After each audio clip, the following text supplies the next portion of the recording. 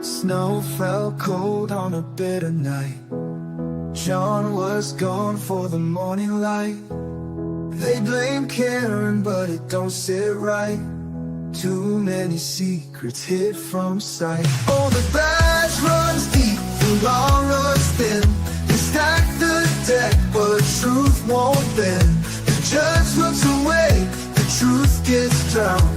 Ain't no justice in Canton Town.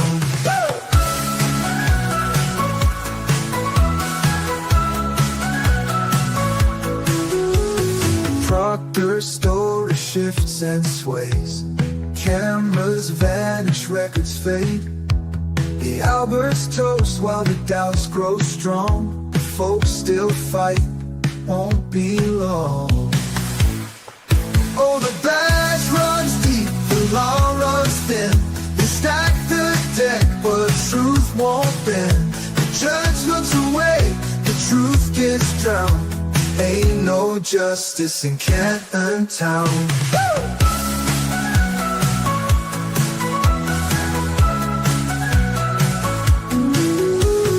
Proctor's story shifts and sways. Cameras vanish, records fade. The Alberts toast while the doubts grow strong. The folks still fight, won't be long.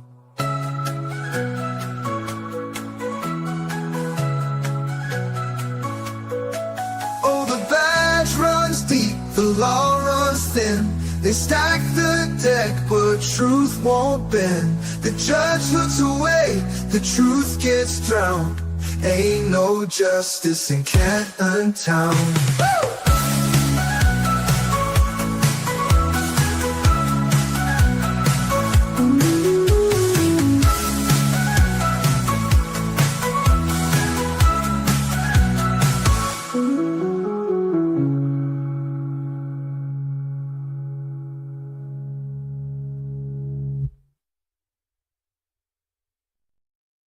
Good morning, good evening, good afternoon, wherever you are, whoever you are, what if any you might be, and welcome to day 8 in the Karen Reed case, where today we will have more lies, less alibis, and even more. Hey, want to hear the most annoying sound in the world? Ken! Ken!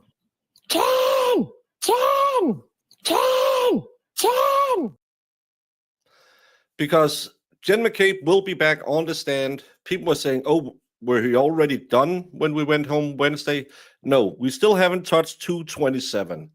We still haven't touched butt dials. We still haven't touched her health data, which isn't health data, but is Apple Health. It's a different thing. Don't be too mad at special prosecutor Brennan, because that guy isn't the smartest. I was listening to testimony from the last trial, and Caitlin talks about picking up a dog that night. Could this be cover-up? She took Chloe home with her. We all speculated about it the last time, but they said it wasn't Chloe. Remember the last time, I think Brian said that Chloe was sleeping in a closet. So again, if she now claims I took Chloe home with me, it's another new story. So the only consistent thing is none of them have said the same thing twice in a row. But only us who have been here for 2 years know that. The jury don't know it. And that's why I said Wednesday, which I got some flack for, that AJ should relax a bit. But I still believe that new jurors coming in, seeing him yell at her, and she just gets to grandstand because Bev won't rail her in. He gives her the opportunity to be the victim and yell, she hit him, she hit him, she hit him. So I really hope that AJ also remembers this is the second trial for all of us, but it's the first trial for the 12 people who will have to decide this in the end. And I might be very wrong. I can tell from some of the messages that I got that I am very wrong, but that's probably because my low IQ. but I still believe that he did really well, but he gets into these headspaces where he wants her to say something, she will never say it, and then he just keeps pestering her, and I don't think it works. I don't know if you mentioned this, but if you no. Hell, Brandon. How was the day with my grandson? It was really, really good, and it was really, really bad because on the way out of the door, my daughter looked at me and said, "Oh, I wish you could come over and take a stroll with him every day." So now I have to up the level of grifting so I can move. Because sadly, he's looking more and more like his dad. He used to be cute, but now he's just no. He's a sweet little guy. He was eating while when I came up there. The first thing he did was deposit a little bit of it on my shirt after. So good times, good times. He's a good little kid.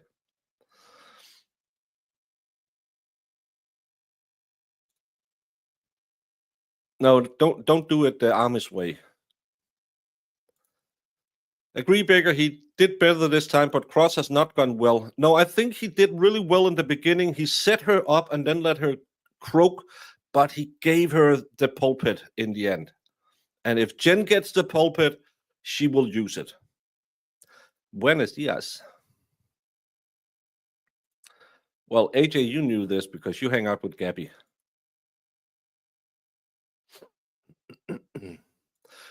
Especially, yeah. And that's why I thought Alessi was such a good pickup because he has this slow, methodical build.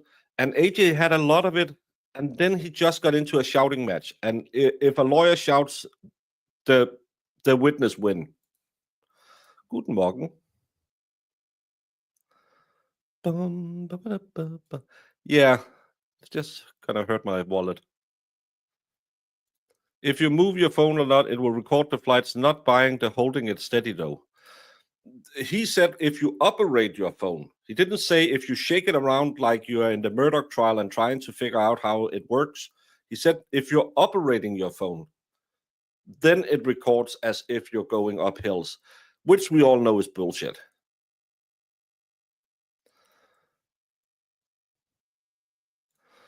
This is highly unlikely. This is the first time for the jury. Bet was way too fixed on this pool, so at a minimum, it got its share of McAlbert's plans. Again, if they got a share of McAlbert plans, the defense is really bad at their job. I love that everyone thinks, well, they planted 45,000 members in the jury. Well, the defense was right there. They had the same amount of strikes that the state had. And we had more than, I think we were over 400 people when we were done. It would take such a massive amount of luck that, because how many people can you coerce? Let's say you want to plant 5 people on a jury. Out of 12 people, the 5 of them you want to be on your side. There's 2,000 people who were summoned. No, 1,200, sorry. I think it was 1,200 people summoned.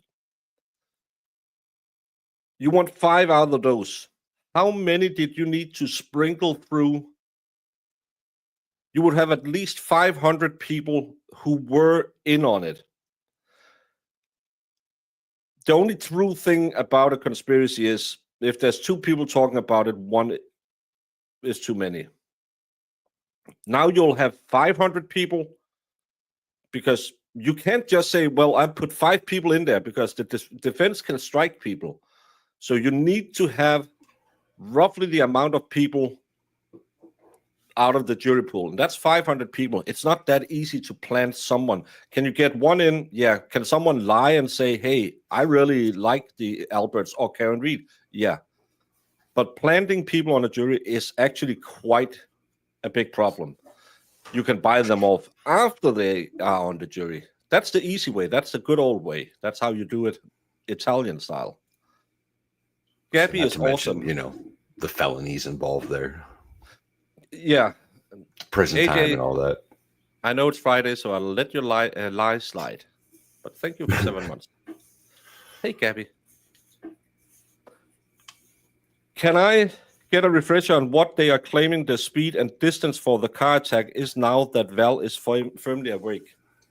I can't tell you that because that changed. Yeah, it sure did. Last trial, they said that the car backed up, I think, what was it, 70 feet? 70 feet. 70 feet at like 24.6 miles an hour, something like 3 miles per hour, because 24.6 miles per hour would have done the emergency brake system. That's what it was. It was just under that, just under that. Now we have no idea. In opening, Brennan said 35 feet, I think, this time. But she moved forward 35 feet and backed up 70 feet. Oh, okay. There you go. So that would put her in the bonnet of the Jeep. Oh yeah, it'd definitely be in the front end of that plow. But Valhalla, you and I are nothing but grifters, and Facts. This is an educational channel, and I try to educate you as well on how to do the grift. So on my off day, I don't take days off. I scour the internet to become a better grifter, and I think I might have found the way to do it.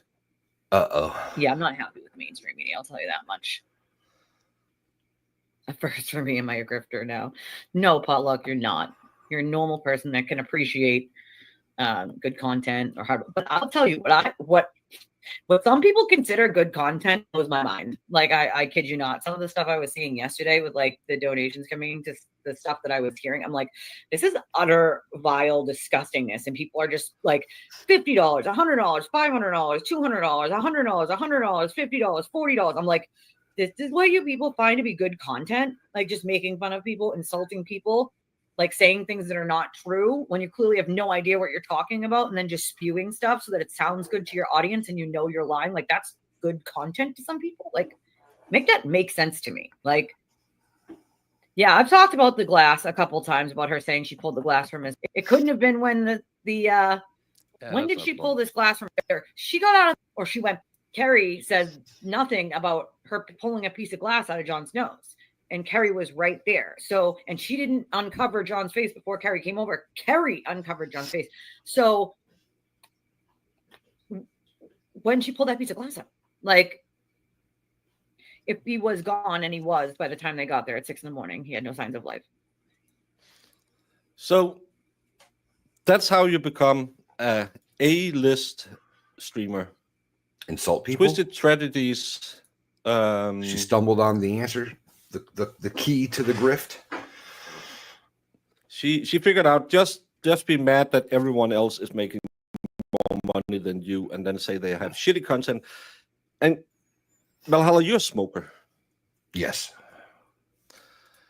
How many times have you sat in mid-sentence and thought, "Oh fuck, I can't finish this"? The cigarette. Her little my conversations, my thought process, because there's a lot of things that I can't finish in a statement. So I've never not finished a cigarette. No, but, I know, but I it's just yeah. And then we are sitting here, and he was just dead when he got there. You're on. Is it really that hard to leave your vape alone for 2 seconds? Just finish your sentence. Go back when court is on. You can sit and vape when court is on. You can go off screen for. I can't stand it with these. This is probably misogynist. I'll need a. Can I get a misogynist card, Mo?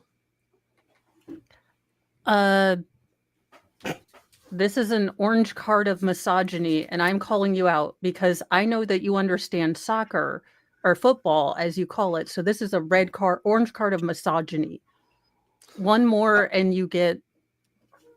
There's no orange cards in soccer. It's either yellow. It's yellow and it's red. The next one, but this is misogyny. Yeah. You have to change it a bit. No, I just wanted to say I can't stand these ratchet women on the other side, and it's not all women. It's the streaming. They are so mean, so nasty, and you can just tell she's. Oh, I saw people getting $300, $200, $100. She's been on Peter Trago's because he's the only guy who. She ain't watching my channel. Who are we talking about? I guess I didn't know. Please. Irrelevancy. For the record, before the court is Irrelevancy. Como versus Karen Reed, 22 CR 117. The parties are present, the jury is not present, the matter is on for trial. So I was told that you wanted to see me, Ms. Gianetti? Yes, please. Okay, come on up to sidebar, folks. Thank you, Jemima, for contribution to the swear jar. Woohoo! I think Mo got some of it too. Oh, Nice. thank you. I'm pulling my stuff up because I don't even I have my ran over here from Jeepers. Mornings with Mo. I don't even It's not a have my vape; chat it's a open. douche flute, sir. Yeah, but again, I know that YouTube's dislike when you are when you're smoking on screen, so that's probably not a good idea to do. And again, wait 2 minutes till you're not mid-sentence to have a drag. It's Well, yeah. I mean, I realize that all three of us on here have our vices, but you're pretty good at, like, when evidence comes, I can muster a bit of self-control. Although, Baker, did you manage to see Brennan has an IMDb? yeah. What? Yes, Clevin he has a pro- glamour shot. IMDb. Yes, Hank Brennan has an IMDb. It's what I use to sculpt his face for my puppet. I'm Baker acting myself after this. I got his ball spot, though. Joe vapes all the time, right? He might do, but again, Joe is doing constant live streaming where he just talk. We are doing, well, not on this channel because have you met us? But we do 4-hour segments where court is probably 3 hours. You should be able to when there's a sidebar, we have to sit and talk because nothing happens. But when Jen is up there, you can just do this. Hit a vape. It's more that it's mid-sentence. She's talking and then you... Yeah, I don't like that. But, I mean, it's not my particular... I'm not, like, super-de-duper proud that I vape. So, also, my mom doesn't know. So, which is why I do it on the internet. Like Look my at the OnlyFans picture. page. Look at the picture this guy's got on his IMDb. This is like the creepiest, most psychotic It is looking. the greatest thing. I had to look at his nose. He looks which like I'm he's still about to take bad. your daughter to junior prom in that picture. That's what he looks He like. does look like he's not allowed near schools unless he gets a waiver. It's not just Peter. Thank you for streaming, guys. Thank you so much, Geeky Butts. But I think on law streaming, it's Peter has a very, very generous audience, and he earned it. So don't take it as any critique. I'm just it's more. Do you know when you sound like a grifter? When you're counting other people's money. I saw people getting 300, 150, 40. Yeah. You And know Why you are can. you so worried about it? doesn't. Why don't you just worry about your damn self and worry about Be creating better a better and product? And it just speaks of this really gross entitlement because this is something I like to do. I would hang out with you guys and watch trials or be in chat anyway. And Right. as a real normal person in real life, I know how incredibly difficult things are in this economy. So when we get, a sub or anything, I love that Baker and he let me borrow, the little tag so we can say thank you back because it's never, you're not entitled to super chats. You're not entitled to all of this. That's such a gross personal view. We have 200 people combined on three channels right now. We're not the biggest. We are the funnest. We're not the smartest. We're probably the dumbest. But we appreciate each and every one, especially who is the one who's trying to stab Valhalla. Is it you, Brandon, in the back and steal the mod of the year? Is it you, Brandon? Valhalla. Sorry. Listen, I am the 2024 Bakey's mod of the year. It's not changing in 2025, y'all. It's not changing. Iris, thank you so much for 18 months. Pretend this is pink. This is pink. Yeah. Giggity. And someone asked, "Who's the blonde?" And my question is, which blonde? Which blonde? Yeah, There's a lot of blondes. This one is Esty.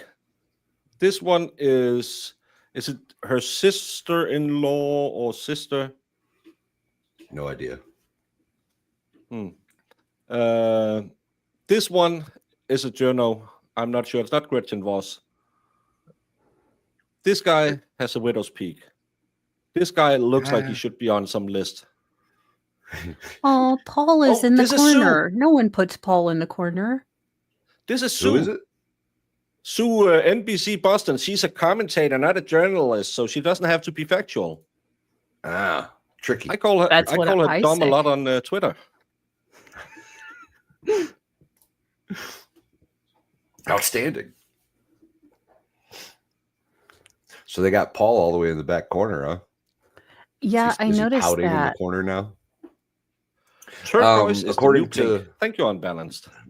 According to my Twitter that I read things on, All right, let's bring the jurors in. somebody complained that he was making faces to Karen Reed in front of the And jury. actually, I'll so see we you got- about scheduling while we're here. I forgot something. She forgot that it's half a day because it's Friday, and we gotta get down on Please, Friday. Lord. Friday. Is it a half day? Friday. I thought it was a full day No. today. It's a full No. day. I'm just saying, Okay. please. I I'm have hoping to that go her driving tomorrow, so her innate need for a White Claw will work out in our favor. And thank you, Tammy Fayette, for the super chat. Tina's awesome.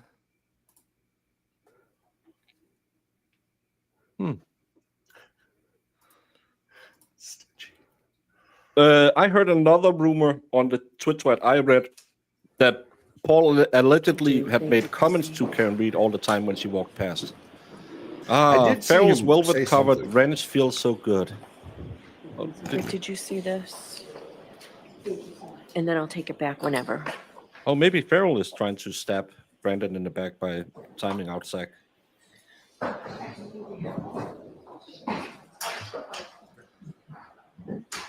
But that's the last thing I read is he had been making comments to Karen. How's Baby Baker? Good. He what do you call it? Not puking, but Tori. they do babies. What the hell is it called when they spit up?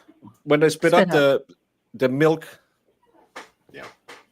Well, we call it gulp. Goop. Goop. And that's the first thing he did was just on my shirt. Goop Aw. is We my wear new favorite word. turquoise on Friday. Yeah, and we're gonna get down on Friday. Ooh, it's Friday. Ooh.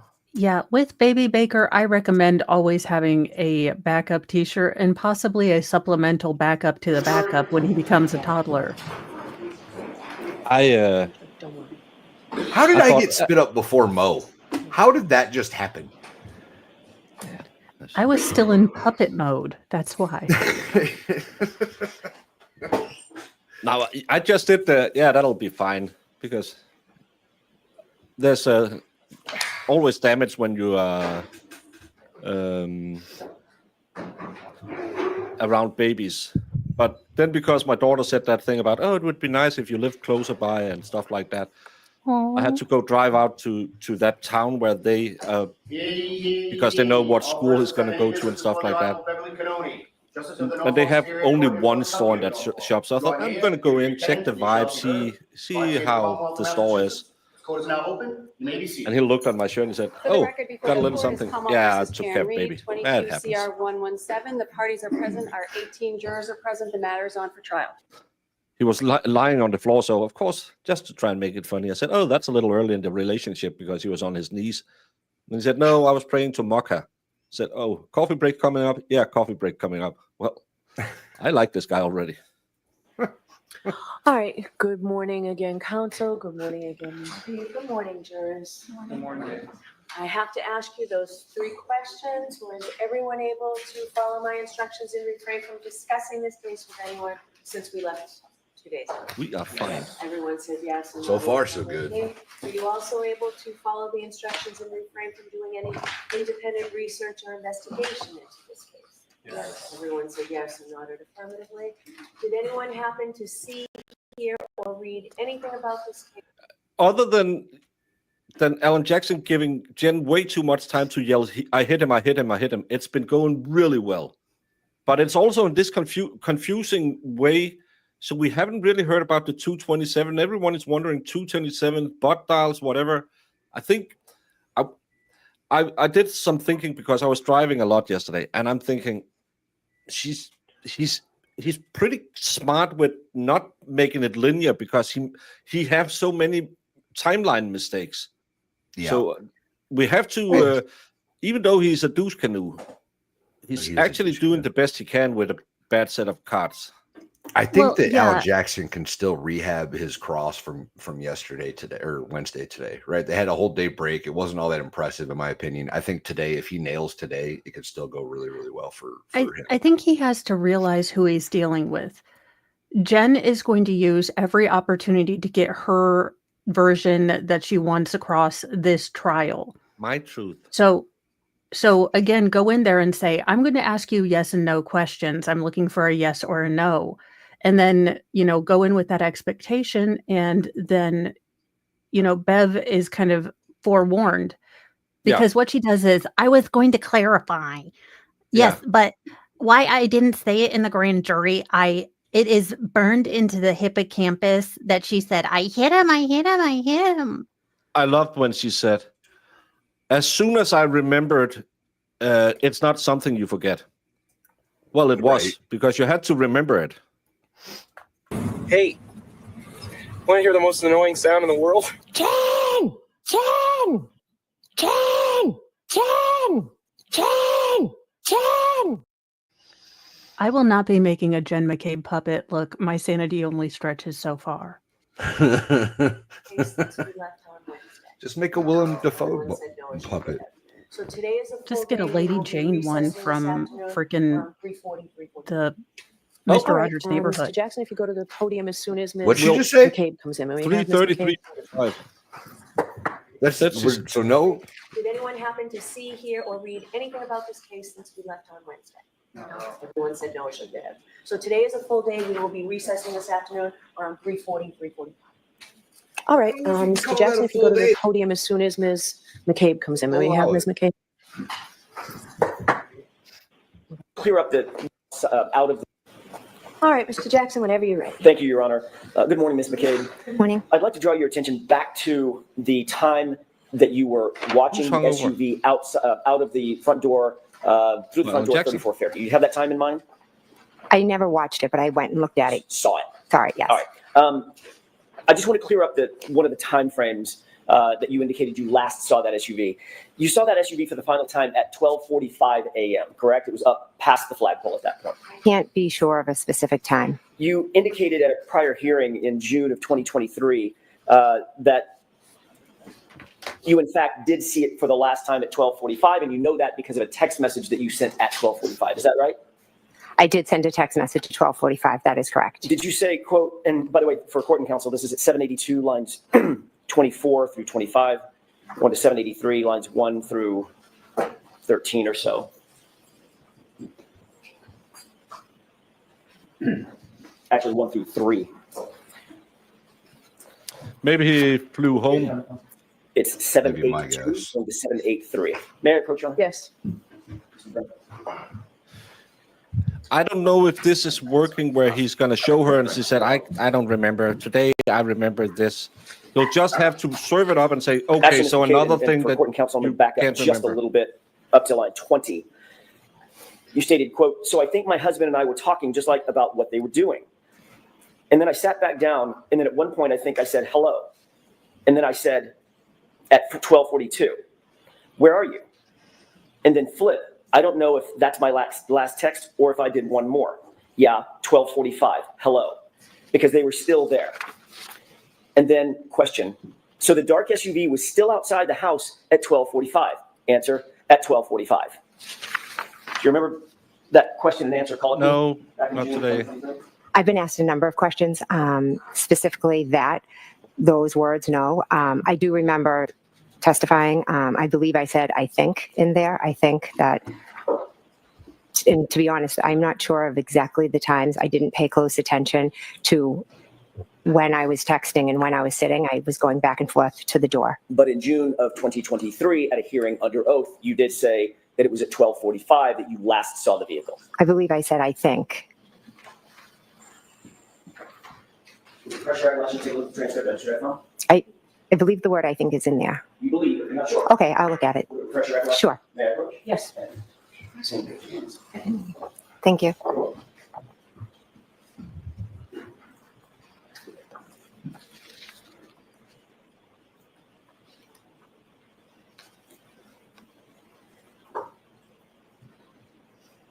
Yeah, if you look 5 pages before I said I think, but that was when Yeah, I asked you if when I you said- wanted pancakes. May I approach? The court Yes. reporter clearly recorded this wrong. Yeah, Does that refresh your recollection, Mr. McCabe, with what you said in June of 2023 about seeing the SUV at the location at 12:45? I see what I read. Sorry. I saw what I just read. I don't remember my exact words of every testimony, but I did just read that. Yes. And in fact, what you said back in June of 2023, quote, I don't know if it's my last text or if I did one more. Yeah, 12:45, hello, because good girls. Good girls.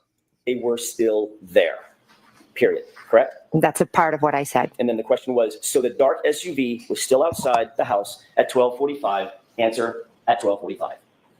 And then I said, I think, my husband and I. So there's more to that conversation. Okay, what I read you is what the transcript indicates. You said on June 8th, 2023, correct? Can you answer that? Is that correct? Yeah, That she I just saw read at it. that time. Ask the question again. Sure. That what you testified to in June of What was the question? 2023 was you saw the SUV for the last time. That's what you said, at least back then. Oh, I missed. That's part of what I said. But keep your tone down. Don't hammer on this one, and let her stand out as, because right now she sounds like a weirdo. That's part of what I said. Also, haven't we seen multiple times in this trial and others that you're not supposed to speculate? You either say what you know or you don't know. And she's probably been admonished, like she said, I'm pretty sure I thought I saw. She's been told that. So she's playing this, rule both ways. Yeah, Of course she is. and Sex loves it here because the girls are mean to him. It's just like high school. I don't know if that's my last text or if I did one more.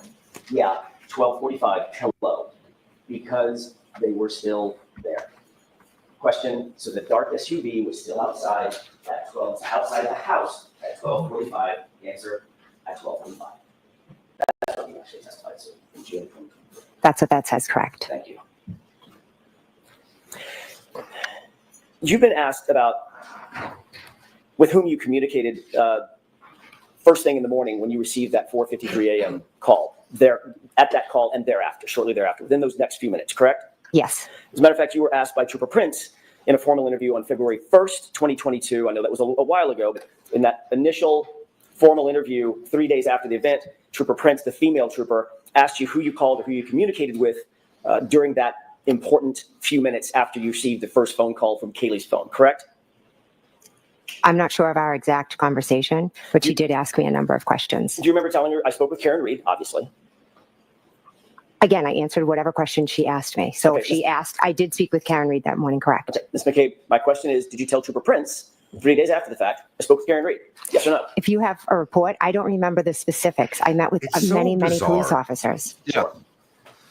I remember clear as day, I hit him. Even Yeah. though I didn't remember it in any of the previous hearings, I remember these weird people coming to me, but I didn't remember that I told him I'm my sister.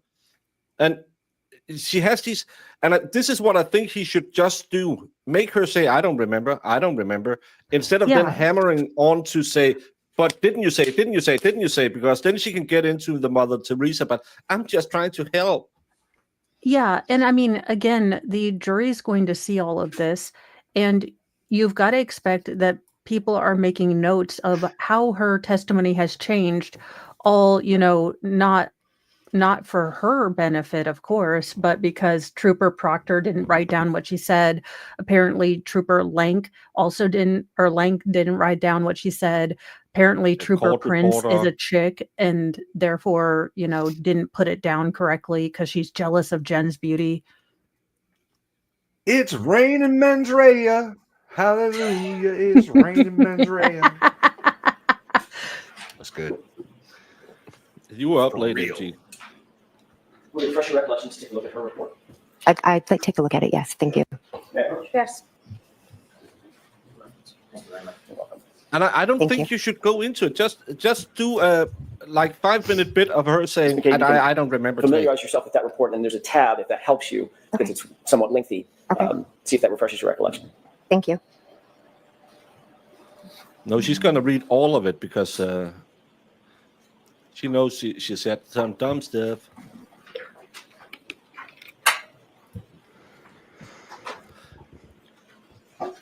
And thank you, Anime Rumpy, for becoming a monthly supporter over on Rumble.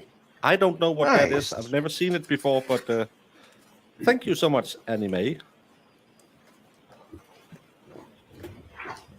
I can't figure out the Rumble things. And it's annoying we can't pull it up on screen. Ms. McCabe, did that refresh your recollection as to what you told Trooper Prince? I know what happened, so I just answered Yes or the no? questions. Yes or no? Does that refresh your recollection as to what you told Trooper Prince? Yes. Okay. You told Trooper Prince that you had a conversation on Kaylee's phone with Miss Reed, correct? Yes. That you also called Julie Albert after you got off the phone with Miss Reed the first time. Yes. And then thereafter, at some point, you talked to Tom Beatty, correct? I never spoke with Tom. I'm sorry, my mistake. I misspoke. You called Tom Beatty. Yes, I called Tom Beatty. Did not get through to Tom Beatty. I didn't. No one answered. Yes. Okay. Then you spoke to the grand jury about the same issue. But who did you talk to and who did you call in those minutes after the initial call on Kaylee's phone, correct? I'm going to object. I'd like to be heard. All right, coming up. Where are we going with this? That she's not. Oh, willing to because talk about- she threatened Tom Beatty's daughter or whatever. So no, but Brennan not that doesn't morning. It's But is about what this- happened on the morning. Right? Well, is he setting it up that she, Could be. again, but this is also showing the jury a pattern of her claiming that this is what she's always said. And then you have to logic it out. So everyone she ever talked to got all of her statements wrong. Every single person from the grand jury to Mo, Trooper Have Pierce. Mr. Mo ever listened to whatever you said? No. There was that one day, that one time. At I least wrote it 7 down. times. At least 7 times. No, that's actually when he didn't listen. She was saying, I'm going into fold laundry. Oh. That Oh is our my. secret code. Rule number 1 of You grifting. can't see a don't- laundromat without getting all Twitter pated. Rule number 1 of grifting. Don't admit you're bad at grifting. Wait a second. What kind of Danish voodoo is this? You know what Rumble is? I know what Rumble is, but I don't understand how things. I can't, because you can't figure your way around over there. And Joyful, we appreciate you as well. Thank you for 8 months. I could almost have a baby.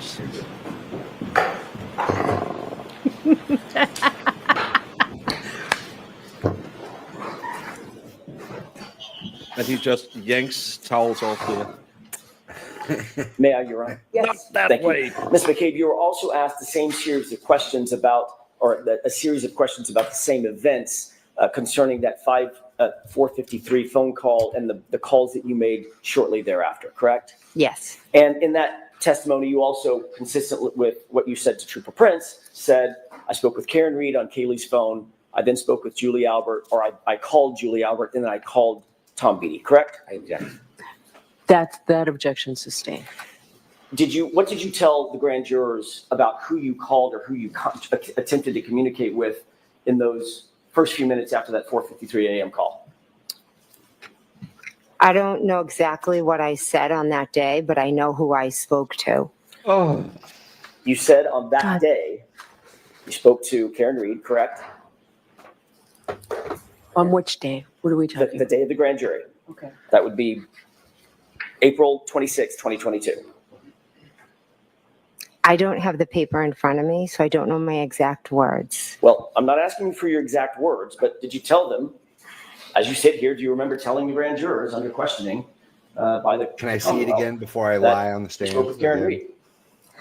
I spoke with Karen Reed that morning. Again, I've been at many grand juries and different things. So to remember specifically, I don't remember specific questions and specific answers. But yes, Karen Reed did call me that morning on Kaylee's phone. My question is, what did you say to the grand jurors? And you're saying you I don't can't remember? remember. What question are you asking me? Baker, can we start drinking now? Because I can't do 4 hours of this. I went out shopping because I'm going to a birthday tomorrow, so I had to go get some stuff. And I went into a wine store, and I found a local mixed rum. And I said, "Oh, what is this mixed from?" And he said, "Oh, actually, it's me who mixes them.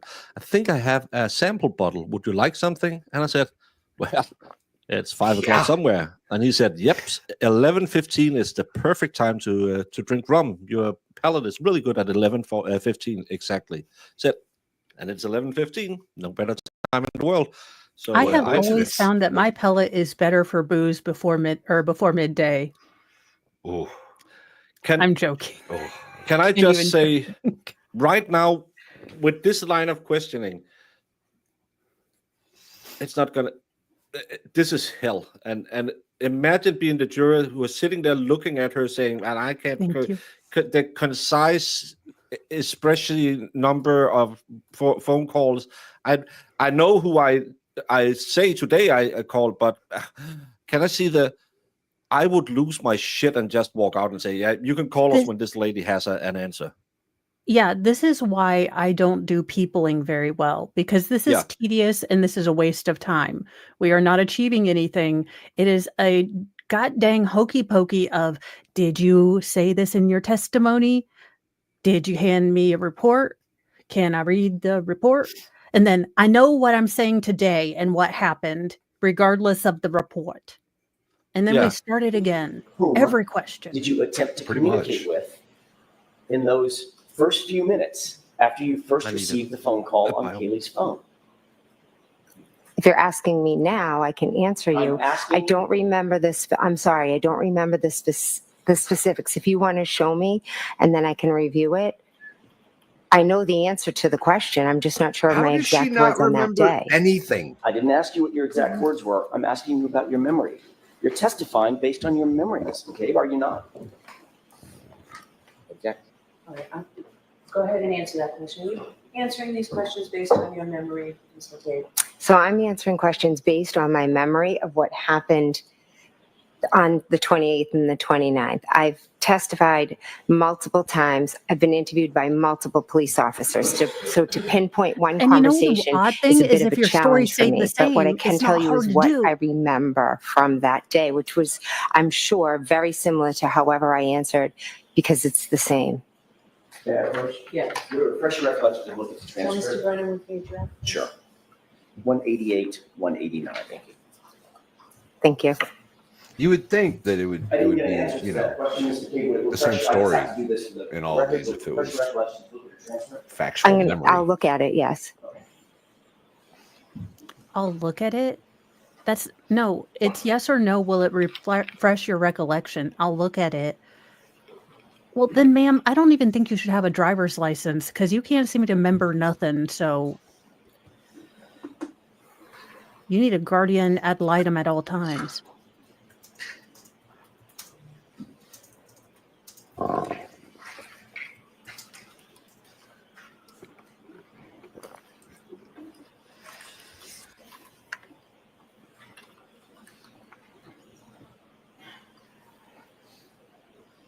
Okay. May I approach? Yes. Thank you. Did that refresh your recollection about what you told the grand jurors in terms of whom you communicated with or attempted to communicate with that morning? Yes. What did you tell the grand jurors? I told them that I communicated with Miss Reed and that I called Julie Albert. And Tom Beatty. Oh, and Tom Beatty, I'm sorry. Right. So in both of those statements, to Trooper Prince, when you were asked about your communications, and at the grand jury, by the way, at the grand jury, when you were asked who you communicated that morning, who you communicated with that morning, you didn't need to see a report, did you? You didn't ask to see a report like you're doing here. Well, I'm asking because you're asking specific Good point. questions about Good what I point. said on a specific day. And depending on who's asking the question, they ask questions in a different manner. So the answer is always going to be the So you same. answered If you differently ask me based who I on the spoke to, I'm person always going asking? to tell you I spoke to Miss Reed and Julie. I called You didn't Julie tell the Albert feds and I that. called Tom Beatty. The answer is always the same, but the way the question asked and maybe some of the words that I use may be different. And I don't remember on specific days. I've been questioned many times, but the answers are always going to be the same. The wording may be different. You done? Finished? Is that answer? Yes, I am. Okay. I'm going to allow that, but let's move on. I'm trying, Your Honor.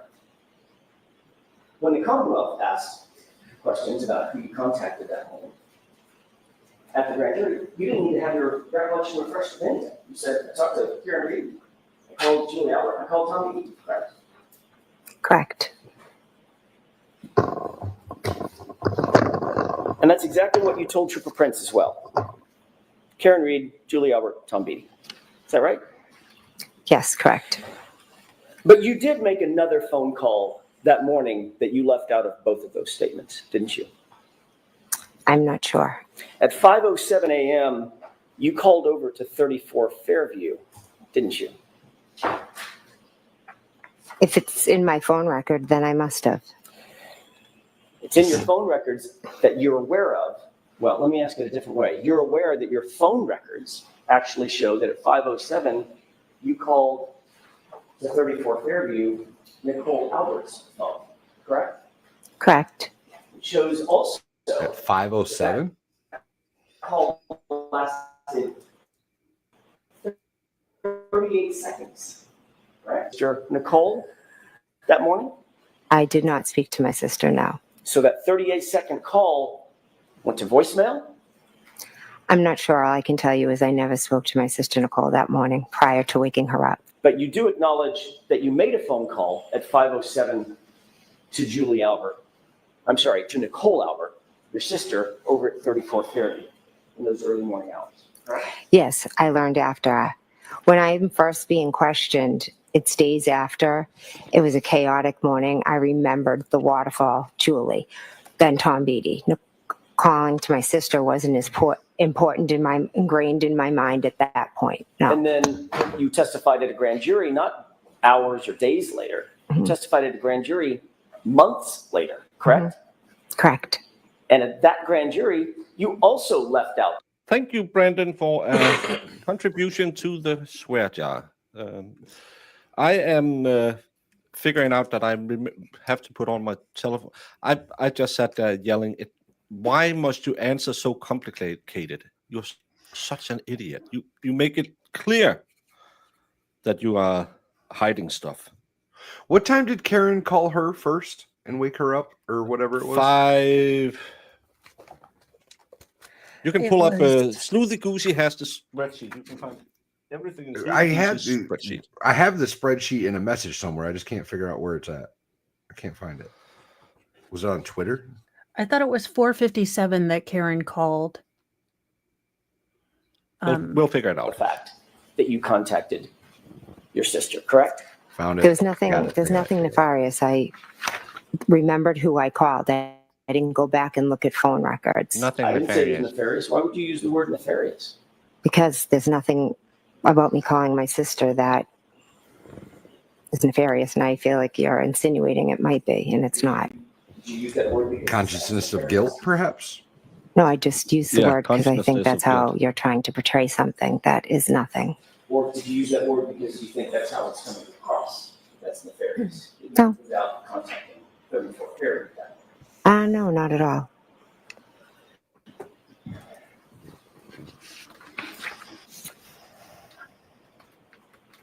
Later that morning of January 29th, 4:53 is when they call Jennifer McCabe. Then she texts John O'Keefe, please answer. And she calls John O'Keefe. Then she texts John O'Keefe, Karen's word, we need to find you. Then Matt McCabe calls John O'Keefe. Jennifer McCabe calls John O'Keefe.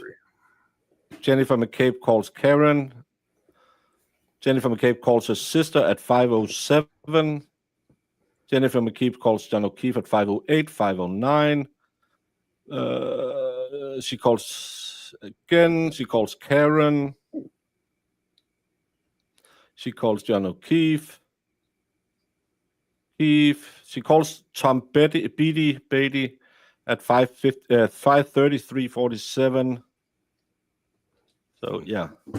9th. But by the way, you do acknowledge that your phone records show that you called at 5:07 a.m. to your sister's cell phone, correct? I don't have them in front of me, but I believe that is correct. Yeah. Okay. Were you calling your sister's phone to alert her of something? Is that why you called? No. Later that morning on January 29th, after those initial phone calls and after the scene had been cleared, at about 11:30 in the morning, you did have a formal interview with Massachusetts State Trooper Michael Proctor, did you not? I did, yes. Day before yesterday, you testified that Karen Reed, actually I think it may have been Tuesday, you testified on direct examination that Karen Reed just showed up at your house screaming, correct? Correct. In point of fact, you told Michael Proctor in that 11:30 a.m. or thereabouts, that interview that morning, that on January 29th, when Karen was on the phone with you, you told her to come to your house. Isn't that true?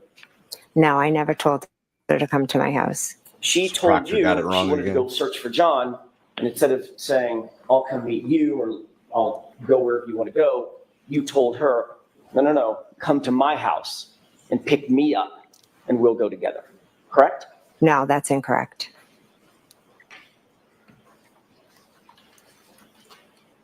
No, he is someone whose daughter, texted at 12:33 asking for a ride the night before. Remember when because Colin is a good kid, he had come home, he had washed his face, he had gone in and he has mushed his mother and said, Mama, Papa, Colin is home. I'm so glad I can spend time with you. Can I sleep at the foot end of the bed? You know how much I miss you. I'm just but a 17-year-old boy who has never, ever been in a fight in my life. I don't do social media. And that's really annoying because if he calls him for a ride 12:33 when he's already gotten a ride, it makes would be unnecessary.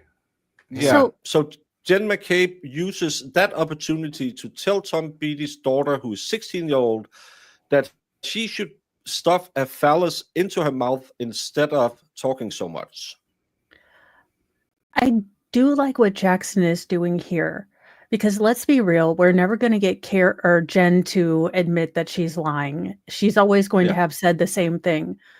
What I like here is have every single one of their reports and basically say, so you are emphatically saying that you stated this to each and every officer and they willfully wrote down something else. Yeah. And then it again just... I can't help you. Sorry. I can't help you, Holly Mac, because there's nothing that makes sense in any of the stories. They had to dig him free where there was no snow out there. Start there. Because there are always going to be some people who are going to believe implicitly that Jen said all of this and it must have been people just paraphrasing her.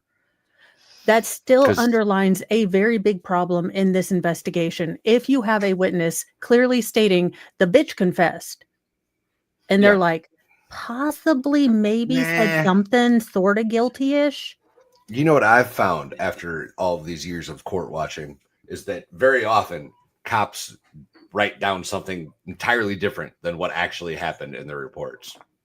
Yeah, but still, you don't notice that until you go to court for the second time, because you don't read that much. I'm lost. How did they end up at her place then?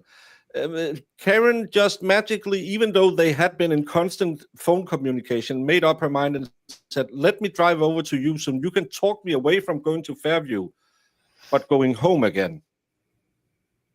Jen just made her coffee, sat there and thought, I don't want to go out and help her. I don't want to wake up my husband and tell him to go out and help her. I don't want to call Brian and ask him if he can go check if John is there. She was just sitting there drinking her coffee and waiting. And then Karen, luckily enough, went over there so she could go drive with her. I called BS. Yeah. Do you remember talking to Trooper Proctor on that day? I do, yes. Do you remember Stop exactly looking what at you the told jury. him concerning the plan to either come to your house or go search for John? There was never a plan for Karen to come Do to my you house. remember exactly what you told him with that regard on that issue? No, I don't. Would it refresh your recollection to look at a police report that he drafted on that issue? Well, those are his words or summary. That's not my question. I know these are his words. He wrote it. Mm-hmm. My question is, would it refresh your recollection about what you told him to take a look at his report? I know what happened and I know what I told him. I don't know what's written in that report. Yes or no? I don't need to see the report, no. Because it would not refresh your recollection to see a report where he indicated that you told him that you directed Miss Reed to come to your house. I object. The objection is sustained. I'm going to strike that. I didn't even hear it because Alan Jackson needs to find a microphone. She directed Karen Reed to come to her house. You also told, if I could be seen now. Okay, we can just like that. Oh, gotta hate We Brennan. know it's a bad day when we had so many sidebars in so short a time.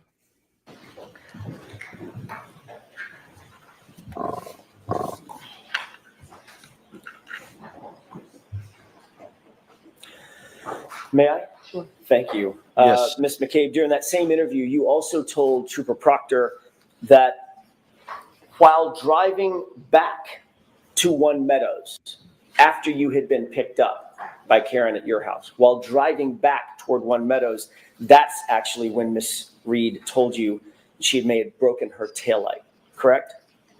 Miss Reed told me in the morning at my house. Okay. I know that's what you're testifying to now.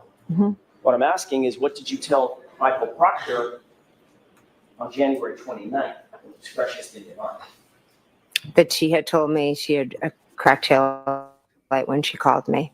You didn't tell him that she indicated she noticed her taillight had been damaged on the drive back to One Meadows after she got to your house? She mentioned it then as well, but she also had told me when she was on the phone, that's why my husband yelled out that we shouldn't be driving with a cracked taillight. But in fact, Which Matt McCabe never ever testified to at any point before. you did not tell Trooper Proctor that story. What you told him was she told you on the drive back to One Meadows after having picked you up, correct? I told him she told me in the morning and on the drive back. So if he didn't write that in his report, it's obviously incorrect. Gotcha. Sustained.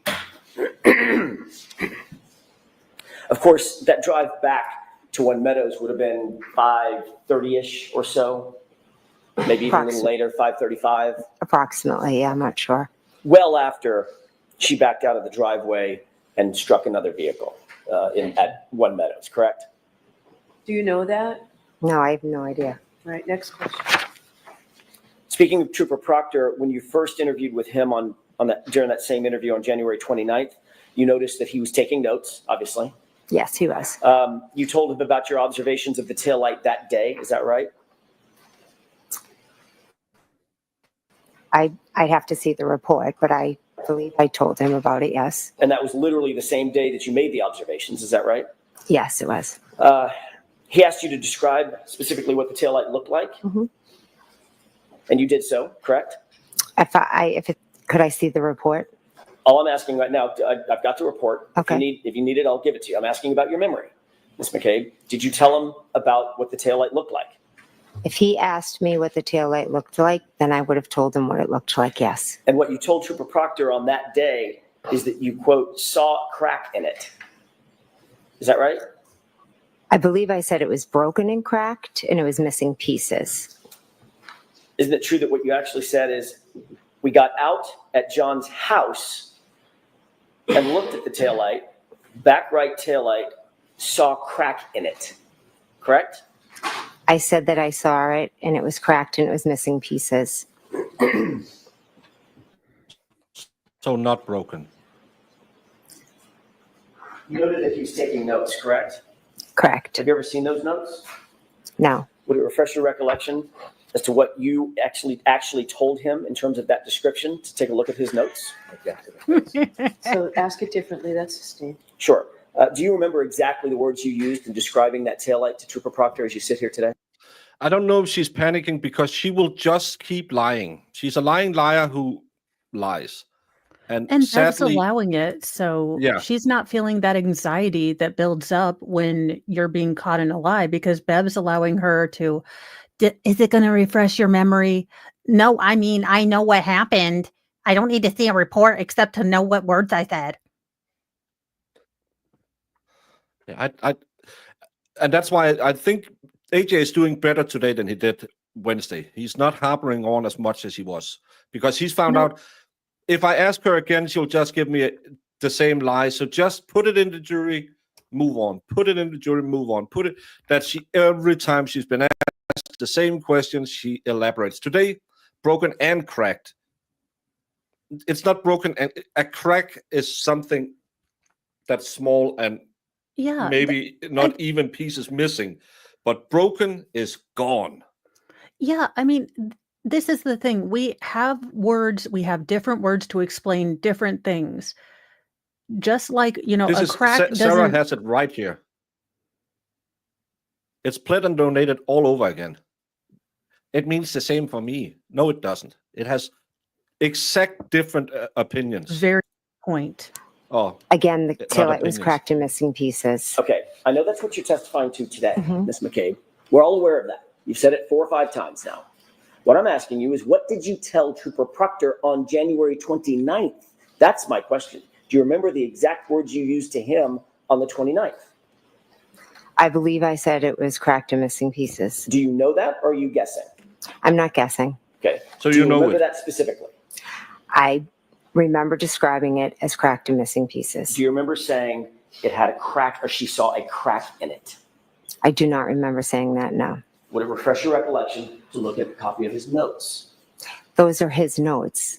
Ms. McCabe, we can do this all day. Would it refresh your recollection to look at a copy of his notes? If it wouldn't, just tell us. No, it wouldn't. Okay. She's been instructed to say it's not my words, it's their words. You can tell by the way she said that. Because the defense knows the state knows As you sit here today, are you telling this jury that you deny saying to Trooper Proctor, you saw a crack in it? Are you denying that statement? I'm not denying it. So you could have told him that. He asked me multiple times different questions. I think if you ask which one is cracked and which one is broken, people understand what the difference is. Yeah. So this, I mean the same thing. No, you don't. Again, this is not how you show truthfulness. If Jen was telling the absolute truth, it would be the same story. The problem is that her story changed so much at the beginning. She has to look at each and every one of these GD reports because she has to remember what the hell she said to, Trooper Joe Blow. Yeah. And it's not Edcombe's counsel. It's she actually had the same counsel as the Dr. Turk. I spoke to him at my house, and then he had called me. So maybe one time I said it had a crack in it, and another time I said it was broken and missing pieces. So it's very possible that that's how you described it on the 29th, Ms. McCabe. It had a crack in it, right? And missing pieces. I'm not asking you to finish my sentence. I'm asking you, is it possible that that's what you told him that day? It had a crack in it. Yes or no? Yes, that was one Thank way. you. Mhm.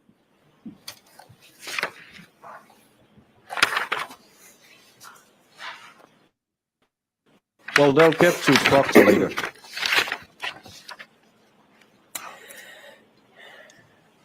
In the days following January 29th, in the events of January 29th, 2022, were you and your family coordinating your versions of Yeah, the correct. events that occurred?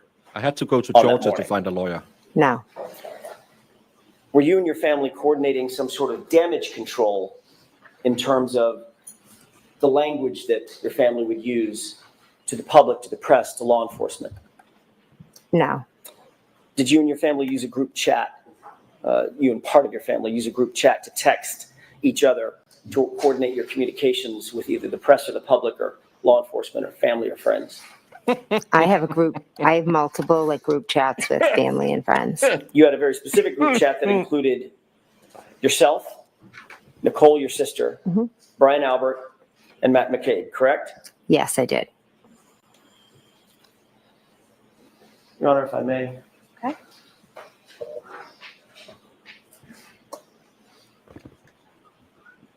Oh, someone is puckering right now.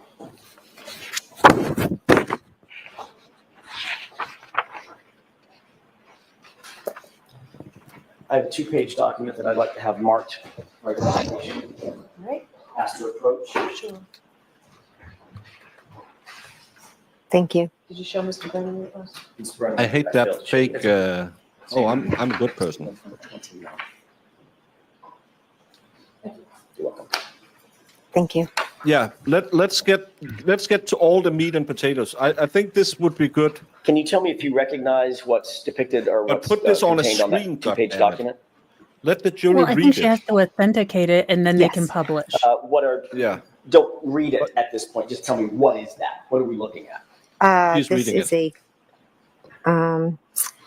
looks like a group chat with me and my sister Nicole. Oh no, just actually conversations with just myself and my sister Nicole. May I approach? Yes. Yes. Oh, sure. The case for identification.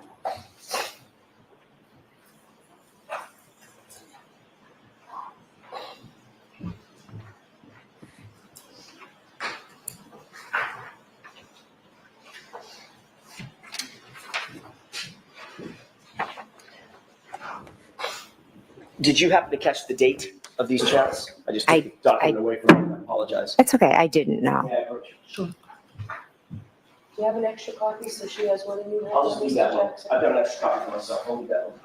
Thank you.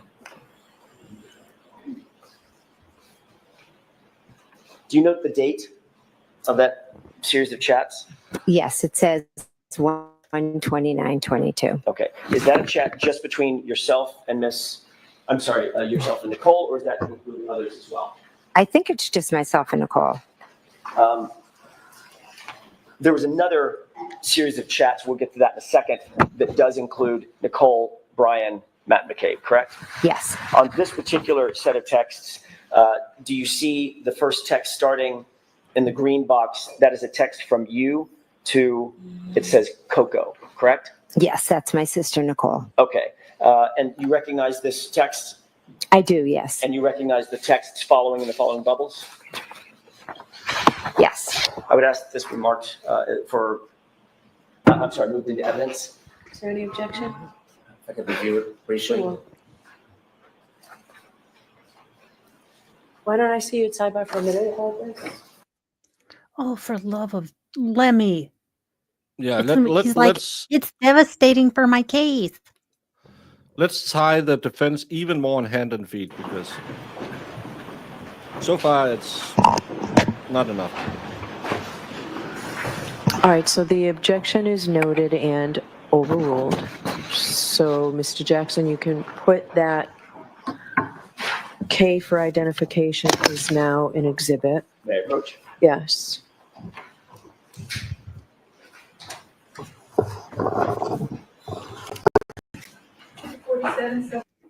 If you give it to her, she reads all of it, then reads the answer. If it's favorable, someone put some blinkers on the horse. She already took LASIK. The problem is, you don't have to read it, and you can just tell she's sitting there scanning all of it to find out, where he's gonna trip me up. I need to think about an answer right now. That's my big problem. And I know she has to authenticate it, but I would still love to see it up on the screen, because the jury will just sit and hear them spar about, did you say that? Did you say that? And she'll say, no, no, no. And they'll forget what it is. And I think Brandon is right when he says, find the big hammer, only the big hammer, not all the little hammers. You're not Andy Dufresne who's trying to get out of Shawshank. You just need to come and punch someone in the mouth. And to be objective about Yeah, it, he Bryce. has put out a lot of reasonable doubt, because Yeah. you have Den basically saying, I have multiple times to the jury, I told this story from the jump. So you have the entire police department not listening to a key witness. Yeah. And then you question the investigation. So it is effective on two prongs, though I wish we could just see Borowski come in. You'll answer the question. You don't ask Yeah. my counselors questions. Yeah. Answer it. Come on, answer it. Thank you.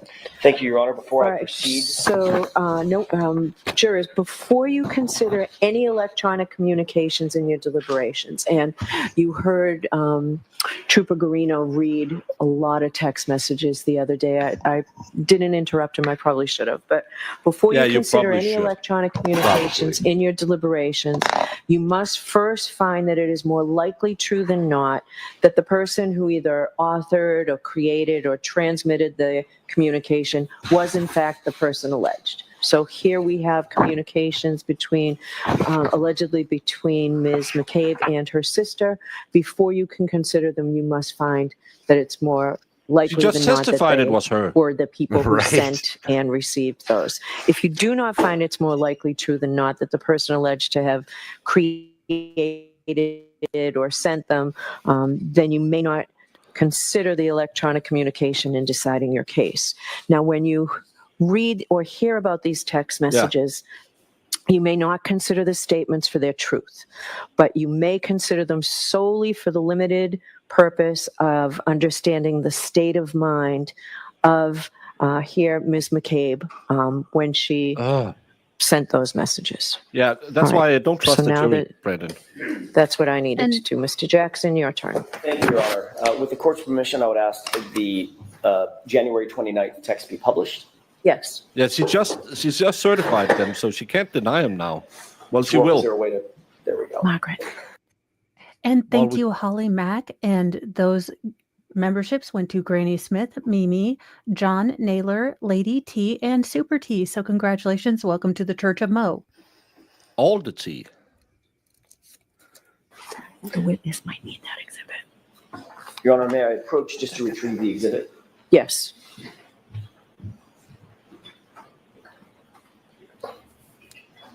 This is better than Thank you. the reading of the text messages, because you'll remember it better when you Yeah, I was read just it. going to say, could you please enlarge that? Any way to make that bigger? And we'll take one bubble at a time. Ms. Thank McCabe, do you need lights on or are you okay? Oh, I'm okay. All right. Thank you. Ms. McCabe, does this appear to be a representative copy of what you're looking at? It's just been marked for evidence? Yes, it does. Starting at that top text, which is the green bubble here, can you see at the very top where it says from, there's a redaction?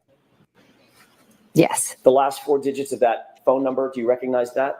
Yes. Is that your phone number? Yes. Do you see just beneath it, it says 2, and there's a line that says Coco? Yes. Is that your sister? Yes, it That's is. Nicole. Yes. And if you look down on the bottom right corner of this exhibit, do you see a time and date stamp? Yes, I do. What is that time and date? It's 1:29:22 at 7:54. Is that 7:54 p.m.? Yes. Okay. Can you read for the jurors what you texted to your sister at 7:54? Sure. Carrie talked to the cops and kept it simple. Who's Carrie? Carrie Roberts. And this is a text that you sent about Miss Roberts's interview with the police. Yes, it is. If Mr. Woke, can we pull up the next text, please? Do you see the response in the blue bubble? Yes, I do. Who's responding to whom? I'm responding to my sister, Nicole. Can you please tell us the time? And we know it's the same date. What time is that? That would be 7:56. Or 58, sorry. I'm not sure if that's an 8 or a 6. So you're admitting you have bad eyesight and couldn't see a damn thing? Yeah, that's. Oh my God, put me in there. I'm cousin Vinny. I may have misheard you. The blue bubble is from whom? It's from my sister, Nicole. To whom? To me. Okay, I may have misheard you. I thought you said the reverse. I want to make sure we're very clear. The blue bubble is from Nicole. The green bubbles are from you. Yes, correct. Got it. And this text says, I'm sorry, read that for me one more time. Sure. Okay. Try and get some sleep. Talk tomorrow. Next text, please. What's the time of this text? 7:57. This is from you to Coco, to Nicole? Yes. What does that text say? Any update? What did you mean by any update? I meant, had she heard anything or learned anything new? Next text, please.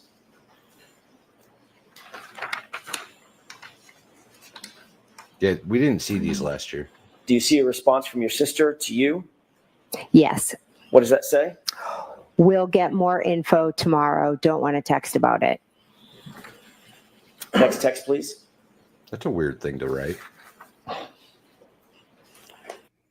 Every time I'm not trying to hide a crime, I always say, let's not do this on text. Right. That's my modus operandi. Always keep knitting recipes, the secret ranch dressing. It's always ranch dressing recipe your grandma gave you. Don't put that on text. Put hey, I just hit the body of a man in the front lawn of Brian's house. Oh my God, you're such a cray. I put that in text. Is this a text from you to your sister Nicole? Yes, it is. What does that say? Right. Next text, please. So the day of, they're already trying to what is the date and time hide of this their text? text messages. It is 1:29 and 2022 at 8:01 p.m. And this is in response to the text that you just read from you to your sister. And this is now a text from your sister back to you, correct? Correct. What does this text say? Okay, text me in AM, or if you hear anything later. Thank you. We can bring the lights up for just a moment.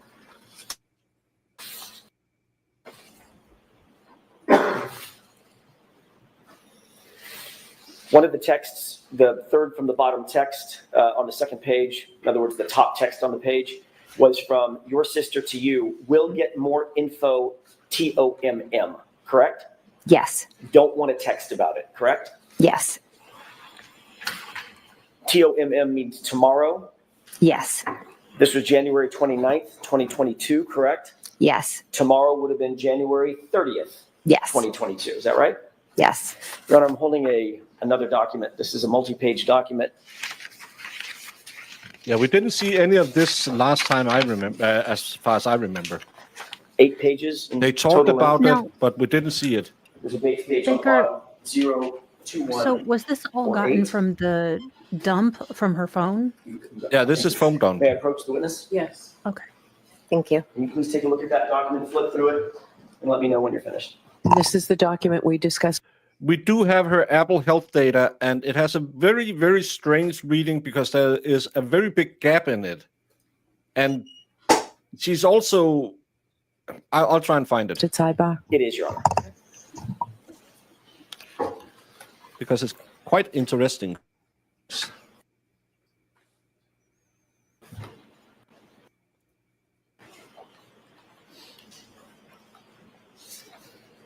And anyone who wants to find anything or look at anything, Sleuthy Goosey has an amazing spreadsheet. If you go to her Twit, she has a link in there and you can find everything. She constantly updates her. Her and Brandy is the document queens. They are awesome. And it's open to all, so that's so nice. Yes, it is so nice, especially not knowing all the details of this case, to have a place where I can go and say, oh, I've been dumb about this. This was covered. Yeah. You can just, and it's really easy to access. When they find John's body around... No, that's not the one I'm looking for. Sorry.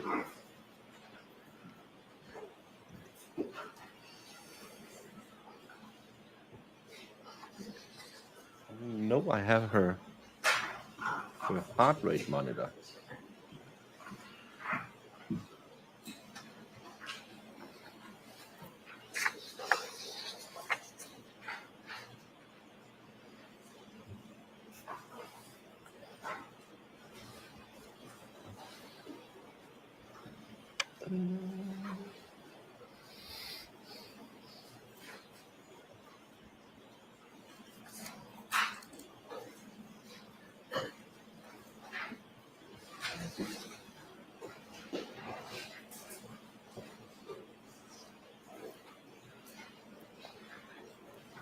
This is why I would get in trouble in public school. I didn't realize I read incredibly fast and had ADHD, so I was always like, today, yeah. Yeah. She's got to come up with some excuses real quick. So she's reading a little slower than usual, I bet. Well, yeah. May I approach, Your Honor? Yes. Thank you. They'll find the Ark of the Yes, Covenant stand up before there. this heifer's off stand. Thank you. Don't have a separate copy for Ms. I, McCabe? I do. I'm going to hand No, you I this have one. it Ask somewhere. this to be marked. Okay. A couple of foundational questions. Ms. McCabe, do you recognize what was depicted in these documents? Yes. Does this appear to be a group chat between and among yourself, Nicole Albert, Chris Albert, and Matt McCabe? I don't Brian Albert, not Chris. believe Chris Albert's on that. I'm sorry, my mistake. Brian Albert. Yeah, Brian, Okay. sorry. So the four of you? Yes. Okay. And does this appear to be a group chat that was engaged between and among y'all on February 1st, starting, I'm going to try to bookend it, starting Okay. at about noon, ending at about 5 or 5:30 that evening? I didn't look, but I'll take your word for it. You could just look at the first one or two. Oh, yeah. If you February want to talk 1st, on yeah. top of everything to do with this. Okay. Yeah. And then the last one, same date, around 5:30. Yes. May I approach? Yes. I'd ask that this be marked Right. Say, for identification or in evidence? in the evidence. Same objection, Mr. Brennan? Please. Okay. So, yes, that concludes. 48.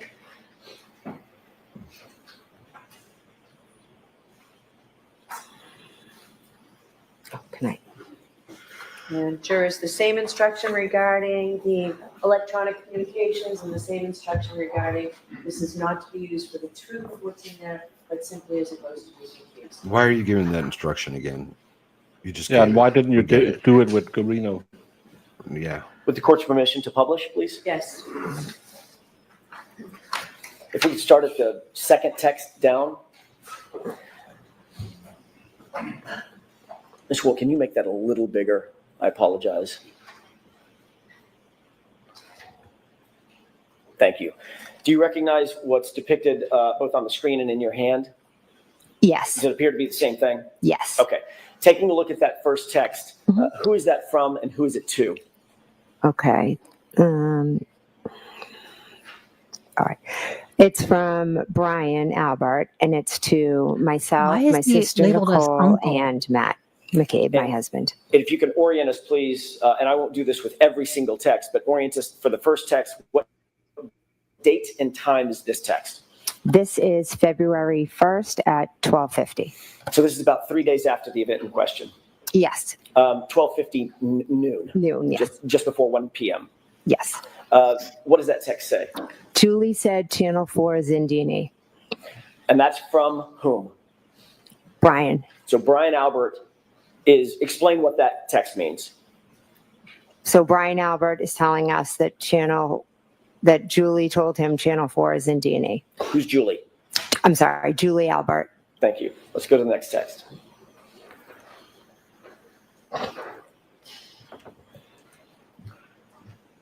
Is this in response to the text that you just read?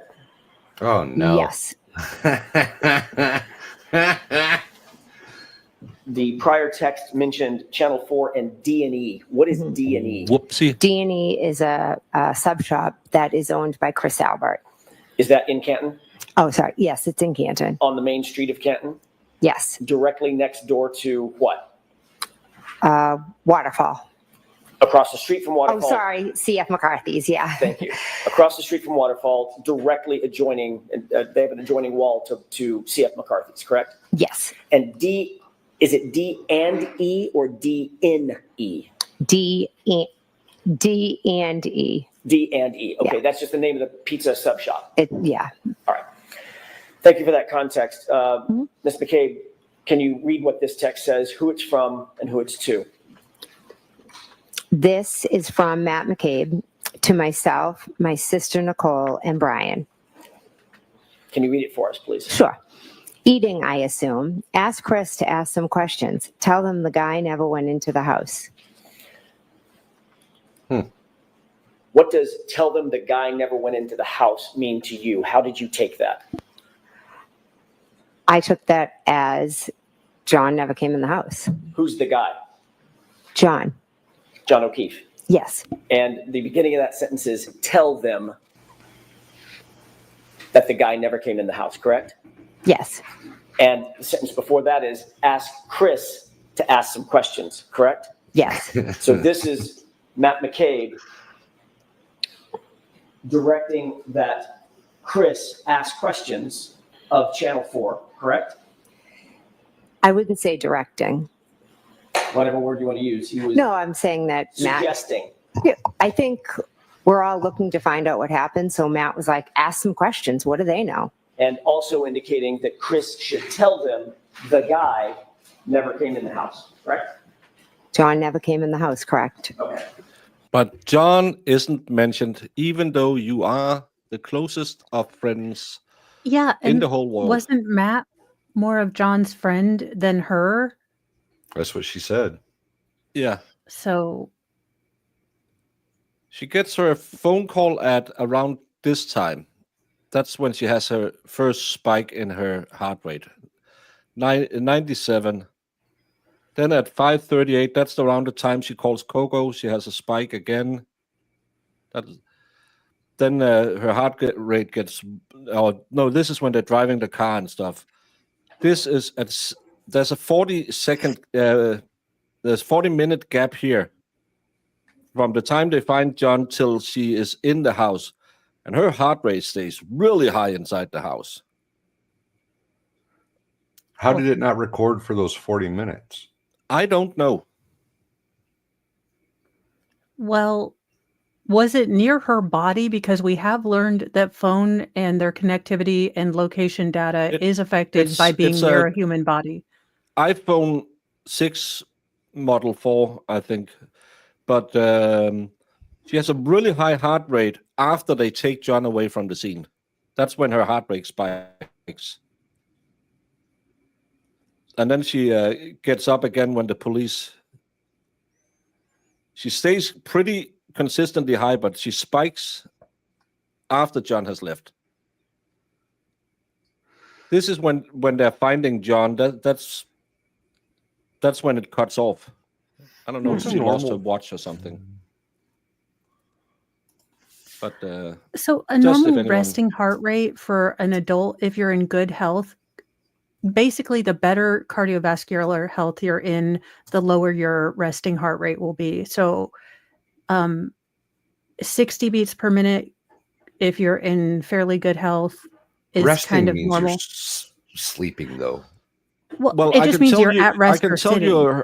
I can tell you her sleeping heart rate because from around 2, let's say she goes to bed at 2:30, 2:40, she has a 66, and then she runs.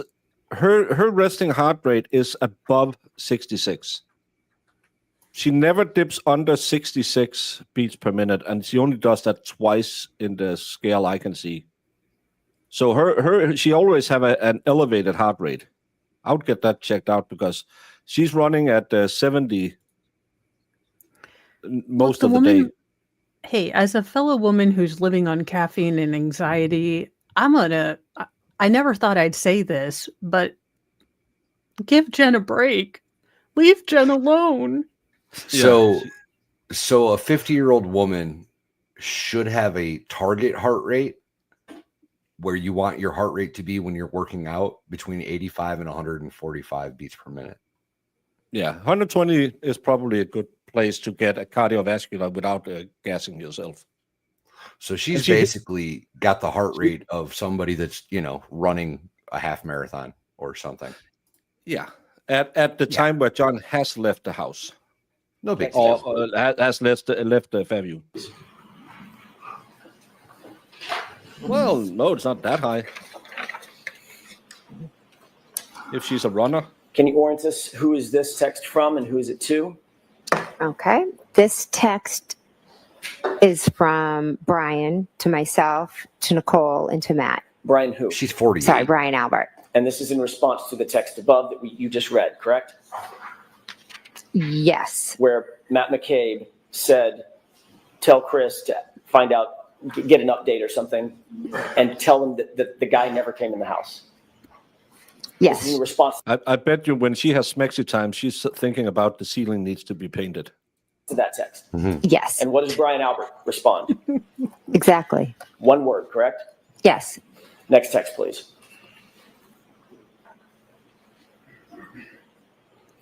This is a green box, so I presume this is you. Yes, it is. And this is to whom? To Nicole, to Brian, to Matt. And what does your text read? It means, oh my God. It's O-N-G, but it meant to be O-M-G, correct? Yes, yeah, I do a lot of errors. Which stands for, oh my God. Yes. Like Googling a Next 220. text, please. The first thing she said truthfully. You are an error, ma'am. Who is this from and who is it to? So this is from my sister Nicole to myself, to Brian, and to Matt.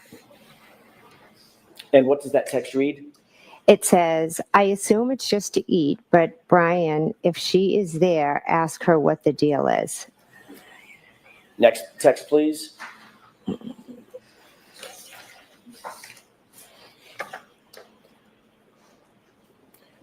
Before I ask you Brian about is this text, the Coco's last husband. text, that was from whom? One more time. My sister Nicole. It was from your sister Nicole, Yes. and she mentions a she, a pronoun she. Yes. Is that referring to Julie Albert? To be honest, I don't know who she's referring to. Well, She's remember referring the to first Karen text started, or did the first text start with someone reporting that Julie said that Channel 4 was in D&E? Yes, it did. So would that prior text mean get Julie Albert to get some updates on what's going on? Let's go back to that last text one more time. Yeah,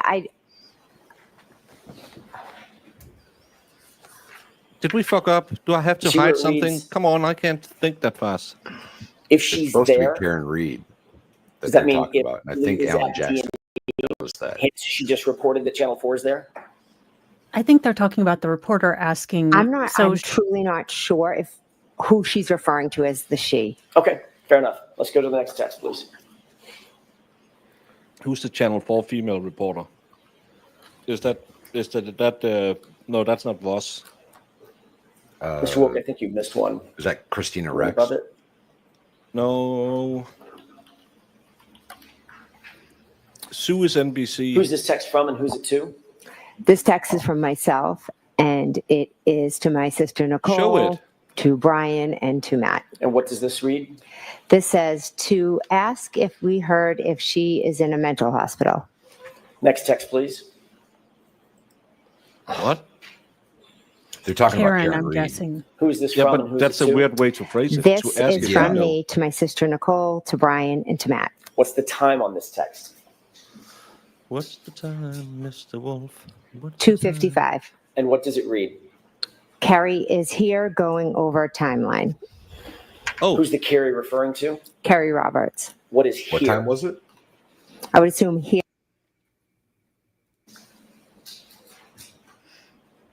2:55. And what does it read? Carrie is here going over timeline. Who's the Carrie referring to? Carrie Roberts. What is here? I would assume here would mean my house. Next text, please. I thought they went over the timeline at the Alberts house. Who's this from and who's it to? This So is left and went to Jen McCabe's house and continued working on the timeline? Was this this was the first, right? So that's 2 days after they did the timeline at the table with Cuckoo Peggy. or whatever weird name they give that chick. So why are they going over the timeline again? Well, they got to get it down, Baker. They got to remember things. Gotta get down for Friday, Friday. Ooh. Is from Brian to me to Nicole to Matt. And what does this text read? I did hear that. Next text, please.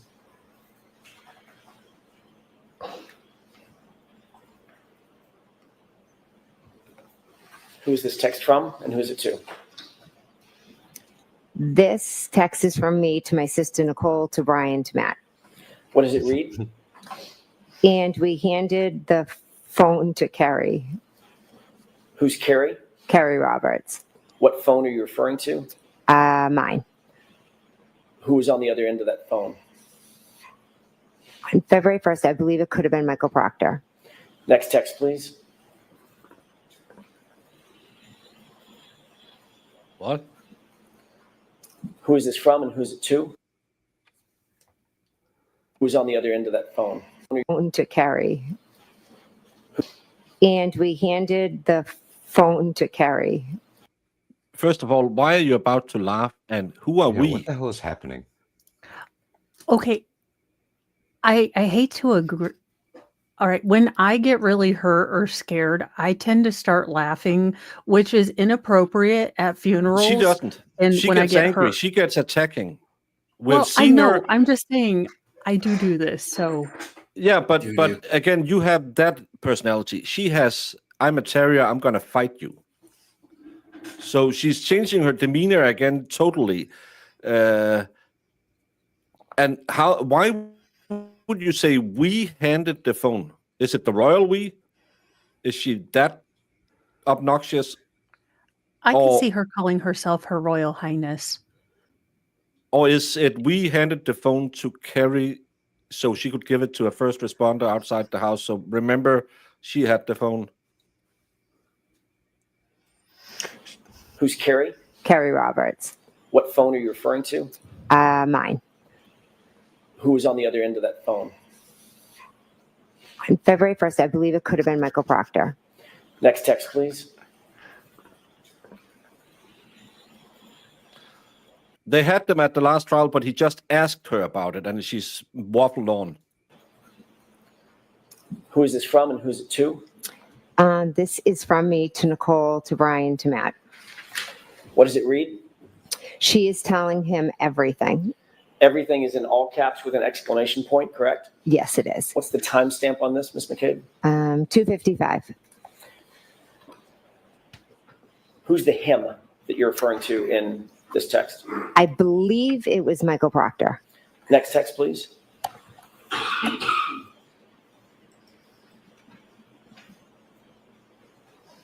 Who is this from and who's it to? This is from me to Nicole to Brian to Matt. What's the timestamp on this text? 2:55. Same minute that you sent the last text? Yes. She's telling him everything? Yes. And then you follow up with what? All the stuff. Next text, please.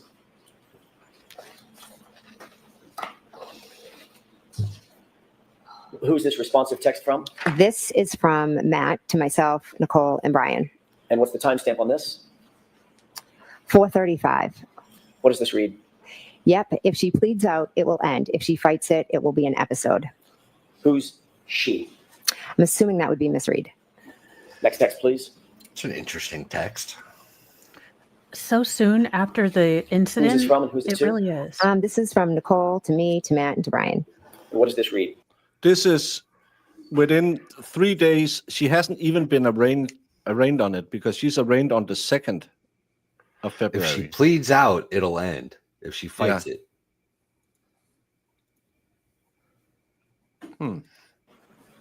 She liked the text above. The previous text? Yes. Meaning like a thumbs up or a like? Yeah, it just says liked. So The one that reads, yeah, if she pleads, it will end. If she fights, it will be an episode. Yes. Next text, please. Who's this from and who's it to? This is from Matt. Oh, sorry, to me, to Nicole, and to Brian. And what does this read? Brian, sitting separate. Is that a period or a comma? I honestly can't see. Is that a period or a comma between Brian and sitting? Or can you tell? I can't tell if it is or it's just like the way it printed out. I'm not sure. Next text, please.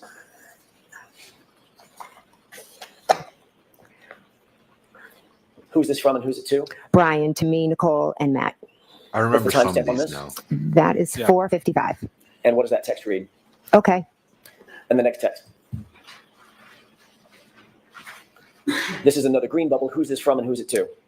This is me, Matt. Me, Nicole, Matt, and Brian. And what did you say? What did you write in this text? I wrote you listening. And what's the timestamp on this? That is 5:15. I'm sorry, it would be what time? Oh, I'm sorry, 5:15. And in fact, at 5:15, Ms. Roberts was in your house being personally interviewed by Massachusetts State Police, correct? They were there. I'm not sure if this is the exact time, but yes, they did come over. Just to be clear and to orient us, there was a phone conversation that you were privy to between Gary Roberts and Michael Proctor telephonically. Okay. She was Earlier in the day. Yeah, earlier in the day, he had called me, and then Kerry had asked to speak with him. And that's the handed her the phone. Yes. And later, a couple of hours later, at 5-ish or so, she was still at your house. Michael Proctor came over and interviewed her after home. No, Sorry. Massachusetts State Police. came over and spoke to myself, her, and Matt. And you wrote you listening to the group, correct? Yes. Who was that specifically directed to? I honestly don't know. Was there anybody else in the house during her interview other than you and the troopers? My husband, Matt, my daughter, her friend, my other daughter. So of the people on this text chain, the only person that would have been in the house that could have conceivably, quote unquote, listened would be Matt. Okay. Yes. Okay. Next text, please.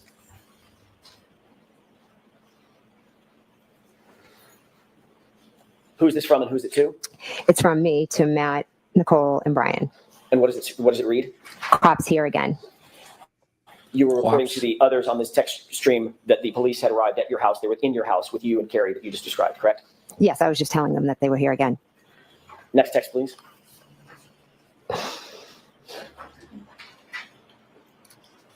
Who's this from and who's it to? This is from my sister, Nicole, to myself, Brian, and Matt. And Nicole says, call us after. And what time was this? This was 5:23. Did you take this to mean that she wanted you to call the group after Carrie Roberts' interview and update them about that interview? I took it as that she just wanted, to call and see what the cops said and if there was any update, any information. Next text, please.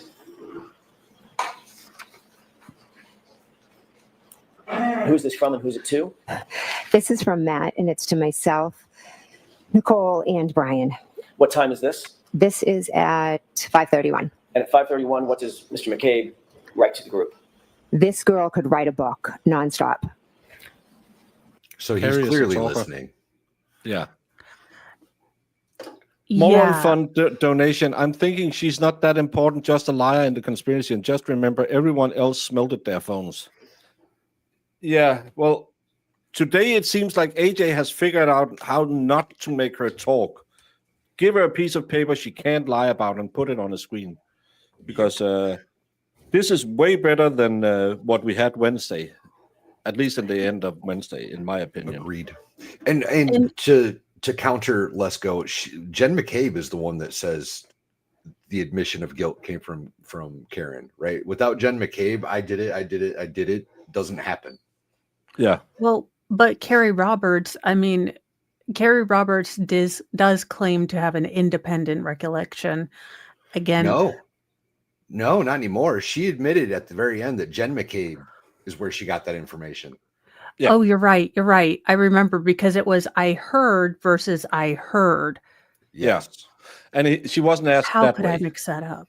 Because so those I agree texts were with missed you. by the trooper, but the feds found them, or am I mistaken? You are mistaken. They were mentioned the last time.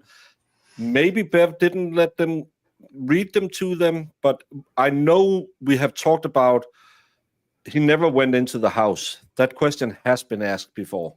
Some of these have been Was that- presented to the jury. Like some of these texts I've seen or read, so some of these were in, but I don't think he was this detailed with it. I think he just cherry picked a couple of them last time. Yeah, and I think that maybe he had assumed that, everything else, but I think it's good because this shows them working all in concert. We weren't told that we didn't have to talk to each other. We weren't told not to listen to the door, during an interview.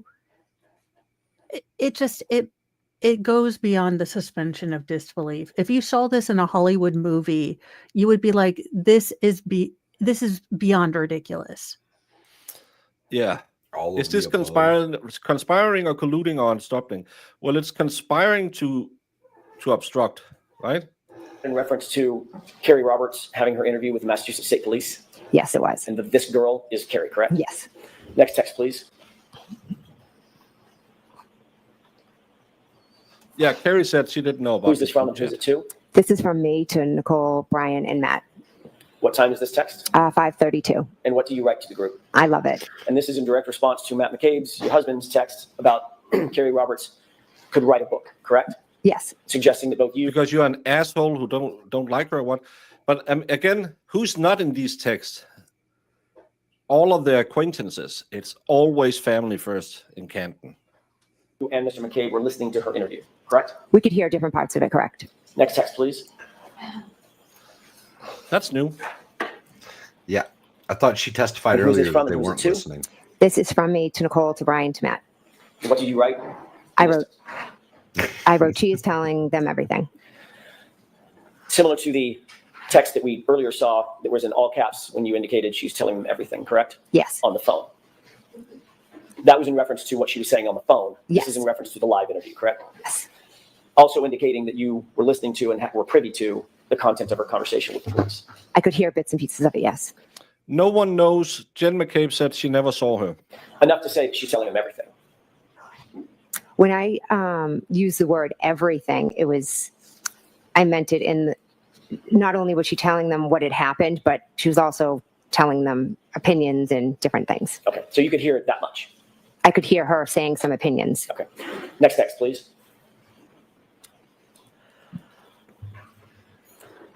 Who's this from and who's it to? This is from my sister Nicole to myself, to Matt, to Brian. And this is in response to she is telling them everything, correct? Yes. And the text reads what? Good. Next text, please. Who's this from and who's it to? This is from Matt to myself, to Nicole, and to Brian. And what does it read? He says, going to miss the basketball game at this rate. You mean Matt says? Oh, sorry. Matt says, going to miss the basketball game at this rate. Indicating. Mo. Oh, sorry. Mo, do you have any good friends? A couple. Have you ever lost In any my good basement. friends? No, I Have keep you them ever in my lost- basement. In my basement. Have you lost some good friends at some point in your life? Yes, I have. Some very close, near, good friends that you really, really liked and hung out with a lot. Yes. Wash your Does Fry first count? Kids. Does Fry count? Yeah, let's take Fry. The day, 2 days after Fry passed, were your first thought, dang it, I'm not going to go see the basketball game? Considering I've never willingly watched a basketball game, no. But I also wouldn't refer to Fry in a group text as that dog that died. It's 2 days just later. This And episode's getting in the way of basketball games, y'all. Yeah, and this I also- stupid death. Couldn't he have died Ugh. in the next week where there was no playoff games? Yeah, I wouldn't say, damn, it's inconveniencing me. You know, Shark Week is coming up on the Discovery Channel, and I'm going to be bummed now. Yeah. It's that he was still in the house and still privy to the conversation between Carrie Roberts and the Massachusetts State Police. He was waiting for them to talk, but Carrie kept was, as he said, she could write a book. So he felt he was going to miss the game because she just kept talking. Next text, please.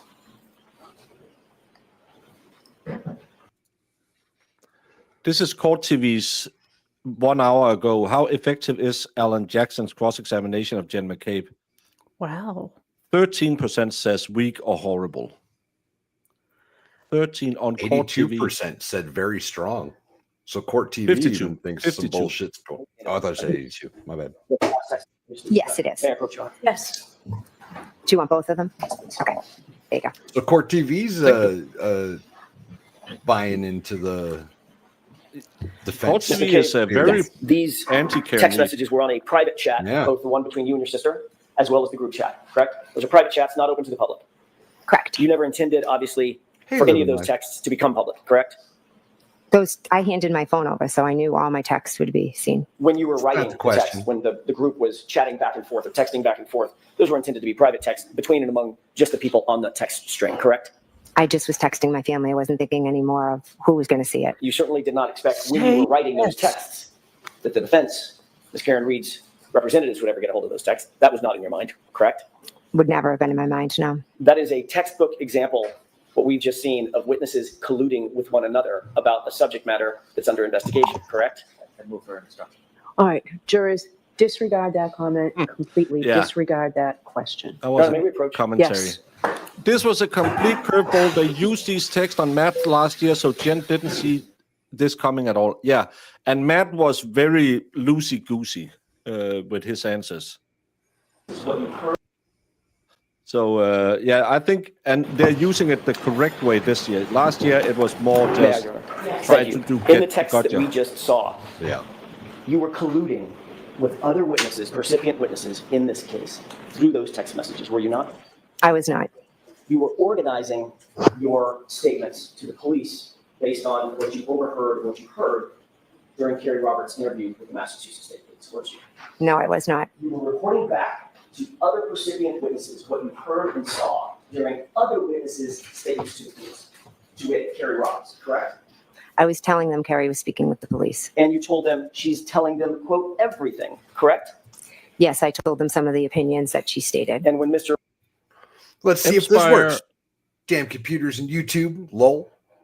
M's having McCabe a said rough she could write a time book, with some she's going on, buffering in other words, issues she's going today. on and on. Your statement was, I love it, correct? Yes. And you reported that back to other witnesses who were not privy to Ms. Roberts' statements to the police, correct? To my sister and to my brother-in-law, yes. And then your sister asked for updates when Kerry Roberts was done, correct? I don't know if it was in regard to updates when she was done or updates like, did they tell us anything? Is there anything new? We were still all trying to figure out what had happened. The four of you were discussing the facts surrounding this case, not only with each other, but discussing interviews, formal police interviews that you heard or overheard with another witness, weren't you? I told them some of the things that Kerry Roberts said, yes. And you were happy about what she said after you had created this timeline with her, correct? The timeline had nothing to do with it. But it was certainly chronologically, her interview with the police was after this timeline had already been created between you and Kerry Roberts. Yes, we both put down what had happened so we would remember. And then once she was interviewed, you were responding to the rest of the group. She's telling them everything, meaning everything was just crafted in this timeline, right? No, I meant she was telling them everything. She was telling her personal opinions about Miss Reed.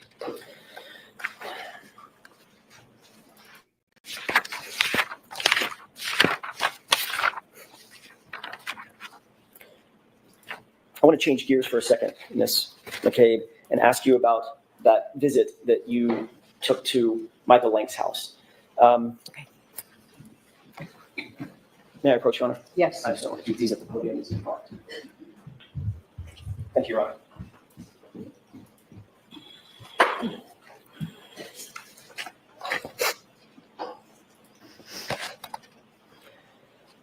Have you and Ms. Roberts discussed that visit to Michael Lank's house before your testimony, before you testified to it for the first time in May of 2024, about a year ago? Did y'all discuss that at all?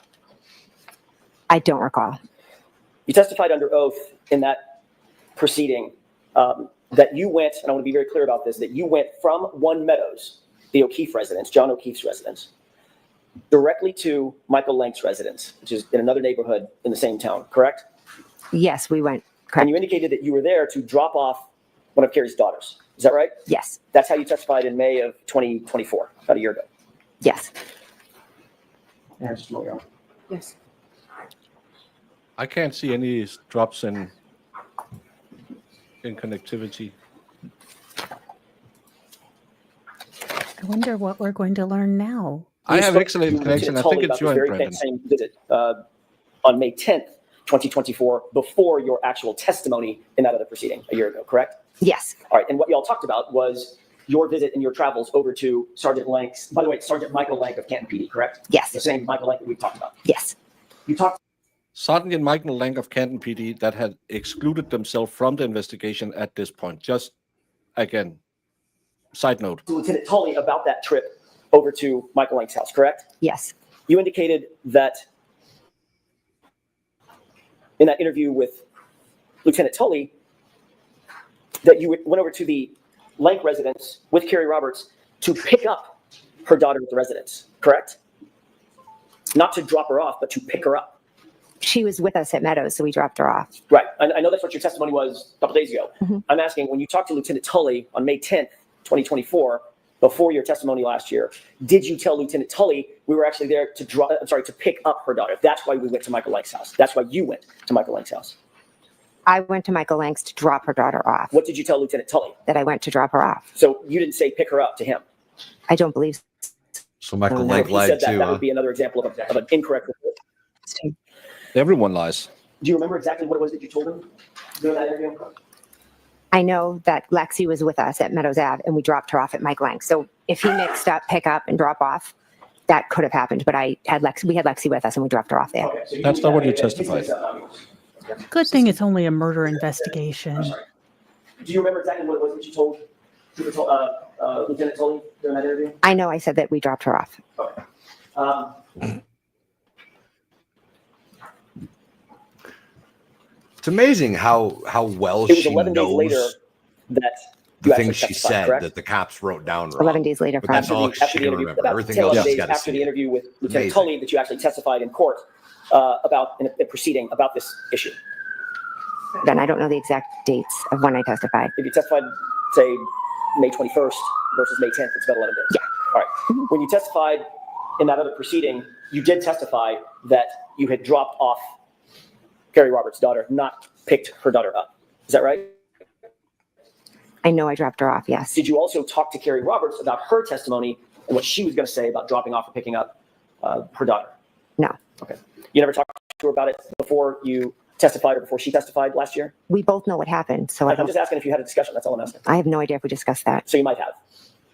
I have no idea. And in the last year, let's clock it around all the way to now, Mhm. you've probably discussed it additionally with her, correct? Probably not that detailed, no. Now, you also indicated, by the way, the reason that this subject matter came up with Lieutenant Tully is you were confronted with certain location data records indicating that you were at Michael Lank's house for a period of time, correct? Sustained, ask it differently.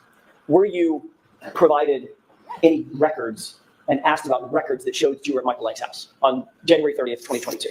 I was asked if I had gone to Michael Lank's house, and I had, to be honest, I had completely forgotten because those Of course days you were had. just a complete blur. But then I remembered that after we left Meadows Ave, we did drop her daughter off at Michael Lank's. All right. Do you recall ever seeing a document, seeing something that indicated that you were actually a piece of paper, a document, a record, anything indicating that you were seen at Michael Lank's house through GPS location data forms? Did I ever see a record of that? Correct. The lieutenant Yeah. showed, No, he didn't show me a record. he just asked you about He it. just asked me. Did he tell you during that course of that interview that he had been provided with GPS data records indicating that you went to Michael Lank's house? I don't remember. Remember, they didn't have that little tidbit in her stories until the defense found it in the GPS logs. Oh yeah, we again, did go over to that they had cop's house that's investigating the murder of my dear friend John. I forgot we went to his house. and we just sat in his driveway. My dear friend, that guy, Valhalla, you almost had it correctly. Good catch. Good catch, Mo. Yeah. Oh. That guy who made me miss my basketball game. Yeah. Did I miss anything good? Yes, AJ has changed his style and have her answering yes or no questions now, and that's better. And now he's getting back to more fluffy stuff where she can kind of make up a story, and then she gets combative again. With the specifics of what he asked, but I know that he did ask me if I had been there. Did he tell you that he had received those GPS data records from the defense? Did he tell you anything about receiving any documents from the defense that prompted the question where you were on January 3rd? I don't recall.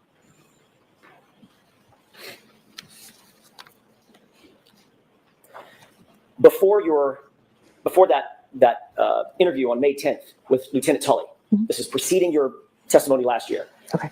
Had you ever reported that you went to Michael Lank's house, Sergeant Lank's house, on January 30th to anybody? No, to be honest, I completely forgot about it.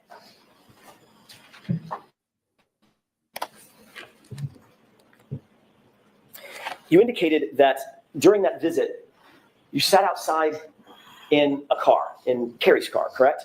Yes. Basically for the entire visit. Is that right? Yes. You indicated that you did not go in the house except to use the restroom possibly, correct? I have a faint memory that I ran in to use the bathroom.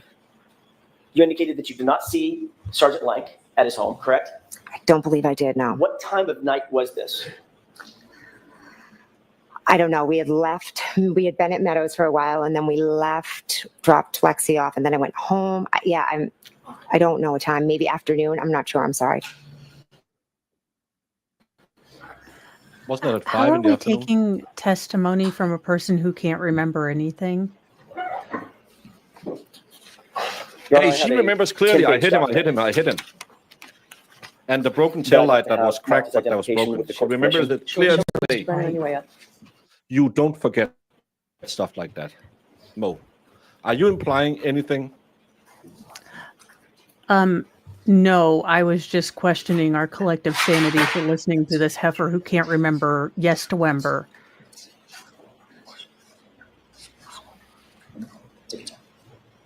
Well, it's missing at 2 different points, so I guess so. Thank you. Good. Okay. May I approach? I just want him to go back and because when she can start yammering, she'll start yammering. Do you recognize the document though? So has it been marked yet? I'm sorry, I asked that it be marked for identification at this point, just only for identification. Right. Sorry. So Madam Court Reporter will mark it and give it back to her. Thank you. For identification. Thank you. Go ahead, Mr. Jackson. Thank you, Your Honor. Once you get the document back, I'll ask you a couple of quick questions about it. Okay.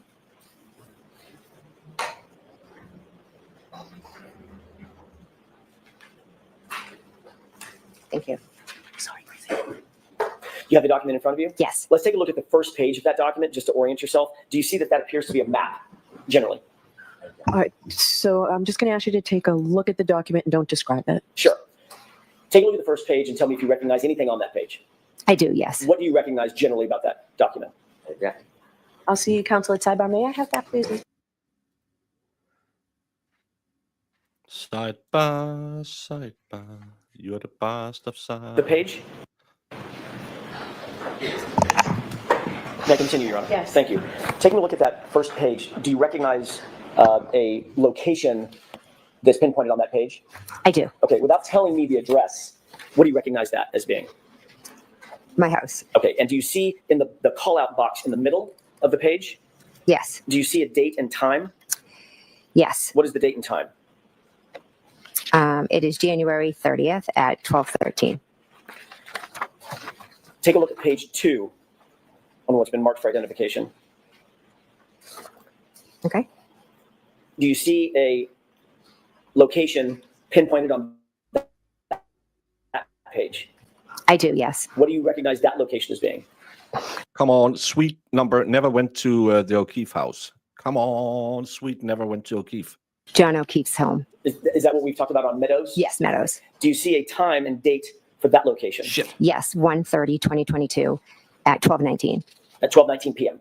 Yes. Okay, thank you. If you could turn to page, 4, skip over page 3 and just go straight to page 4. Mm-hmm. Do you recognize something that's been pinpointed on that map as well? Yes. What is that? Again, don't give me the full address. What is that location that's pinpointed? That is my house. Okay, and do you see a date and time for that location? Yes, that's 1:30 at 5:21. When you say 1:30, January 30th. Sorry, January 30th, 2022 at 5:21. Okay. Looking at page 5, do you see a location pinpointed on that map as well? Yes, I do. And what's the date and time of that location? That is also 1:30, 2022, and that is at 5:28. Got it. Taking a look at page 6, do you see a location pinpointed?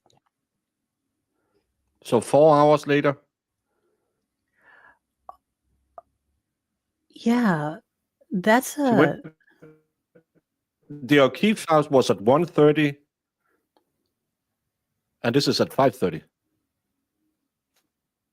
Pointed on that map. Interesting. Yes. What is that again? What is that location? That is 1:30, 2022. The location, the Oh, address? I'm sorry. That is Fairview. Appear to be 34 Fairview? Yes. And what's the date and time? 5:36. Taking a look at page 7. Do you see anything located on that, a pinpoint location on that page? I didn't Yes. do this at the last What's the round. date? I'm sorry, what is that location? That's Fairview again. And what's the date and time? That is 1:30, 22 at 5:40.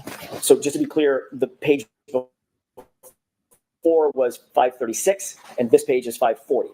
Yes. Okay, take a look at page 8. What? Where is he going? Do you see what's pinpointed on that page? Yes. What is that location without giving me the address?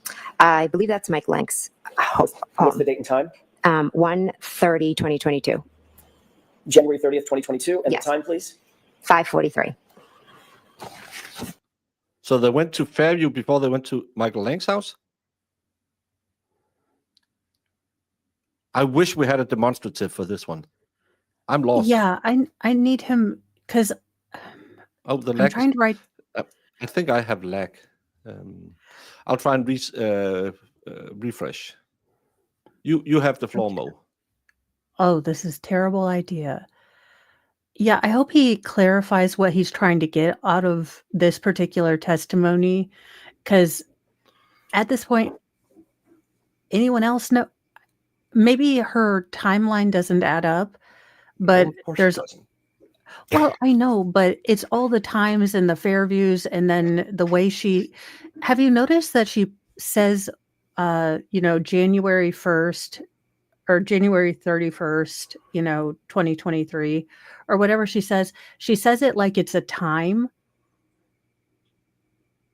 Yeah. Okay. Yeah. 1:31. 20. So I'm trying to write notes and it's confusing and jumbled to me. So I keep writing it as a time and I'm like, crap, no, that's the date. And then, so I'm all confused. I hope it's better now. Let's hope. You're familiar with Kenton, obviously? Yes. Much more than we are. Is driving time from 34 Fairview to Michael Lang's house consistent with about 3-4 minutes? So far, so good. It could be with they have multiple stop signs. Okay. And due to the weather. Right. Taking a look at page 9. Yes. Do you see another pinpointed address? Yes, I believe it's the same one. Okay. The same address on As Oakdale? Mike Lank. Okay. And what's the time? What's the date of that? 1:30, 2022, and that is 6:28. And 6:28 is about 45 minutes after 5:43, give or take. Correct? Yeah. Finally, the last page, page 10. Do you see yet another pinpointed address? I do, yes. Is that your address? Yes, it is. Okay. And what's the date and time of that pinpoint? That is 1:30:22 as well, and that is at 6:34. And would it be safe to say that your address from Mike Lang's address, maybe 6 or 7 minute drive? Yeah, depending. Mm-hmm. So they weren't there for an hour. They were there for like 35 minutes. But you said you never went to Fairview. We were talking about what happened when you were at Mike Lang's that evening. By the way, does any of that refresh your recollection about the time that you went to Mike Lang's house? Yes, I knew it was after Meadows and later in the day, yes. So closer to 5:45, 6:30, correct? Yes. This is in January in Boston, is that right? The greater Boston area? Yes. Gets dark really early. Yes. It was a blizzard. The night before, yes. Safe to say that it was dark out. Yeah, I Safe to assume. say it was cold out. Yes. The blizzard was still brewing, correct? I think it had stopped snowing by then. Still freezing cold. Believe so. And your testimony is that you sat outside in a car with Carrie Roberts and Michael Lank's wife for 45 minutes. Yes. I think he's gonna get there now, because again, he just got to the very unbelievable thing that they sat in a car in a snowstorm for 45 minutes. But I hope he cheated up, but I hope he gets it in the hole. He will. I'm not going You to actually, pray for him to. And I'm assuming the car was running? Yes. He had to be on full blast? Yes. Dressed in winter gear? Yes. It was freezing out, correct? Correct. You actually got out of the car and went into the house to go to the restroom at one point. I have a faint memory. I think I did. Yes. And the three of you didn't just decide, let's just go in the house? No, we didn't. You actually came out of the restroom, came out of the nice warm house, and fought the cold and got back in the car, according to you, correct? Yes, I went back in the car because Carrie was going to bring me home. You stated on direct examination that, and you stated again today, that you stopped by Michael Lank's house, Sergeant Lank's house, directly from the O'Keefe residence as sort of a, my word, not yours, sort of a pit stop to drop off Carrie Roberts' daughter, correct? Correct. In point of fact, you actually drove from your personal residence to Michael Lank's house as a destination, didn't you? I don't remember that. This is what this piece of paper says. I remember just leaving Meadows and dropping off Lexi. In point of fact, it wasn't an errand. It wasn't to drop anybody off. It was a destination that you went to from your house to Sergeant Lank's house on January 30th, 2022, wasn't it? No, we went to drop off Lexi. Right. She was never with you at your house, was she? I don't remember going to my house. So if she wasn't with you at your house, there would be no reason to drop a child off from your house to Michael Lank's house, correct? Lexi was in the car with us, and we dropped her off at Michael Lank's. That's why we went to Officer Lank's house. Yes. And in point of fact, you actually went from your house and did make a pit stop to 34th area before you went to Michael Lank's house. Get to We the drove by microphone. and stopped. Yes. Slowly stopped. Yes. You went in the house. Slowly stop? No, I never went in the house. Why'd you go by? What does that mean? I think Carrie and I just went by to like take a look at it. We were still. Carrie said they never went to the house, and she said it's not on the way, and AJ said exactly. But he needs Wait. to get the jury to remember this. So what he should ask is, so you're telling me you were both in shock and horror. You were traumatized. And he's like, she's like, yes, I was verklempt. And then he says, okay, so why did you do a slow drive-by, a slow rolling, stop right in front of the, scene where that dead guy, your best friend, croaked? That guy. That guy. There's something's jogging my memory about like suspects returning to the scene of the crime and something. I think that's Still trying to figure arsenic. everything out. I have to look at the report, but yeah, we were sitting in the car, kind of just like, oh my God, looking. Didn't go in the house. We didn't go in the house. No. Nobody came outside to talk to you. No. You didn't speak to Nicole. I don't believe so. Possible. Bullshit. Like I said, Carrie and I just kind of drove by and were looking at the. Bullshit. Set timer til 4 minutter. I've just set a timer for 4 minutes so we can see how long they were just sitting out there saying, oh my God. Area. Okay. And that's before you went to Michael Lank's house, correct? That was on the way to Michael Lank's. So in point of fact, But it wasn't on the you way. didn't go directly from One Meadows to Michael Lank's house. I thought I had. I truly thought I had. But now you're always refreshed. My memory is not. This isn't refreshing my memory. I do not remember going by my house before Michael Lank's. Do you remember testifying a year ago Do that, you remember? well, let me ask it this way. Do you remember denying a year ago that you ever even stopped by 34 Fairview? I don't remember that now. Would it refresh your recollections to take a look at your prior testimony? Sure.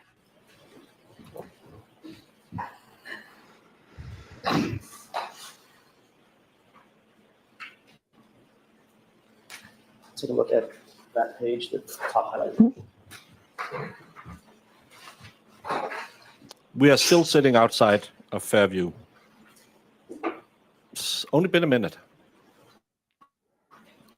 Oh God, and with Jen and Carrie But we're together, just sitting can you here. Oh my imagine that God, oh my God, oh my eternity? God. Oh, Yes. Thank you. Thank you.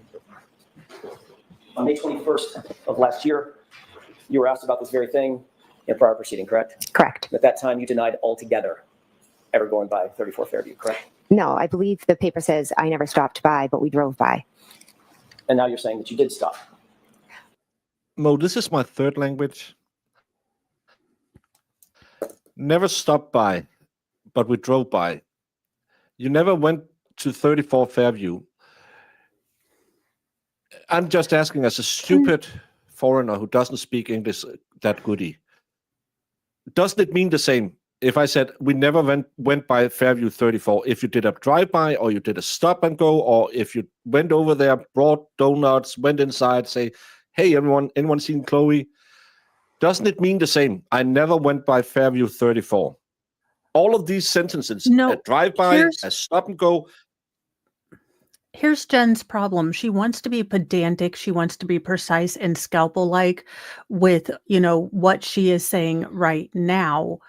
But she doesn't remember a GD thing. I mean, we've caught her in what? I don't remember. I wasn't looking for anything specific. I saw it through the peripheral of my eye, So again, we have language, we have delineation, different words for a reason.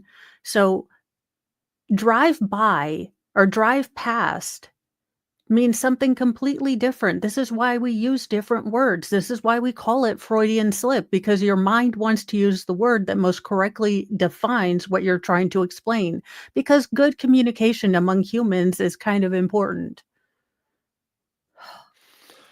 And again, we drove over there, sat there for 4 minutes looking. No, we didn't stop there. We just drove past. Oh, we never went there. I just hope the jury picks up on it. Stopping by and driving by meant something different to me. Stopping by, I look at it as like, then you pop in the house. Driving. Mo, I pledge $5,000 in super chats to you.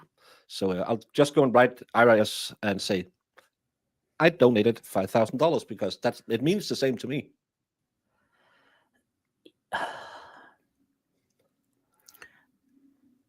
Look, you can fancy it up however you want, but you are in a court proceeding and you have probably been admonished by at least the Commonwealth, your victim's advocate,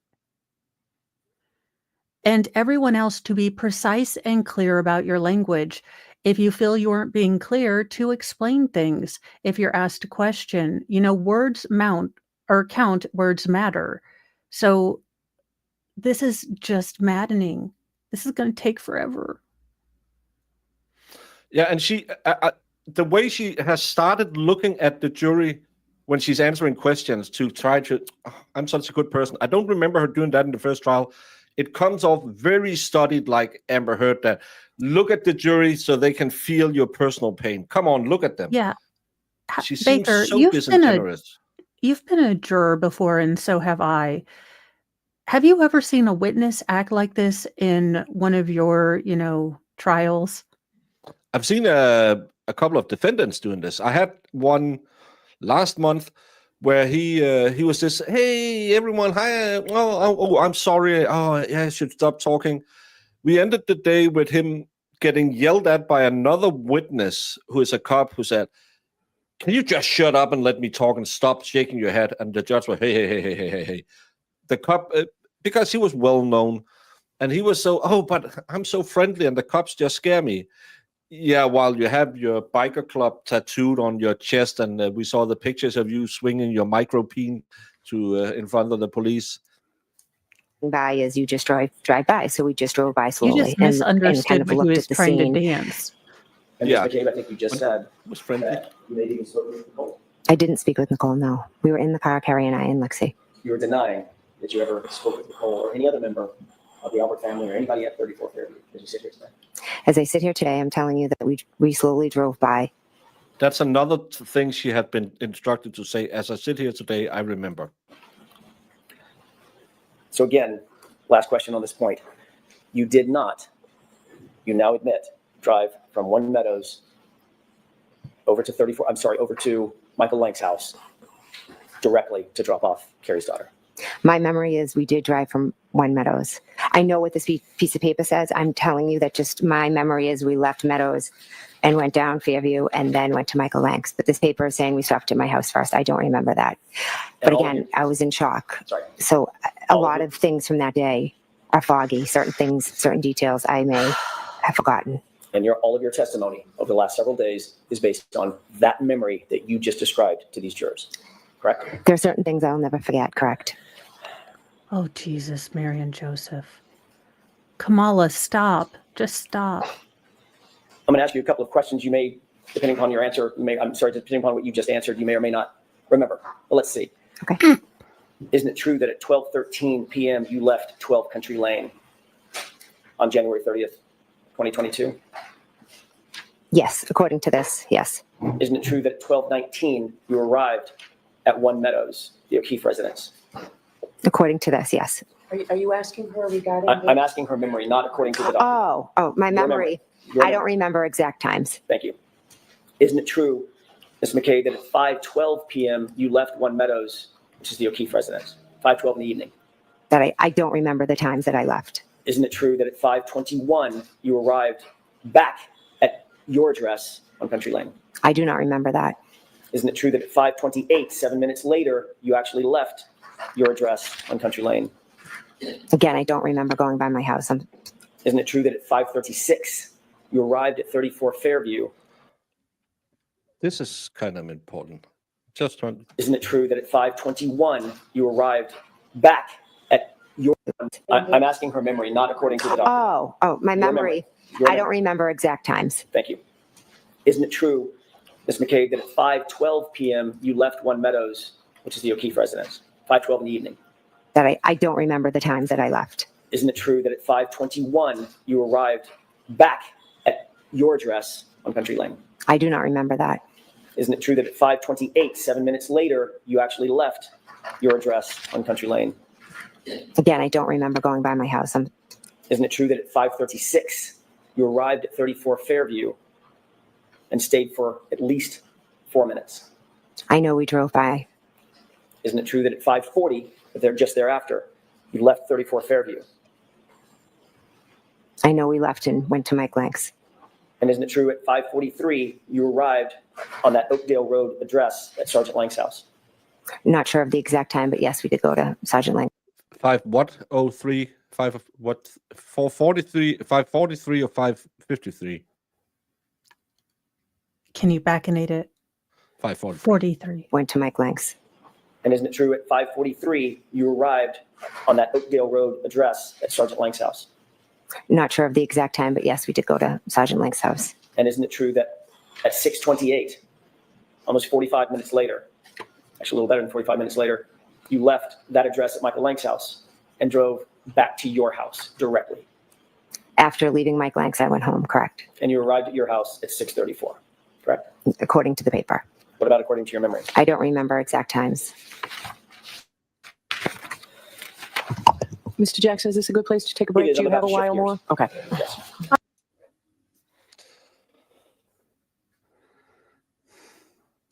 Can you remember Carrie's interview?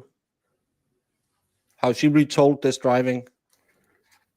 I went over to Jen's house to pick up Jen and her kid to take to One Meadows.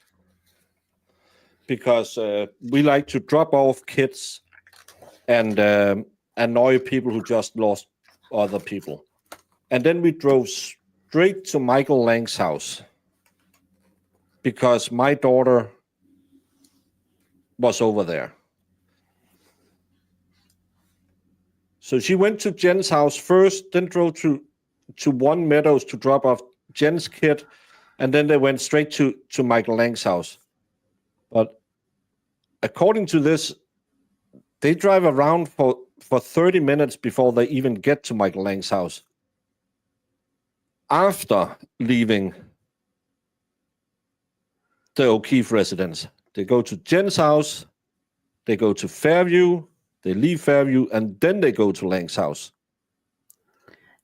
Yeah. That's nowhere in Carrie's testimony. That's half an hour missing in Carrie's testimony. I will say Carrie's testimony was so convoluted, it was hard to remember because she kept saying, like, we took our kids here and then there was kids there and so it Weird, was weird. convoluted. Yeah. And now throw holy water on Zach. What is Zach doing now?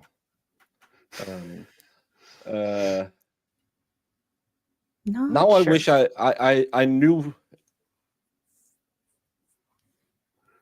because all of this is within very close driving. Oh, my internet is lagging as like hell. It's very close to each other, all these places. So why do they mess up their timelines so badly?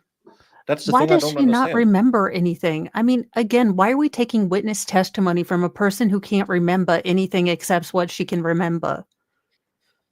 She can clearly remember because you don't forget things that this important to you. But I can't remember anything like times, and I can clearly remember the two first times I texted him that fits the timeline, and then it doesn't fit the timeline, and now I forgot that I ever saw a car, but I saw tire tracks. This is the constant making up of stories. I need to be legally drunk in a few hours so I can't sign a contract, so I approve all day drinking, forgiving everyone of their sins. Brendan, you go for it. Gosh, I wish that you could make that legally binding. Yeah. And another thing, did they go to... No, yeah, maybe it's a witness. And ring door cameras on Fairview Street where all the cops live. There's no ring door. They did canvass it. No, everyone said we don't have anything. Ah.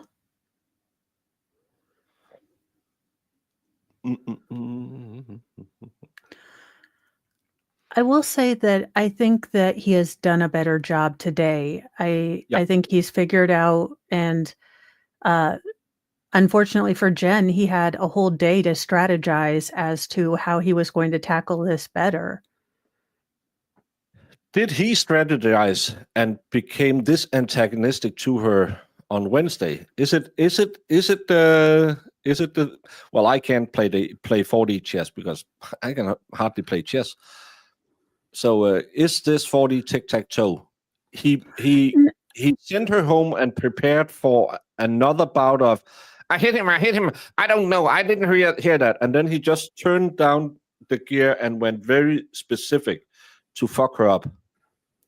Yeah, well, I think he realized that he's not going to get Bev's help. Bev is going to allow Jen to talk over him to, is that all of your answer, sweetie? Yeah, but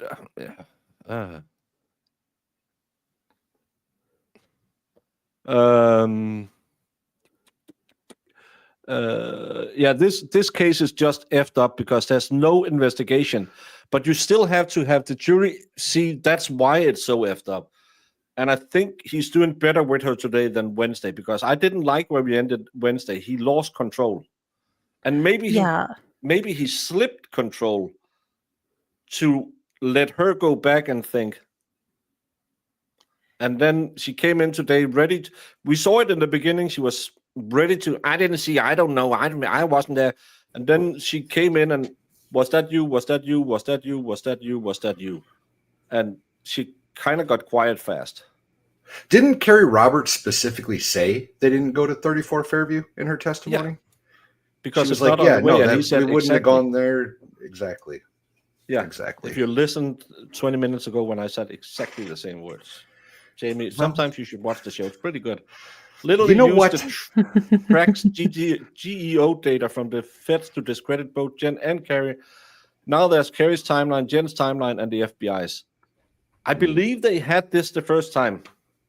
I bet I know whose is the most accurate. But so you need to have the jury on board with this. Yeah, and I think what the defense has done better this time than they did in the first trial. Hey there, Karen Reed trial watchers. You heard a lot of the trials. It's That like guy's so hi- annoying. it's like He's so Caitlyn annoying. Jenner's voice out of nowhere on Fox News. It's like what? It's like that startled baby. Like what am I? Okay.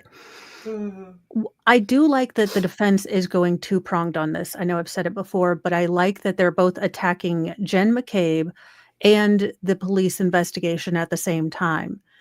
Because you don't have to buy into the Alberts and the McCabes being part of something nefarious.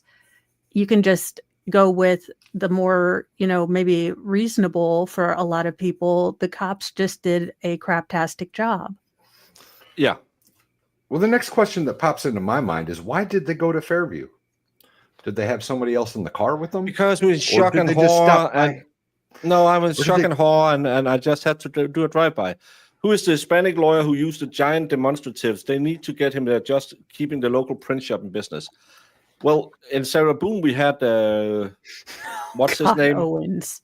Yeah, Todd Owens. Owens, who got really mad that he couldn't use his big demonstratives. And when he then finally got allowed to use them, he didn't have them or something like that. Outstanding. He's had better trials. Hey, you sit down here in them here big cities, and I'm just simple country folk, and I'm so glad that when we come big city, oh, the good old people take good care of us. Shut up, idiot. You make more money than anyone on the jury. Don't do the, I'm just a poor country boy coming in big city. He sure tried that, didn't he? He really did. Who's the one? Bias. Oh yeah, with the Casey Anthony. He did something else more recently, I think. Isn't he? Yeah, what was the case everyone was looking forward to, and then it either Isn't bled he out or on the got dismissed? Clenny? No, No, she's not the Courtney Clenny. It was something that popped around the same time, but everyone was looking forward to covering it, and then Yeah, it went I can't away. remember. Did it get? No, it got postponed to later. Maybe it is the Adelson. Clenny. Donna Adelson, Oh, possibly. Why don't we just Google? it'll be too See what easy. pops up. Nah. Let's just wildly speculate. Oh, they don't refuse to serve me alcohol in Dollywood because there is no alcohol in Dollywood. So they can't even refuse me. That's true. Oh, I don't want your stupid. Ugh. I will never forgive Owens of robbing us of Pro Se Sarah. That We are son of a getting gun. ready. Your high honorness, I thank you for your time. You ruined my life, you son of a... And you never taught my lawyers objection. Well, Oh, he also represented Aaron Hernandez. That's crazy. Oh yeah. Before he's he Shayna ended Gardner. himself. Oh, right.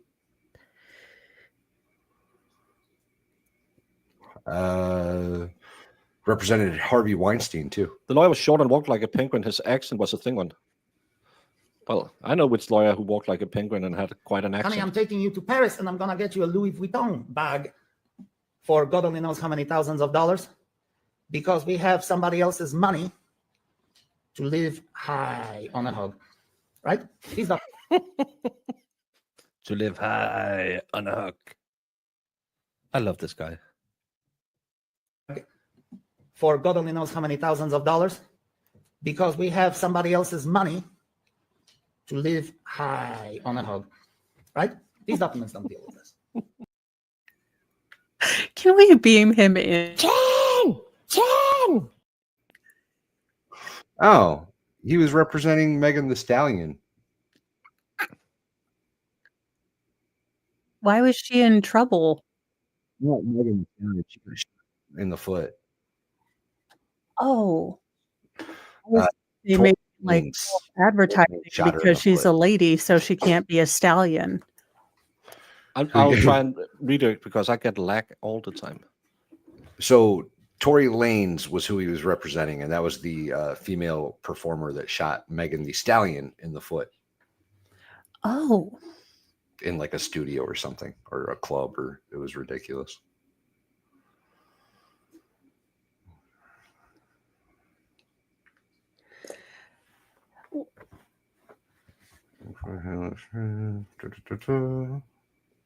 Okay.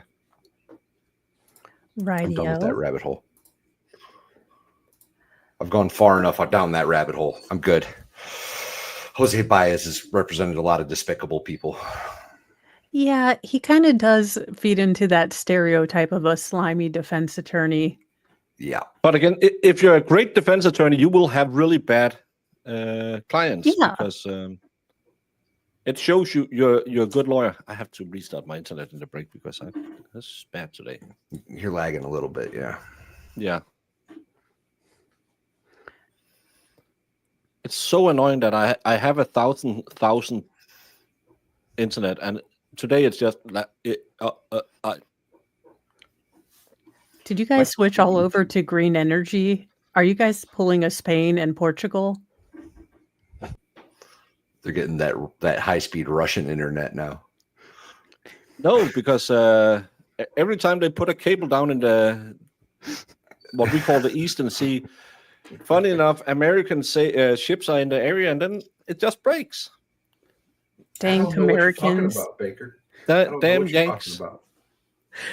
None of their Those are messages war say how much they games. miss him. Danny T. Not That's one. one thing I like to point out with the I'm gonna miss my football game.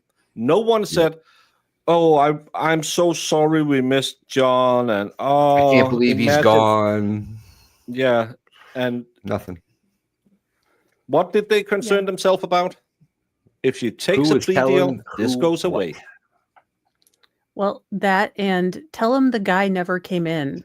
I like how Matt, who was closer friends, according to Jen's testimony, was like, tell him the guy never came in.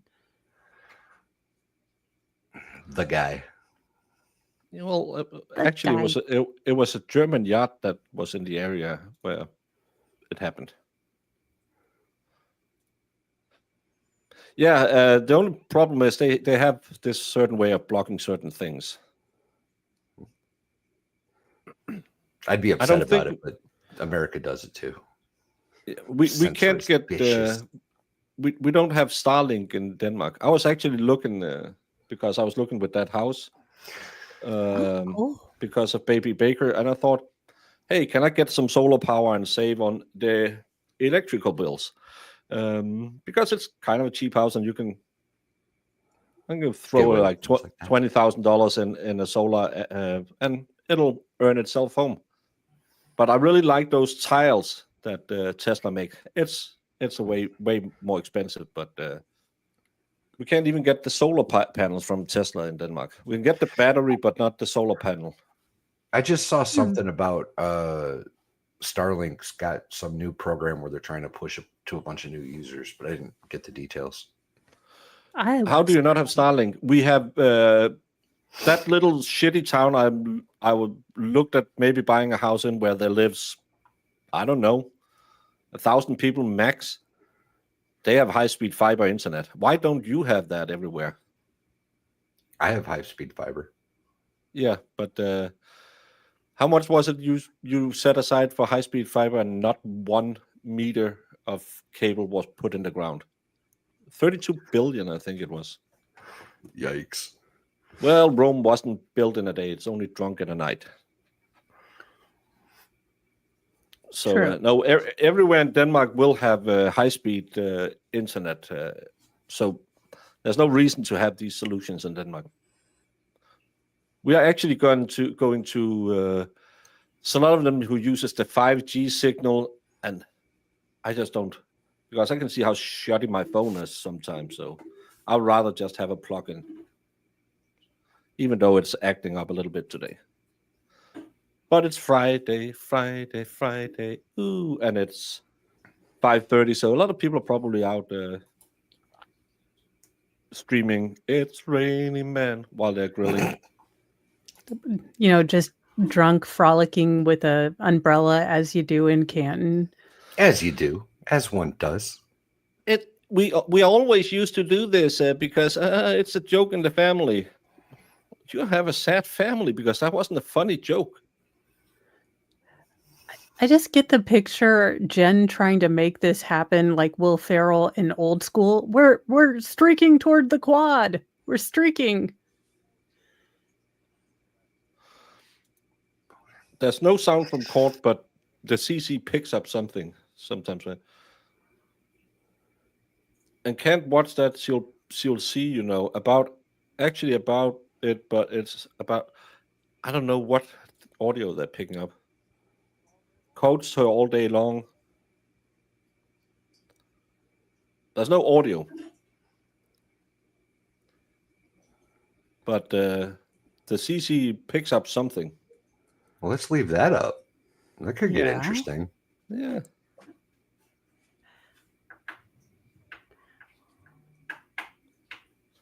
Bum, bum, bum, bum, bum, bum, bum. Frolicking and butt dialing, it's Friday. 82% of court TV viewers said that they think Jen was being untruthful. You read You know what? numbers My faith in as humanity well is as going up. the one I pulled up was 52%, and I saw it 82 as well. yeah, You sure but you didn't misread it? Well, You're I drunk think the other 95% numbers of the were times. higher. I'm not drunk right So- now. Well, that sounds like a you problem, right? It sure does. I'll do it so I can embiggen it. Mr. Wolf in Big and It. I also may need glasses, but that's a different story for a different day. I Yeah, don't know. It's America and it's Canton, but if it was 82, that would be it would be like an Iraqi election. Oh, No, Saddam it's Hussein was going- reelected with 200% of votes. No, Baker, it's going in proof in honor of Canton. So it's like the proof in alcohol, it's 50% below that. So it's, 200%, like Brad Leon would say, it's 200% correct. 200% correct. Time is a construct.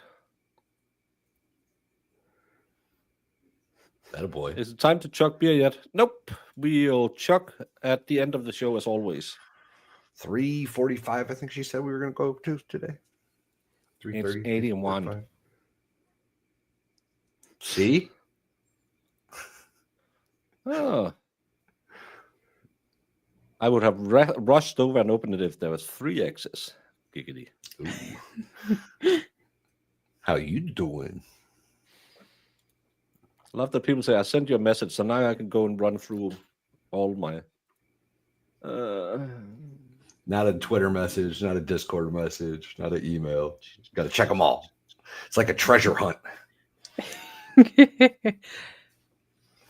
Ooh, vodka tea? That sounds like a... Oh. Vodka tea? Oh. Well, that was from Nice. 2 minutes ago. Oh, no, this is an older one. It's Aiden Oh. had shared it, but it's half an hour ago. But Nice. again, these are seasoned court watchers on a channel that's heavily anti Karen Reed, and it's also That's people more who- impressive, in my opinion. The commentators are over there telling how ridiculously guilty Karen Reed is, and even the court TV chat is like, nah, this bitch is lying. This bitch is lying. I mean, I feel compelled to pull out the Dave Chappelle, quote about Juicy Gotcha, Smollett bitch. because he was Ow. clearly lying. Our silence was support because he was clearly lying. Now, obviously, I can't do that verbatim because there are some words that are no words. Judy V, we are so happy to have you here with us also for 7 months. Heck yeah. I was at the shop earlier, and there was you can't buy a hard liquor until you're 18. Yeah, I know, communist country. And there was this mom with 4 teenage daughters who were probably getting out, getting crunk. First of all, that she said to one of the girls, "You better take this one," and that was a over-the-counter chlamydia test.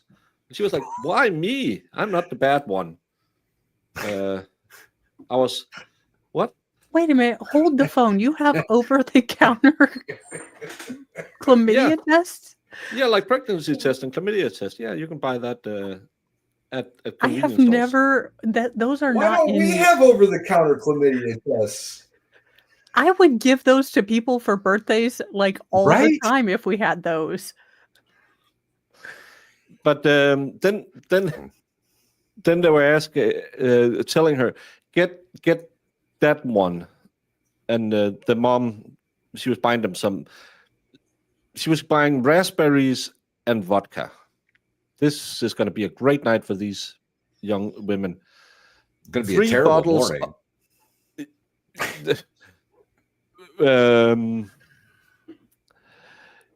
3 bottles of that vodka on the lowest shelf, and the mom said, "Oh, this sounds like headache vodka," and the cashier was just like, "Yeah, whoa, you have to be 18 or younger to drink this. Yeah, no taste." And these kids were just like, "But it's good, Mom." No, you just get drunk. That's the good part about it. Yeah.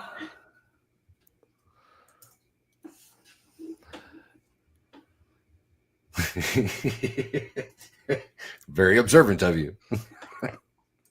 Good call, Sticky Widget. Good call.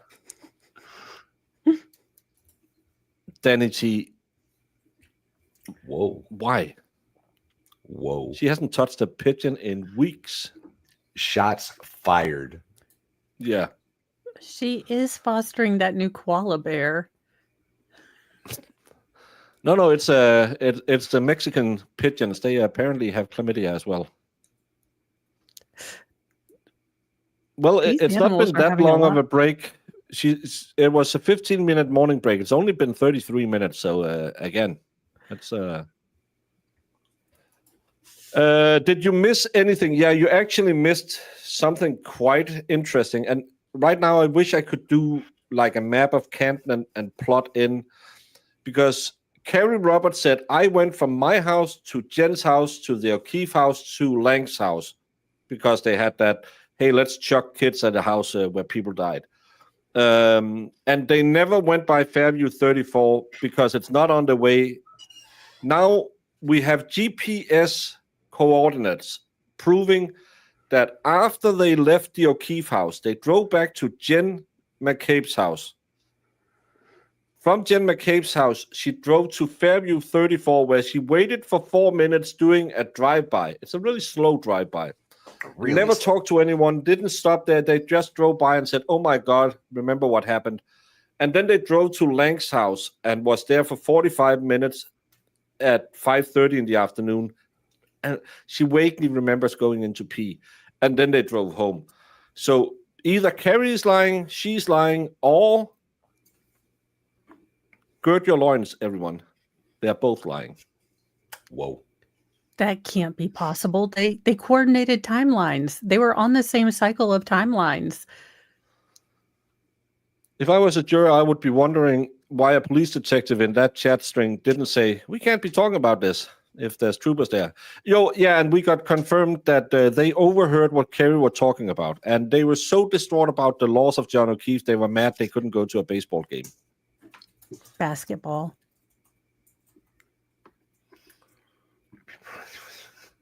Hey, Money G.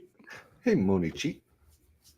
Christina Rex said it was a 15-20 minute. Oh, yeah, so they'll be back within an hour. Give or take. That or Brennan's like, I don't think those texts should have been allowed because Karen or Jen wasn't allowed to, explain how she could have misremembered the text. I just hope we get something that blows up and we can have half a day. I have to go Yes. Go to a birthday party tomorrow, so I really hope that. I know I should be totally like this should be my Super Bowl and I should be totally stoked, but I could totally use Bev calling a half day on today.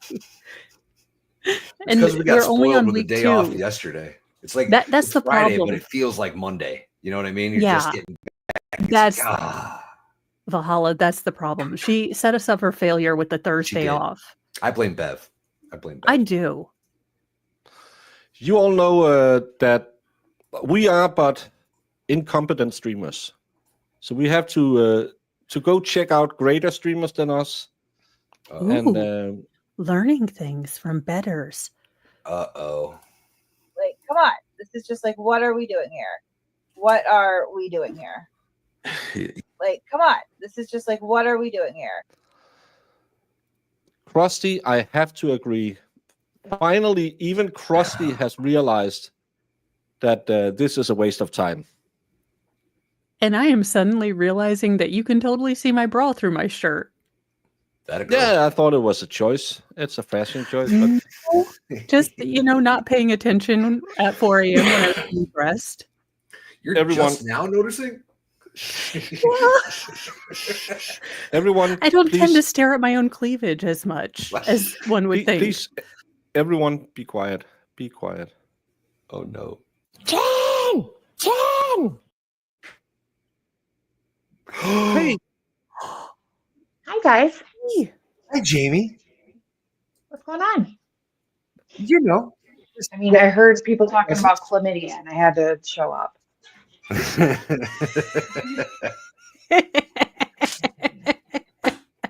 Now know what to put on the Jamie signal. You guys are just bashing on the poor little chlamydia pigeons. Oh. I am a fan of pigeons. I like Is that them. what happened to Have Mike them. Tyson, do you think? Because doesn't he have a lot of pigeons? Now Kith.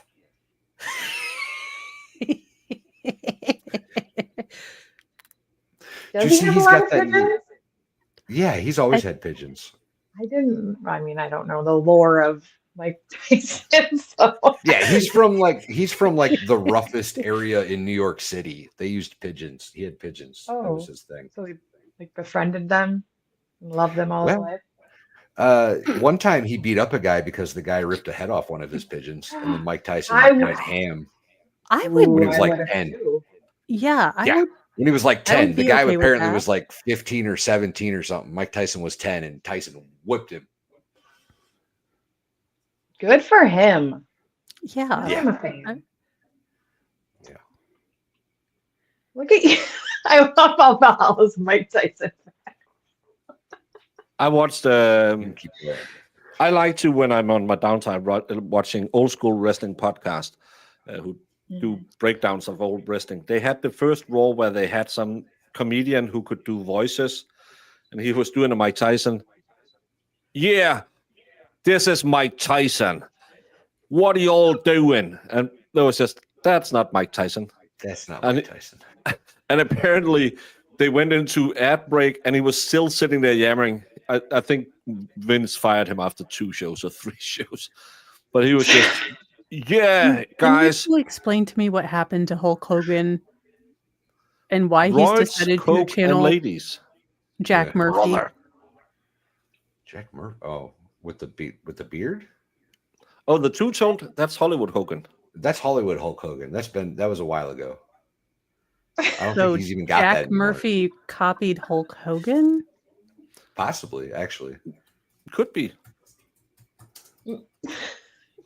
It's a choice.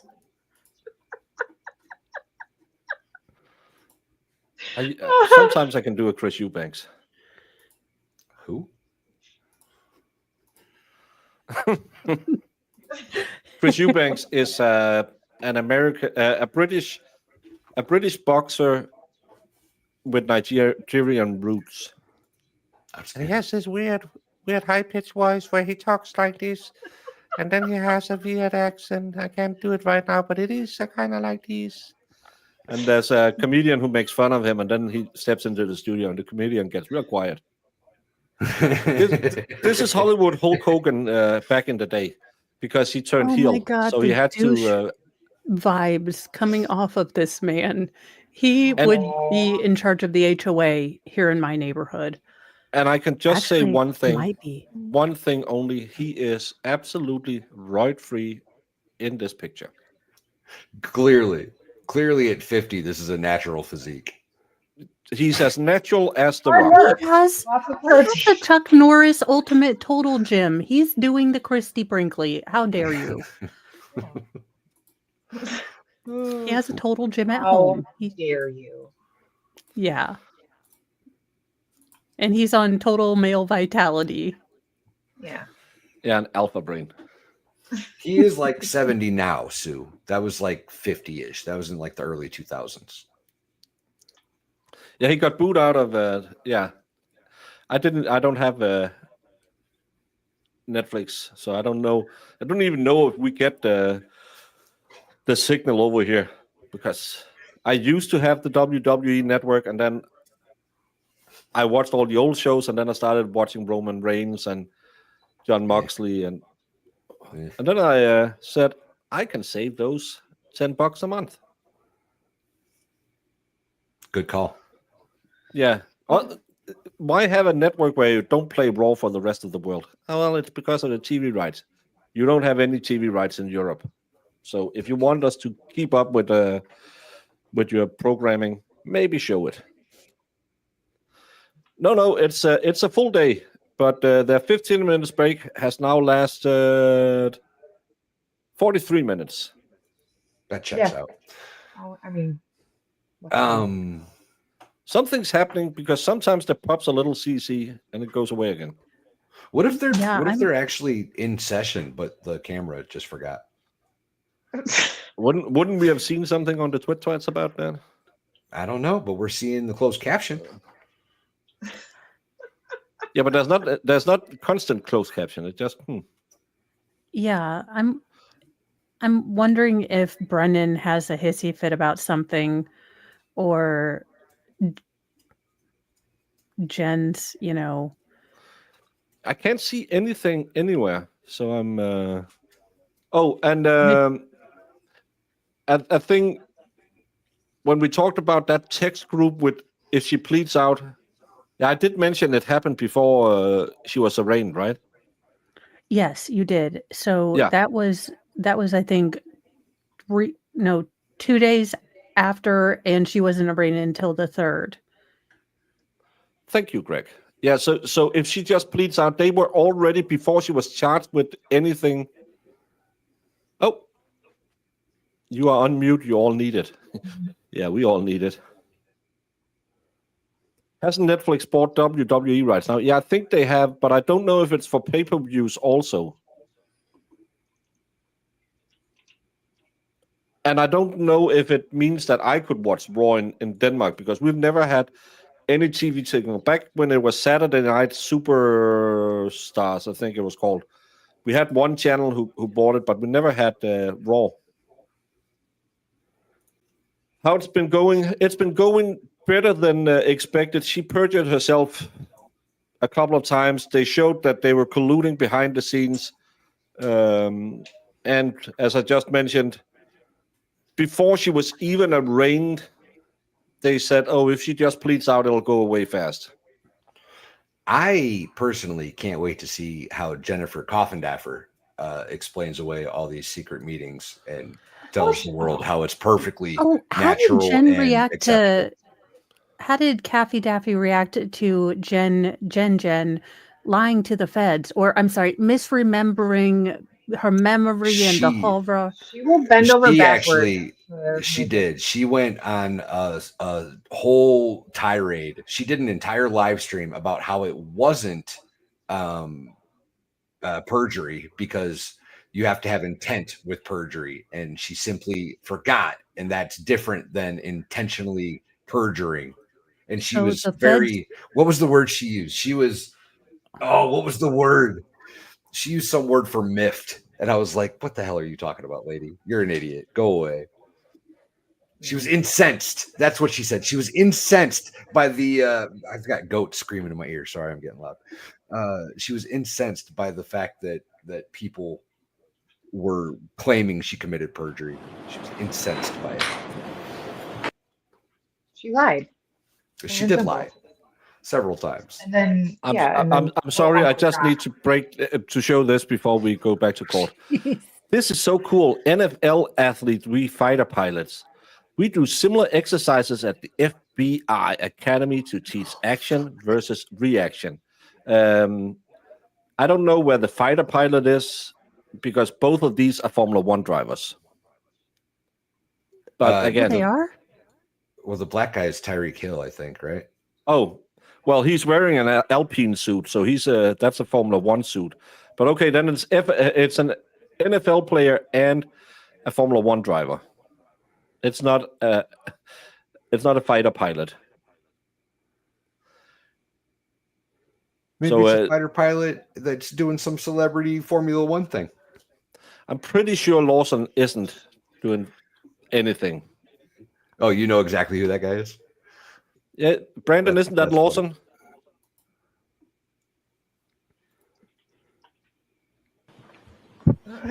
She's such an idiot. At the FBI Academy, we did the same. No, you didn't. And it's 2 years old. Wow, but we appreciate your patience. Thank God. What? Why was the closed captions pregnant? Go back. It says pregnant on closed captions, and I was just Mr. Cave, I'm gonna shift wondering. gears to some phone calls that you had with.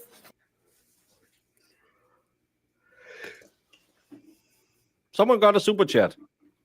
Oh, it was me. Shit, my bad. Thank you for doing this with Baker. Thanks, Dave. I appreciate you. Trooper Michael Proctor back Appreciate in you. I had the wrong January channel. of My bad. 22, moving forward to February and March. Oh, it's Esteban go Ocon. ahead, Coach. Sorry. Yes. Esteban? Esteban Ocon, yeah. He is a Mexican driver. So there wasn't a fighter pilot in there? Thank you. No, it's Esteban Ocon. He drives for Recognize those Alpine, or documents that I used to just drive handed for you. Alpine. Yes, this first one looks like a Verizon record of my To seem more soft to the jury. phone. It's not working because she's still Jen McCabe. Okay, and what about the second document? Is it Pierre Gasly? Now I'm getting confused. Phone bill.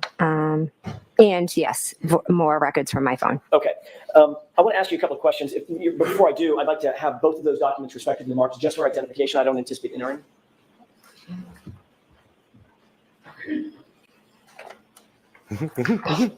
Oh. Thank you, MLS. And for identification. Nice. Nice. Outstanding. May I continue? Thank you. Ms. McCabe, you had a number of phone calls with Michael Proctor on January 29th, moving into January 30th and on to 31st, correct? Are you asking her to read the records or? Not yet. I will in just a All right, second. so turn the records over, see if you can answer the questions. Without looking. Okay.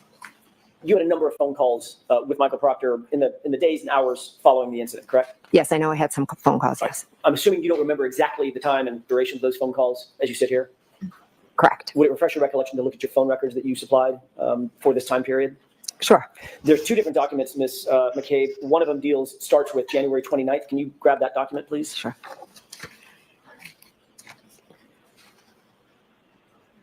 Okay. You should see some highlights on that document. It was Pierre Gasly. Thank you, Dave. I am more than happy that I get the opportunity to do this with Valhalla and Mo. Jamie, it's what's easier. She's only had about two minutes of trial time. Well, I mean, I'm watching. I just can't always be here. Yeah, and she's clearly, Karen Reed is guilty.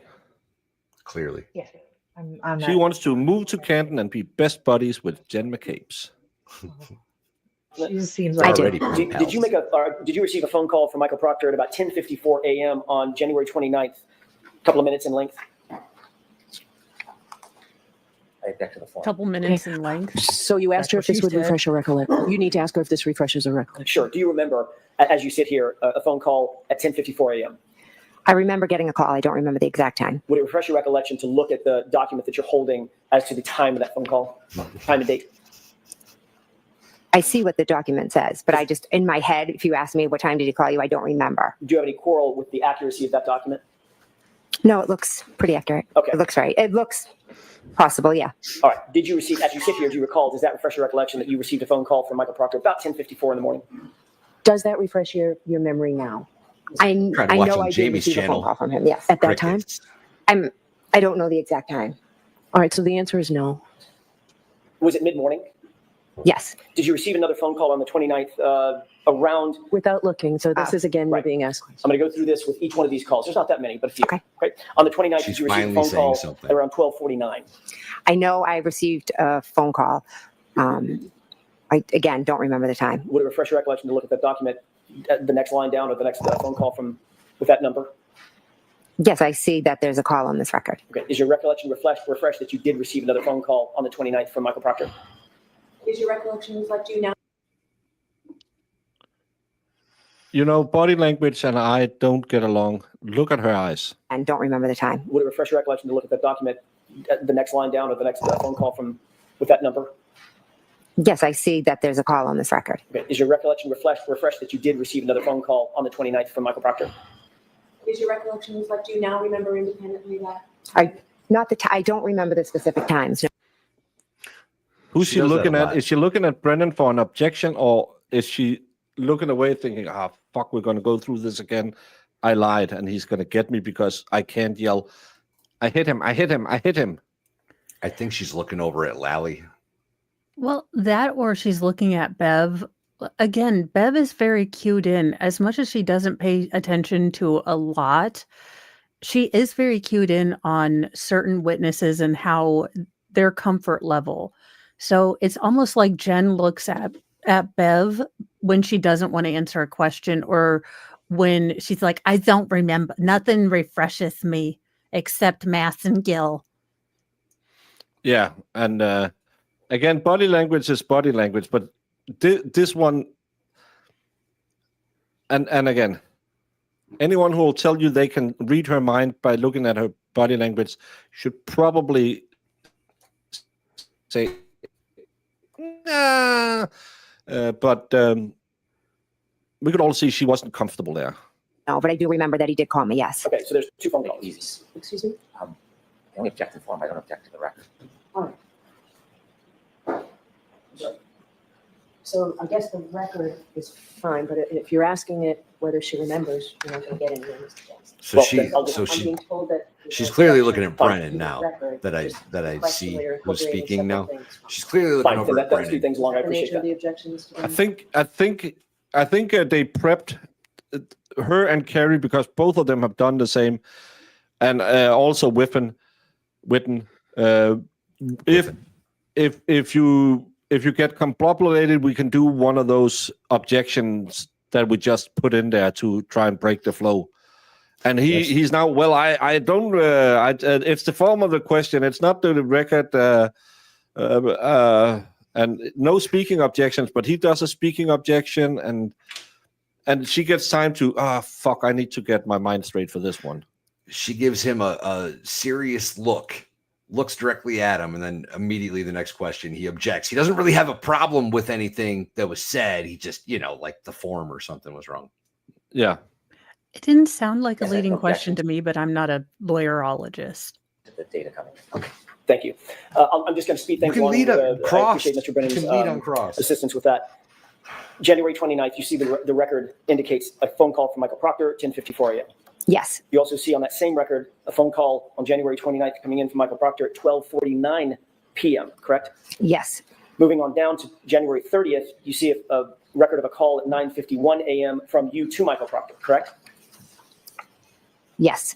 January 30th, about a minute later, you see a phone call from you to Michael Proctor lasting about 22 minutes, correct? Yes. January 30th at approximately 4:45 p.m., you see a call from Michael Proctor to you, call lasting about 10 minutes. Correct. Going on to the next day, January 31st, you see a phone call from you to Michael Proctor at 11:51 a.m., just before noon, lasting about 4 minutes, correct? Yes. Take a look at the second document, if you will. That covers that document, or that time frame. The second document, you should see some highlights, and I'm going to ask you to start where there's a tab at February 14, 2022.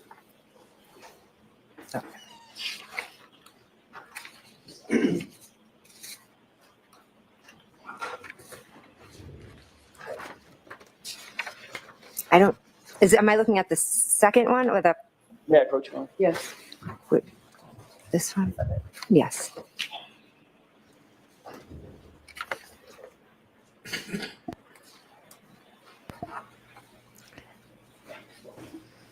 document? This one has the February 14th. There you go.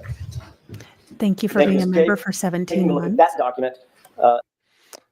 Bevan can't seem to keep from interjecting today. She's actually doing a good thing, in my opinion, because she said, do you remember? So move on. Or else they would have been doing the same stupid dance around the hot porridge.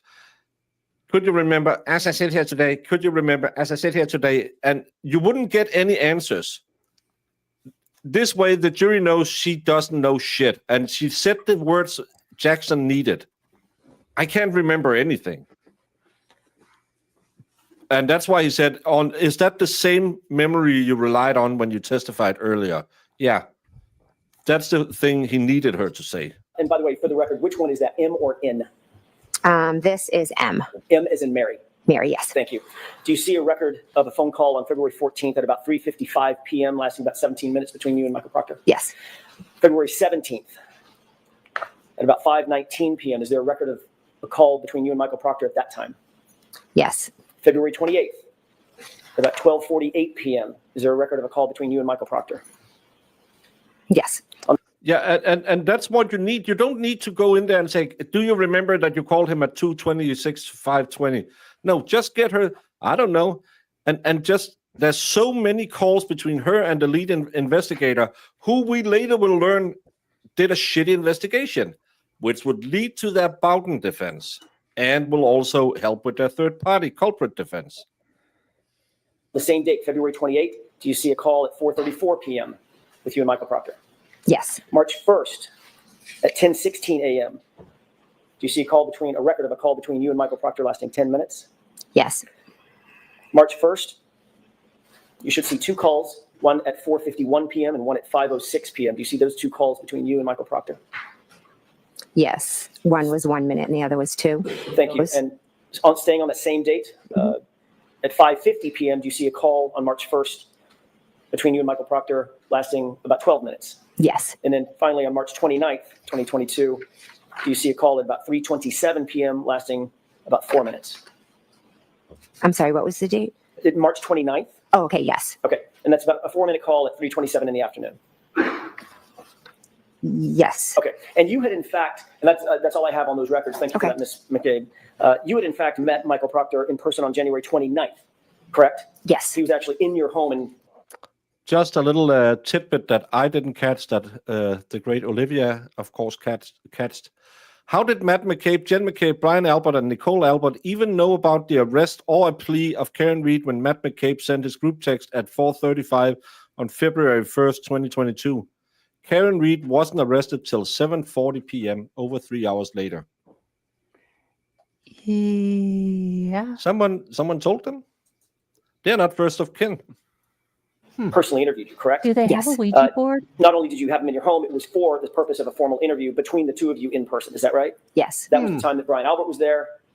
Yes. In your home as Just well. interesting. Yes. And you had at least, I think we went through about 14 phone calls with Michael Proctor in just the next days and weeks, going all the way up through February and March. We've just gone over those, correct? Yes, there are calls, but you're right about the number of calls, but some of them, I don't even know if they were answered. And of course, that doesn't, and that may be true. You can But tell you're that. communicating back and forth, certainly. Yes. In the weeks and months following. Yes. And that doesn't include those records, just for brevity's sake, those records stop in March. But there were more communications in April, May, June, July, August, correct? I'm not sure about that. I don't know. I think initially we communicated, but I'm not sure how long it went. So, and then I know we started communicating again in the summer of 23, I believe, or April of 23. So you had spoken with Michael Proctor on the phone many times. I don't know who Larry is. DUI guy. We just don't know DUI guy. What? DUI guy. Oh, he's representing a guy called Bao, a YouTuber who got arrested in the anti-First Amendment zone. records, correct? Yes. You met him in person on the 29th. Yes, when he came to interview me at my house, correct. You just took the words out of my mouth. That was for a formal interview with you, correct? Yes. Well, he And it didn't was in take any your house notes of you met that him for calls. that formal interview. Yes. And that was probably for some time. It wasn't a 2-minute conversation. No. Then in September or October of 2023, you were interviewed by Lieutenant Tully, correct? I have been interviewed by Lieutenant Tully. I don't recall the date. And you indicated just now that you began picking up conversations with Michael Proctor again in the summer of 2023, correct? Yes. So there were many more communications at that time, just before the September-October timeframe of 2023. Yes, but that was in regards to something different than this case. Not the subject matter, but you had met him and talked to him more times in the summer of 2023, correct? I never met with him. I just spoke with him. Okay. In that interview with Trooper Tully, you were specifically asked about your relationship with Michael Proctor when Trooper Tully sat down with you in that, I think it was a September or maybe it was an October interview, correct? I don't remember the specifics of the interview. He asked you specifically whether or not you had met Michael Proctor, whether or not you had any sort of relationship with Michael Proctor. Is that right? I'm not sure the specifics of the interview. Isn't it true that you told Lieutenant Tully that you had, quote, never met Trooper Proctor prior to September of 2023? No, because Michael Proctor was in my house in January of 2022. Exactly.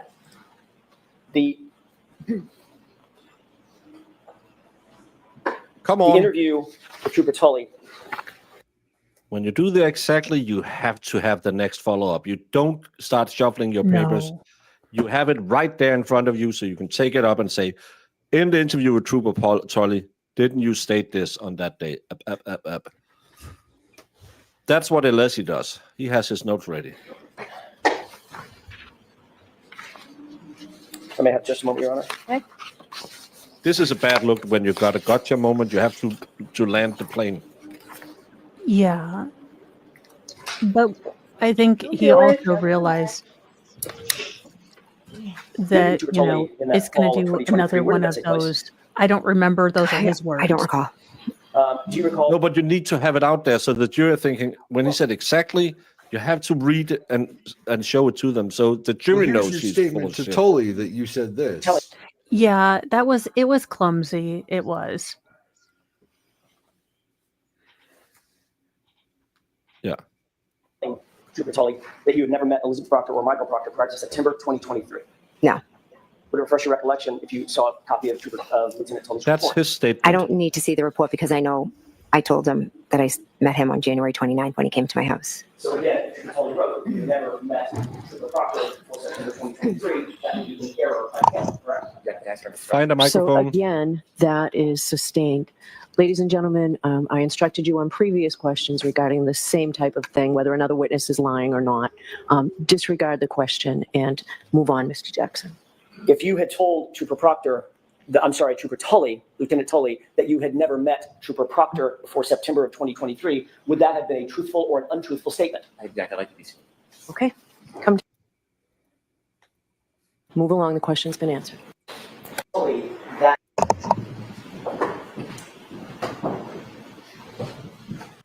You're going to flop it on the table. Sip it down. Next question. May I? Did you tell Trooper Tully, quote, you had never met Elizabeth Proctor or Michael Proctor prior to September 2023, end quote? I had never met Elizabeth That's not the Proctor question. prior. Well, there was a, Did you tell Trooper Tully, Lieutenant Tully, that quote? if I can break that quote up because it's two thick parts. No. You can't. It's a quote. So this my has been question is asked yes and and no. answered. Move on, Mr. Jackson. Shut up, Bev. What Do are you deny, objecting? He didn't object As you to sit that. here Man. telling Lieutenant Tully that quote that I just read, do you deny it? Sustained. Move along. The question's been answered. Bev, what are you doing? At that point, I would say, can you read the answer back to me because I didn't get it. I would take a stab at her right there and say, it's been answered. Okay, please read it back to me because I didn't get it. So she did or did not tell Trooper Tully that she met with them. Someone having a radio on in the background? Let's talk for a second about your phone calls to John O'Keefe on January 29th, 2022. I'd like to go through those calls with you briefly if I could. Your Honor, this has previously been marked Exhibit 26. Okay. Mr. Brennan has a copy, if I may. Yes. Thank you. Do you want this one? Thanks.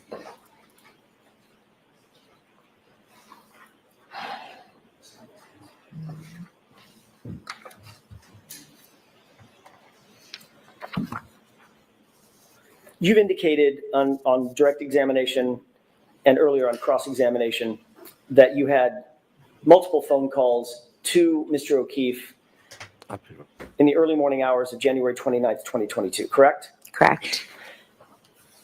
Those phone calls ranged from about 12:14 a.m. until about 12:50 a.m., correct? There was a call at 12:14 and then at 12:18. I'm sorry, I'm bracketing it. The calls I were between, apologize. that's okay, 12:14 all the way to about 12:50, correct? Are you saying 15? 50, 50. Oh, 50. Oh, sorry, I apologize.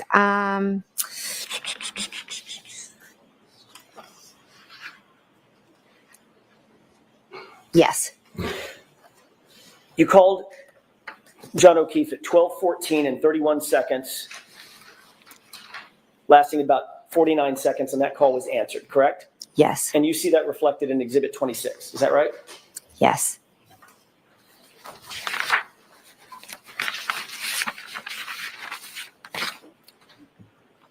Going in reverse chronological order on this exhibit, you also see a call at 12:18 and 47 seconds, wherein John O'Keefe calls your phone lasting about 36 seconds. Is that right?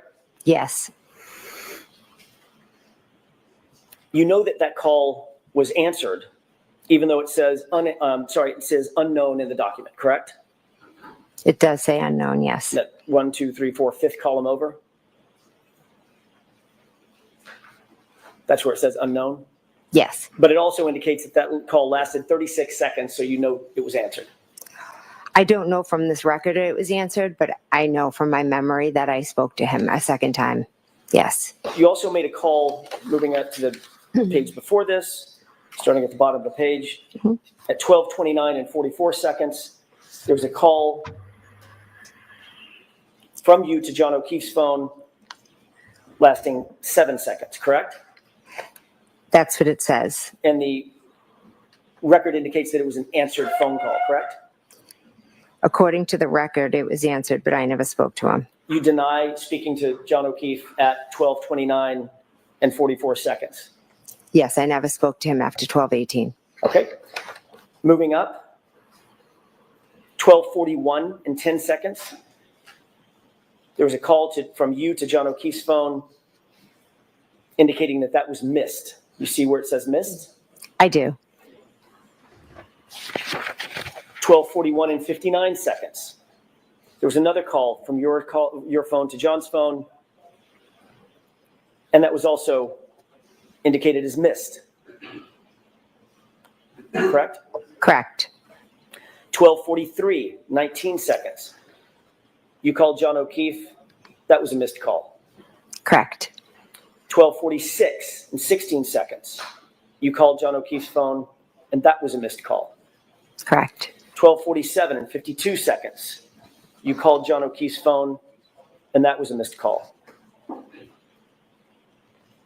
I'm sorry, which one was that? 12:47 and 52 seconds. Yes.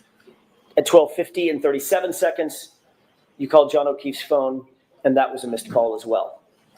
Yes. Ms. McCabe, there's 7 calls.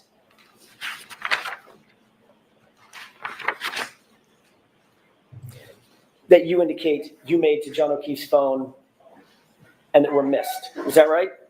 According to this record, yes, there were calls that missed. comports with your memory, correct? You indicated that you had called him multiple times that morning and there were missed calls, right?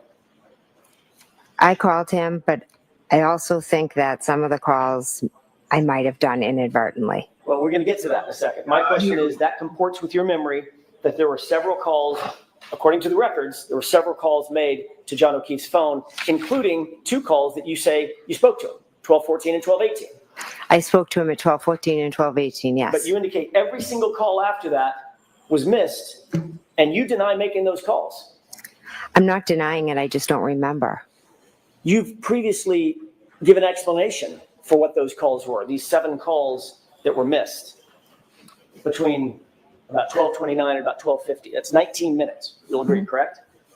Yes. If you divide 19 by 7, that's about every 2.5 minutes or 2.7 minutes, your phone is calling John O'Keefe's phone, correct? Correct. You previously explained what you attribute to those phone calls. Is that right? Yes.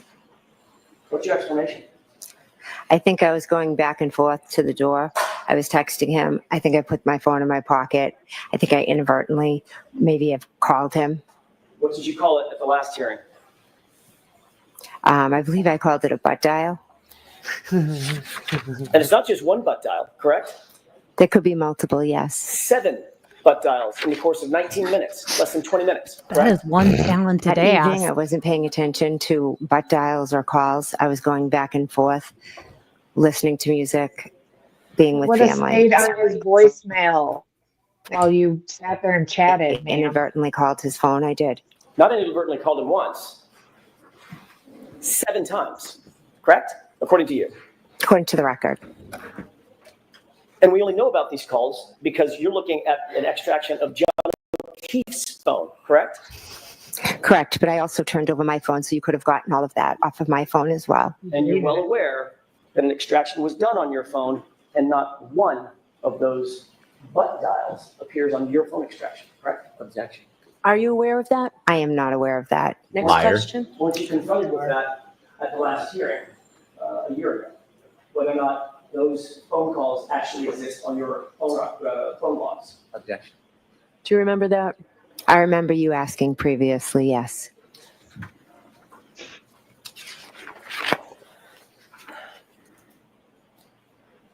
So you do you do know about them now. Don't lie. When you dial somebody by mistake, it requires several steps, doesn't it? I'm not sure. A lot of times I just put my phone down, and the next thing I know, I think it's very common to do butt dials. So you have an iPhone. After you put your phone down? I do, yes. And that iPhone required a biometric or a passcode to get into to even open the phone. Mine's not open right now, right? It's not open, correct? And it requires, your phone required some sort of biometric interaction with the phone, otherwise known as Face ID, or you put in a code, correct?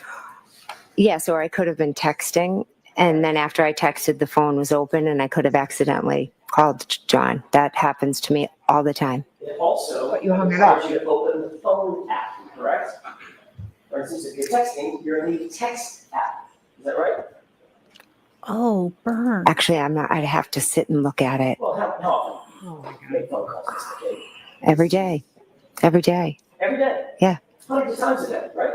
Not hundreds. Dozens of times a day. Yeah. You have to open the phone app to make a phone call. You can't call somebody from the texting app, right? Is that right? You can't. You have to click on their name. I don't know what to You tell have to go to their contact info and then Yes. Messages? Mhm. Oh, right. Mhm. Is that yes? Yes, and maybe And I that's it. accidentally hit. She's starting to talk over him again. You cannot. I just Baker, I want- hope you know you're muted if you're talking down there. We Yeah. can't see you. I know. yike. Okay. Okay. Oh, You totally can tell. Yeah, you have to go to their contacts. You have your text and you have your phone. It's not the same. The only people you can accidentally let me just see if I have no. She's trying to say when she's in the text app, you can call, like, oh, I must have called him. No, you can't, because I'm in my Apple iPhone text app right now, and there's no option to do that unless I click on the person's contact. and I mean, you can accidentally do it if you can hit that little one up there. Let's see what happens when I hit that little one up there. See, yours is different than the Apple iPhone. yeah. But you would have to hit that little specific little bitty one up there to make it happen. If you have an Android. If they It's were not- butt dials, they would go to John's phone and they would be picked up by voicemail. And then Yeah, there that's would what be I'm saying. 7 different voicemails of "It's Raining Men" on John's phone. She is clearly lying. She knows she's lying. Alan Jackson knows she's lying. Everybody paying any damn bit of attention knows she's lying right now.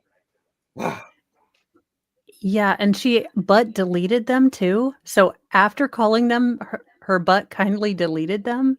Yeah. Yeah, to What a save her because gentleman. she has all those damn tabs open, so she needs the power. The last thing, the last call, like since I had talked to John. Your Honor, at this point, I would ask the court to instruct the witness to answer my question. I believe she is. Go ahead and No, she's not. You should really instruct her to shut the fuck up and answer the questions. finish. Your Honor, let me approach. Okay.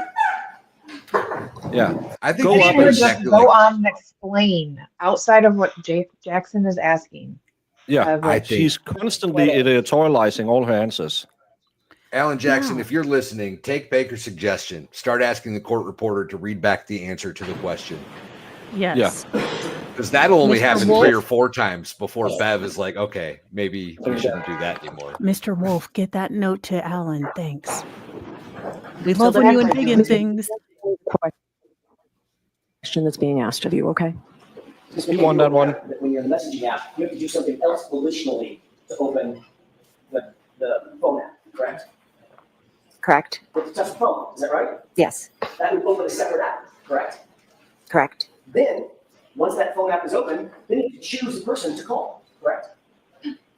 Yes. Sometimes the last dialed. Right. Yeah. And that happens to be the last dial. You scroll through, pick a person, make one tap, and that calls the person and initiates the call, correct? That is one way. Yes. But if you get out of the app, I'm sorry, if you close your phone, hit the lock button after a text message, none of that can happen without you having to open the phone and engage the phone additionally, correct? If you hit the button to lock it, yes. Right. So you indicated that these are all missed calls. Is that right? That's what the record show. Yes. In addition to a missed call, you've had missed calls before. You both received a missed call and you make calls that were missed. Is that right? Yes. When you make a call that's missed, it generally goes to voicemail, does it not? It does. Yes. So then you have to do something additional with that call. Push the end button, correct? Correct. Otherwise, voicemails just go on forever. Actually, they go on for 4 minutes, right? There you go. I don't know how long voicemails go for. So if you had missed calls, 7 missed calls, that's at least 14 interactions, double it, because you got to make the call, then you got to end the call. 14 interactions with your phone for a single missed call. I'm sorry, for 7 missed calls. It could be. Yes. And your testimony is you don't remember making a single one of those calls to John O'Keefe between 12:29 and 12:50, correct? I do not remember making those calls. No. As you sit here, do you deny making those calls between 12:29 and 12:50 to John O'Keefe? Oh, I'm not denying that. No. Well, you can't. There's phone records of it. Yeah. I'd Otherwise, like to you ask would you have. questions about January 29th a little further on in the morning after you got home from 34 Fairview. Approximately what time did you get home? I'm not sure. Maybe around 11:30, 12. I'm not sure. 11:30 or 12? It could be 11. Are you talking about? I'm confused. Are you talking about? Check your eyes. 11:30 or 12? It could be 11. Are you talking about? I'm confused. Are you talking about? Let me rephrase. She wants the question. an objection. On the night of the early morning hours of January 29th, 2022, you left here. Oh, I'm sorry. What Okay. time did you get home today? It was after 2, I believe. I'm not positive. He's You went got a upstairs, is rattle. that right? She can't Yes. keep her, You began to her engage with your original phone. story Yes. straight anymore. What application did you open up on your phone once you got upstairs? It could have been Hockomock Sports. I'm sorry, I'm backing up foundationally. What application on the phone? Was it Safari? Oh, okay. Yes. I think. Yes. Do you use Safari as your browser? I'm not sure what I used. You opened up a search engine as well within that browser, did you not? I just know I Googled Hockomock Sports, I believe. I'm not sure what app I opened or how I went about it. So Google is a search engine. You use Okay. Google. Possibly. I mean, that's just an expression, but I'm not, if you could show my record, I'm not sure what app I opened Well, or Mr. what. McCabe, you've seen this record many, many times about that You know search this is going. early in the morning hours, correct? You know that it was a Google search. It was Google. Okay. It was a Google search. Okay, so it was a Google search using the Safari app. Okay. You indicated that you were Google searching Hockomock Sports and something about Ozone? Yes. Ozone Sports or It Ozone was Basketball? Yes. What time was it that you did that Google search? It was when I was home up in bed. I don't have an exact time. About 2:27 a.m., correct? I'd have to look at a record. I don't recall You off the top of my certainly head. recall that time frame, don't you? I know I was home and I Googled that, but I don't remember the exact time. You do 2:27 a.m. You don't remember I do recognize it, but 2:27 it's not a.m. from me remembering it from that night specifically. It's from me learning afterwards. And what you learned afterwards was there was a Google search at 2:27 a.m. Right? I mean, that's a layup, to use a basketball term, right?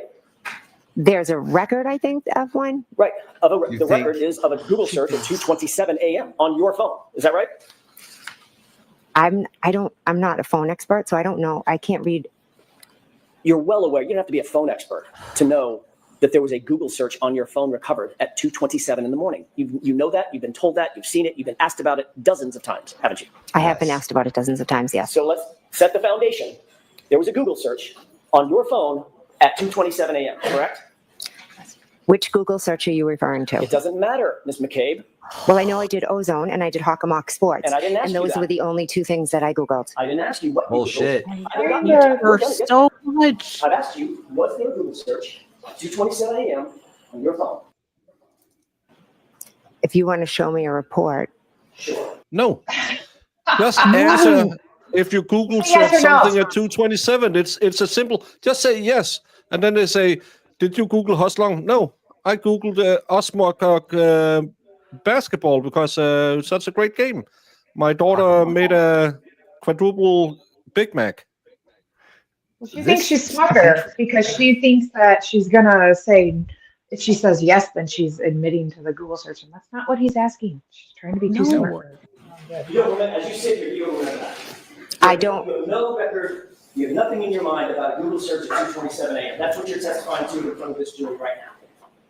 I would Are jump all you over this shit asking me too. if I made a Google search at 2:27? I Yeah. don't know what time I was searching for Hockomock Sports and Ozone. I have no idea what time that was. You're well aware that your records have been pulled, correct? Yes, they have. You've been confronted with those records many times, haven't you? I've been asked by you, yes. And by others, right? Yes. I mean, the police have asked you about it. I was going to say, how about You've the been cops? interviewed about it. I've been asked by you. And Mr. Lally, Yeah, Mr. Lally asked about it, yes. and every Mr. time Brennan? you're asked, it's about a Google search at 2:27 a.m. That's all I'm asking. It is, but it's not one that I remember doing or making or did. It's not one I did. It's just one that is in a record that was misread. Are you Wait, so denying she's that you made a claiming Google she search at didn't do it? Fucking She's hell. trying to fight the one Google search. She's not fighting the other one. She's trying to fight this She one. just because she's an idiot. She's thinking on her feet and she's not running really fast. She just say, yes, I talked a lot about that Google search. And to this day, I will still say I never searched Hoslong to die in the cold at 2:27. I did it on behalf of your client at 6:23. I had used the same tab to Google search. You heard the expert talk about it. I don't know how it works. I just know I was looking at Hockomock Sports in the evening. Well, Yes, I've been then- asked a million times, and every time I've said, I never searched Hoslong to die in the cold. That's the answer you need to give. You don't need to go and say, well, maybe I can. It's raining men. Have you ever heard that? I have a funny aunt who has an umbrella. It's so fun. It was raining outside. I don't know what's happening. Could it be that the snow interfered with my phone? I was spot dialing. I was spot searching. That makes you look like frantic. You just say, yes, I was Googling You know what I on my think it phone. is? I think she's figured out that foundation has to be laid before something can come in. And I think she's trying to throw the foundation off by claiming she doesn't remember it, right? Which is what it would do. Well, However, didn't she already talk about it with Brennan? Like it's already in Yeah. the She talked about it. She went to her room and then she looked up the basketball game because it was a good game. And she looked on Ozones because her daughter was getting a scholarship offer. Well, and she's working with a strategy that has worked. As soon as, she starts putting up any, I don't recall, you're not going to refresh me, Bev makes him move on. So when the, startled duck look over to, Brennan doesn't work, Yeah, but then we already know there is searches because Ian Whiffen, and they can just prove that and say, okay, I'll refresh your memory. It doesn't refresh your memory. Well, we have an expert testifying this happened. 2:27 a.m. If you could show me this Google search, I'd appreciate it. Oh my God. I have a moment, Your Honor. Yes.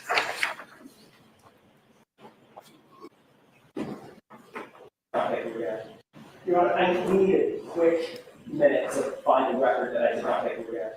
Fine. Can we take a brief recess? 5 minutes. Why not take the morning, the I'll see lunch counsel break? inside while if Ms. Little wants to keep looking. No, Miss Little wants to go to sidebar. Yeah.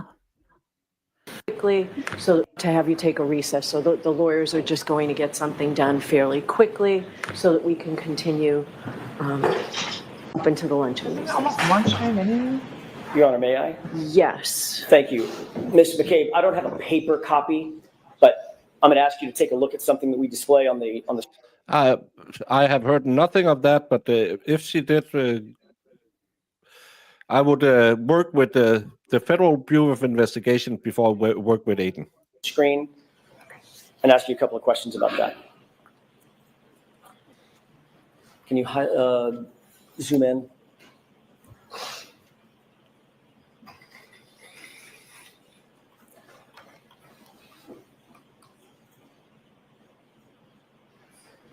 I object to the way it's presented here.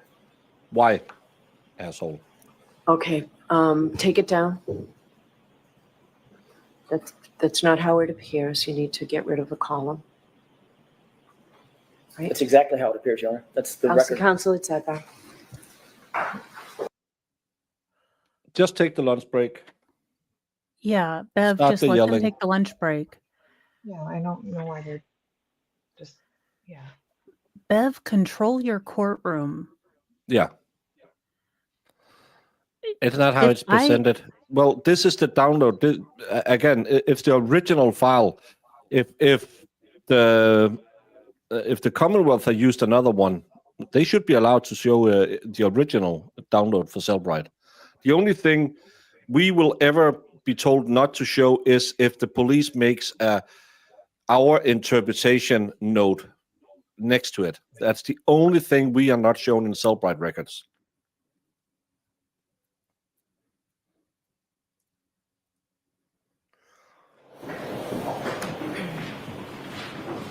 The jury must be thinking, why are we having so many sidebars with this witness? Yeah, it's so stupid. Thank you. Found the paper. Okay. Thank you for your patience, Your Honor, and Ms. McCabe. May I approach? Yes. Thank you.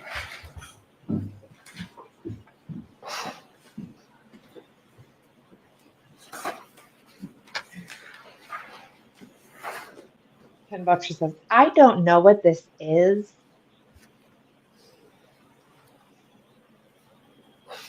May I I approach? can't Yes. tell if it came from my phone.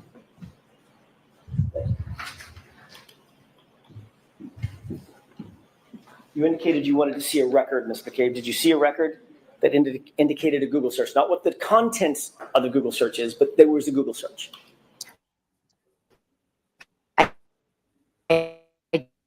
Just on that record, yes. Is it 2:27 a.m., correct? Yes. Ultimately, you will agree that there was a Google search done, and now I'm going to ask about the content of Hoslong to Die in Cold, correct? That was done in the morning at the request of Ms. Reed. Ms. McCabe, I didn't ask you that. I asked you a yes or no question. Did you understand my question?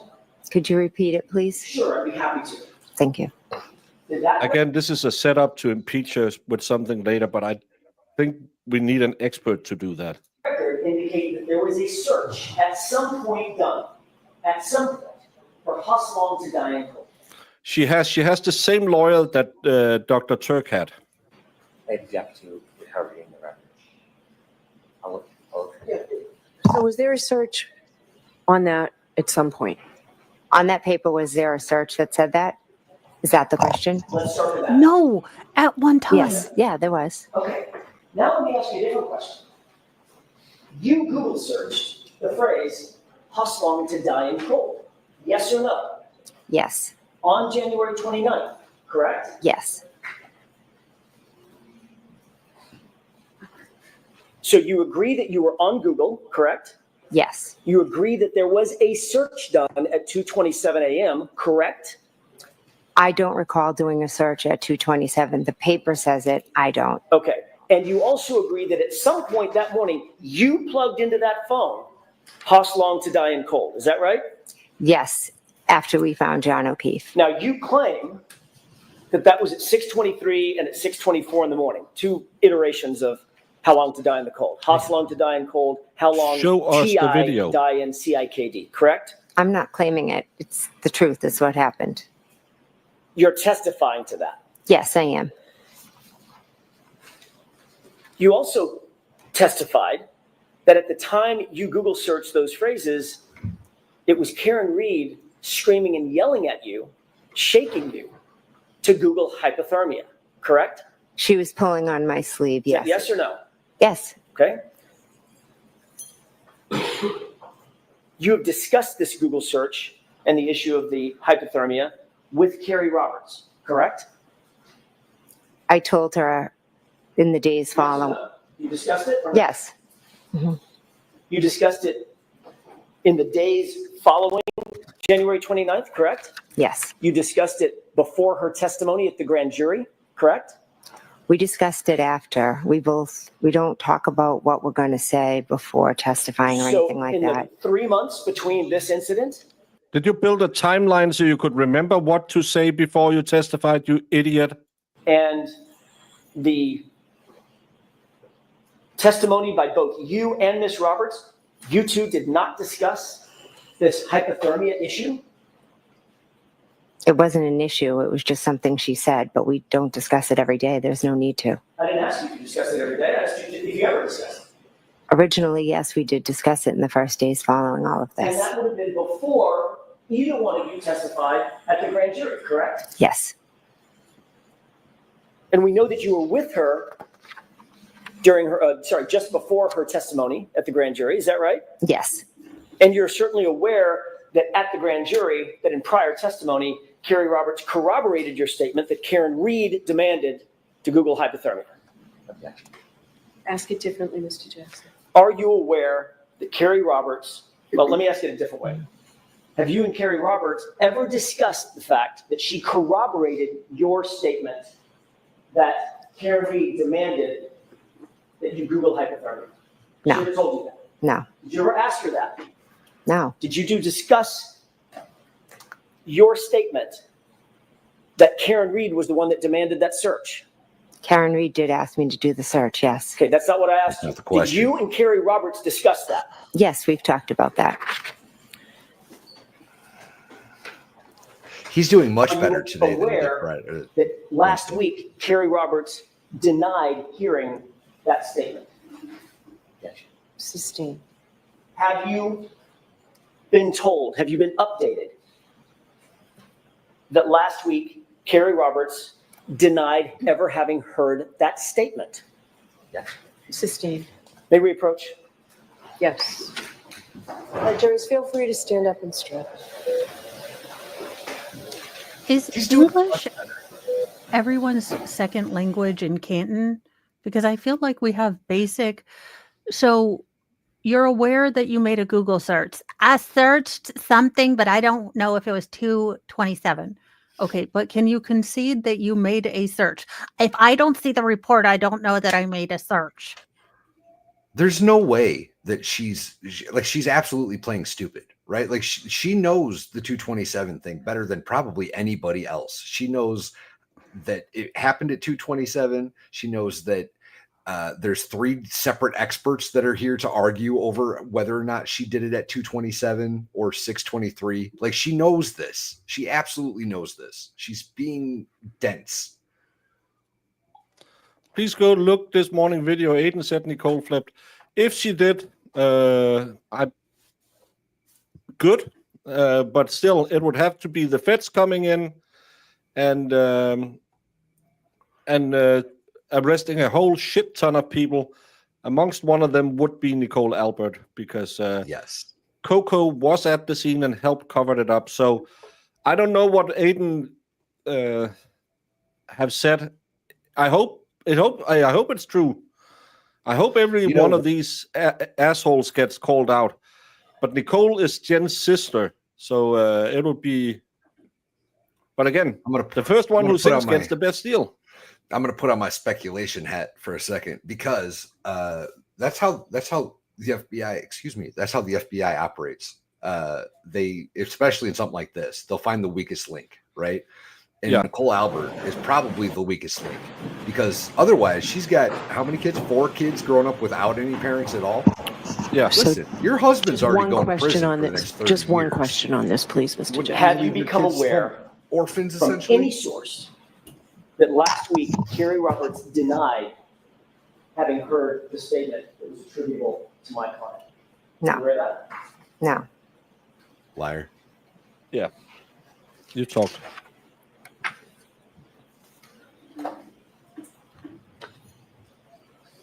You've reviewed the video. She's barely breathing from the dash cam out at the scene, correct? She's back to being Gen 1.0. Yep. She's in attack position. You can see shoulders hunched forward. She's ready to go. She's got her breath. Yeah, she knows she's fucked. But because he has not gotten anywhere with her, and he's not gonna get anywhere. That's why she can say it. Until you see something concrete and not just someone saying it, I would hold off on getting excited. Aiden might be right, but let's wait and see what happens. Jemima, sure. I couldn't have said it better myself. Absolutely smart. I am trying to keep an eye on the twits, and if anything would have happened like that, we would probably have seen half a day in court and a lot of faces like this one. I think it spooked a great many people to learn that the DOJ was watching and following this case, and it continues to follow it. I think people were not aware of that, and I think, again, speculation. These are classic, hey, you have the most to lose, and you are the least, involved. Would you like to turn and? But my favorite idiot, Plevin, who has a good friend called Anonymous Mass Lawyer, I might call that mass lawyer Plevin as well. I don't know why. I'm not sure I even understand. That's not the right words. I'm not sure I even understand what the defense is insinuating about this visit to Sergeant Lang's house. Lang is a local cop. He had no role in the investigation at this point. How would such a meeting with Carrie Roberts, no less, conceivably further any conspiracy or cover-up? You're an idiot, Plevin. Plevin's best friend. I can't say that word. I've seen it, yes. You're aware that there is no video showing my client demanding a Google search anywhere in this case, correct? I'm not sure what cameras were where. You're aware that there's no audio of my client demanding a Google search, correct? Correct. You're unaware of any witness who can corroborate your statement that my client demanded a Google search. Any witness at all. It was just the two of us. She had sent Carrie off. Whoa. So of course. Whoa. She claimed that statement was made in the presence of a female EMT. I don't know how many times. Yeah. That's a. And now all of a sudden it's just the two of you? This is the Googling. Carrie said I was standing. I hit him. You're right. I was standing outside of the car when she did it. She had sent Carrie off. Yeah. Oh, lady, that was in the do back me a of the favor. squad car. Take your bony ass and don't try and think on it. Because every time you open your mouth and try to be smart, you're actually ruining it for everyone else.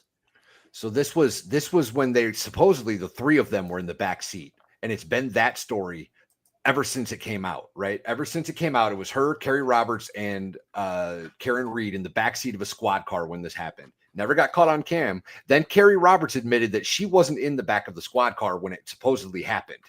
And she was standing with the door open. Yes. That was Jen's news story, I think. Carrie, I don't even think said that.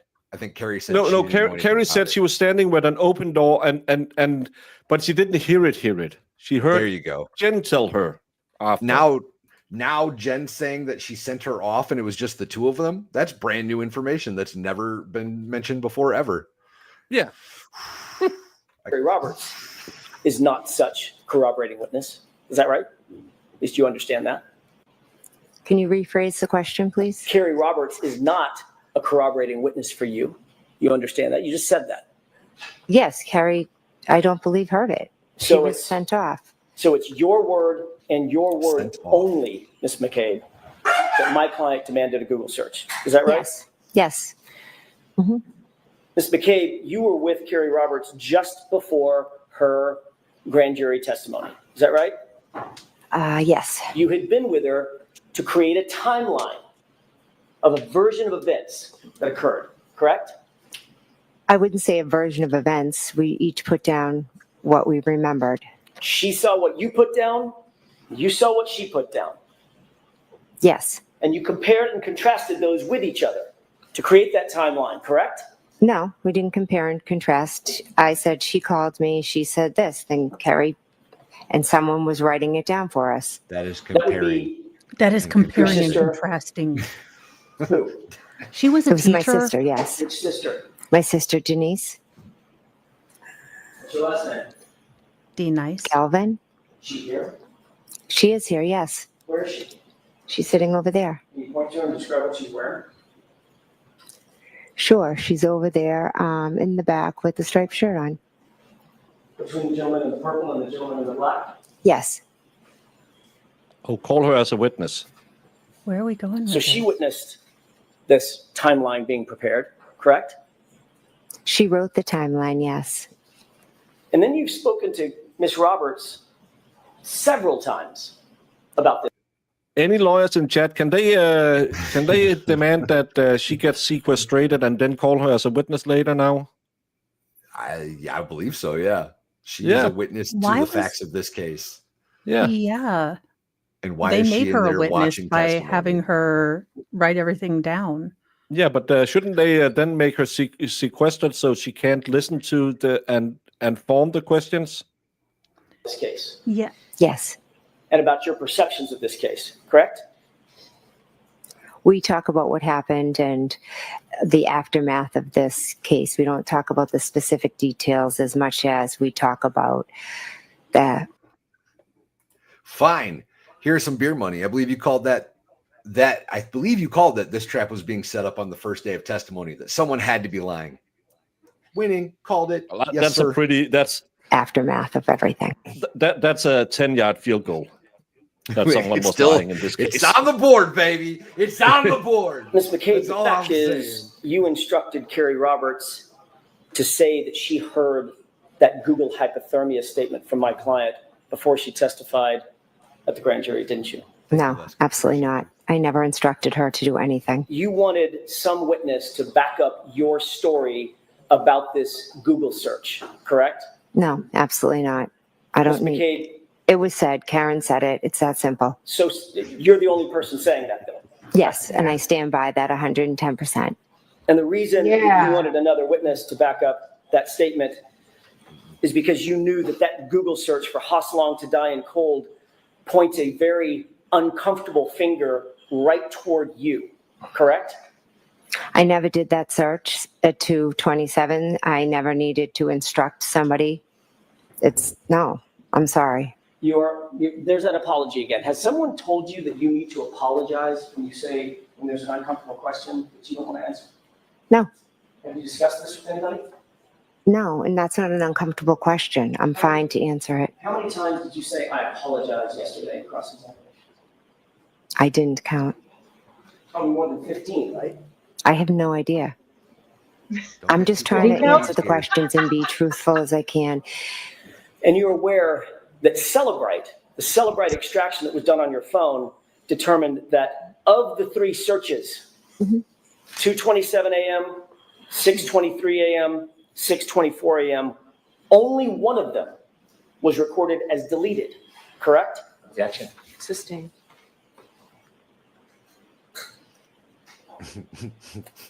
Have you ever been confronted with having deleted Can I go to jail? a Google search off your phone? You ever been asked that? Yes, by you.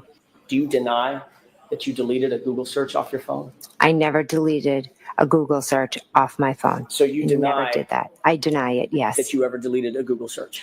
Yes. I never Did you made ask the somebody else search. delete it for you? I'd like to move back to the time of about 6:03 in the morning, Ms. McCabe, when Miss Babe? you, along with Carrie Roberts and Ms. Reed, approached 34 Fairview. This is Exhibit 4. It's been previously entered into evidence. I think you've seen part of this exhibit. Do you recall, before we get to the exhibit, do you recall my client when the first officer on scene, do you know his name, by the way? I believe it was Officer Seraph. When Officer Seraph approached, he asked the question, what happened? Something like that. Open-ended question. Do you remember that? I don't remember what he specifically said. Do you remember my client a few seconds later saying, my boyfriend, I left him, he never came home? Gotcha, bitch. I don't remember the specifics of what was said. Your Honor, if we could, I would ask that we queue up Exhibit 4 for the jurors at runtime 420. I hate this exhibit because you can't hear anything. Before we play this, I'm going to play just like a second of it and ask if you can hear the volume. Okay. We could, Mr. Wolf? Did you hear anything? Oh, I can hear, yes, sorry. Okay. I don't know how loud it's going to be, quite frankly. Okay. Ms. McCabe, will you please pay attention to the audio portion of this video as this is played?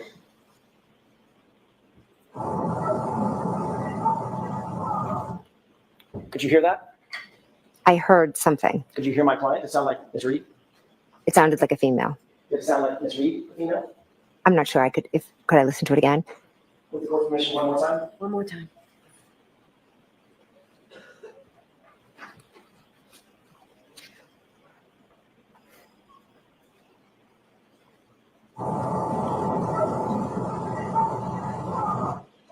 Could you hear it? I could hear it, yes. What did she say?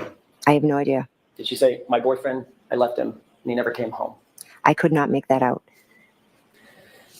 You testified on direct examination that you were basically a passenger along in this ride on the early morning hours of January 29th, 2022, that you were not the person in charge, correct? I'm just a soccer mom. I was in the passenger seat and Miss Roberts was driving. It's a bad question on my part. Let me see if I can reframe that. You testified that it was Carrie Roberts who was basically the take charge person in the scenario between and among the three of you, Ms. Reed and Ms. Roberts. Yes, yes. Not you, correct? No. You were just sort of along for the ride, assisting how you could, correct? I was trying to help Miss Reed and find John O'Keefe. If we could play a clip starting at, and I'm going to ask you, Ms. McCabe, to take a look at several clips. The first one starting at 6:21 runtime to 7:41. It's just over a minute. With the court's permission? Yes.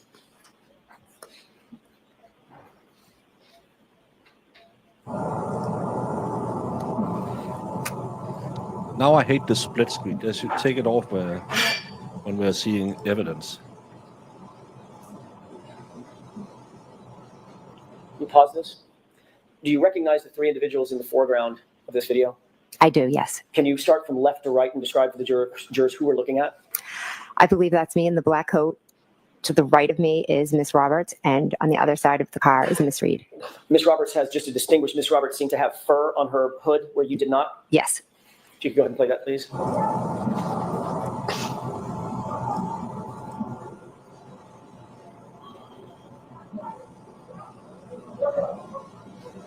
You pause it, please. Can you see who it appears you're talking to at that point? I don't know who that is, no. Go ahead and play it.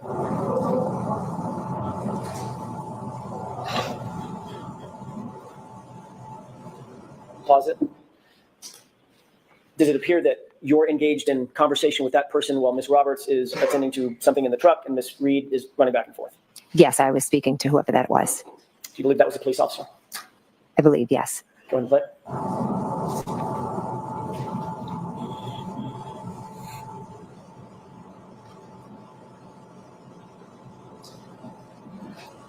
Mr. Wolk, if you'll stop it at 7:41, please.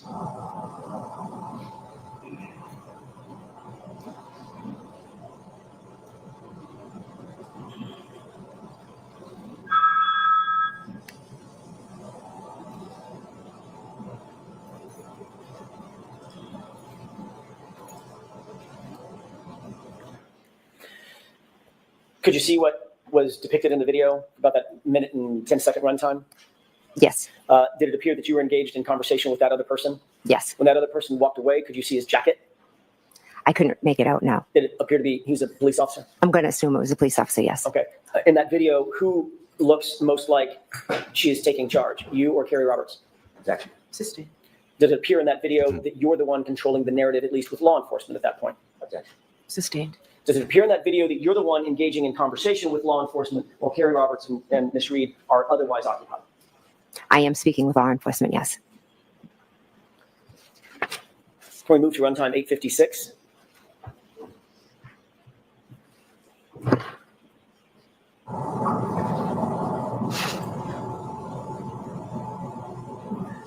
Pause it. Can you see yourself in that video? I can, yes. Which person are you? I'm in the far right. Speaking to someone? Yes. Who is that you're speaking to? I can't make it out, but it looks like a police officer possibly. And Ms. Roberts is directly in the middle of the screen, is that right? I thought that was Miss Reed, but I could be wrong. Let's go ahead and play it. And at 9:26, you'll stop, please.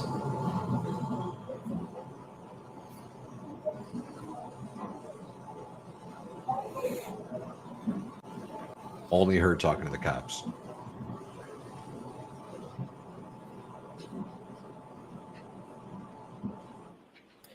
In that video clip, who among the three of you appear to be most engaged with law enforcement at that time? Can you tell? Can you answer that, Ms. Reed? I mean, can you answer that, Ms. McCain? Yes, I can. I was speaking to police officers. Yes, I was trying to help them. This is the second time she's called her Miss Reed. Okay. To be fair, I always want to call Jen Should be from Karen. 10:49 to 11:55, Mr. Wolk.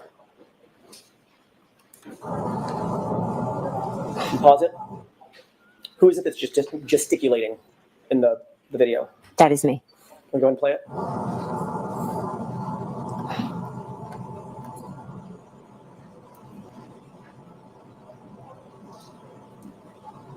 She's such a meek little wallflower who never takes charge of anything. She's just a soccer mom. Been a head coach for a basketball team for like 15 years. Never How takes is she charge of anything. How was she talking to anyone? I thought it was whiteout conditions and you couldn't see anything. How does she know where to talk to?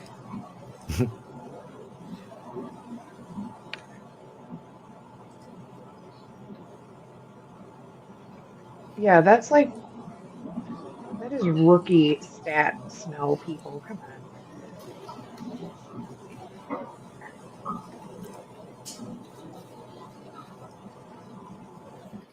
Right, Lefty? Did you see yourself in that People video? think that's a blizzard.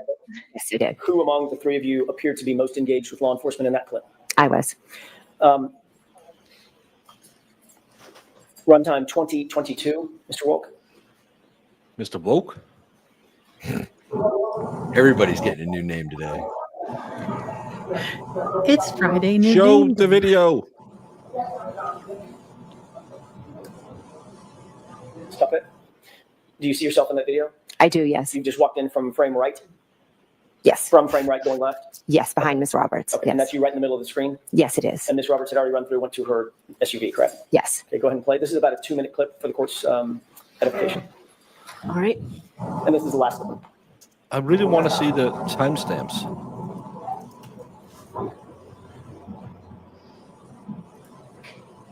Was Ms. Reed put in the car? Oh, can I big this a little bit more? Come on, let's be the time where she Google Mr. Wolk, can you searches. pause it? Can you tell who you're speaking to there? I think it's Mike Lang. Go ahead and play it.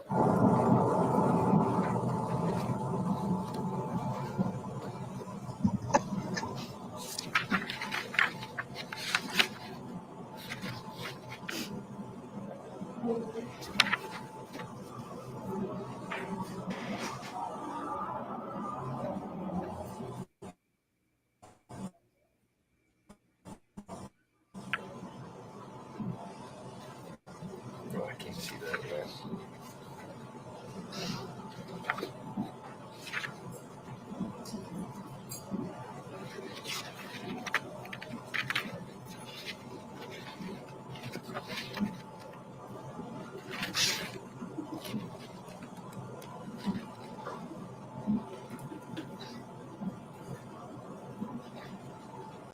Okay, Robert's got into the car.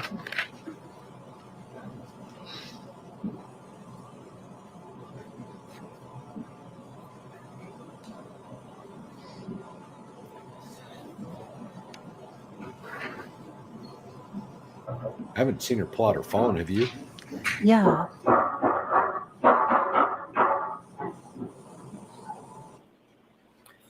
Yeah, just one more. Why you always lying? That's a good jam, though. God bless you, Internet.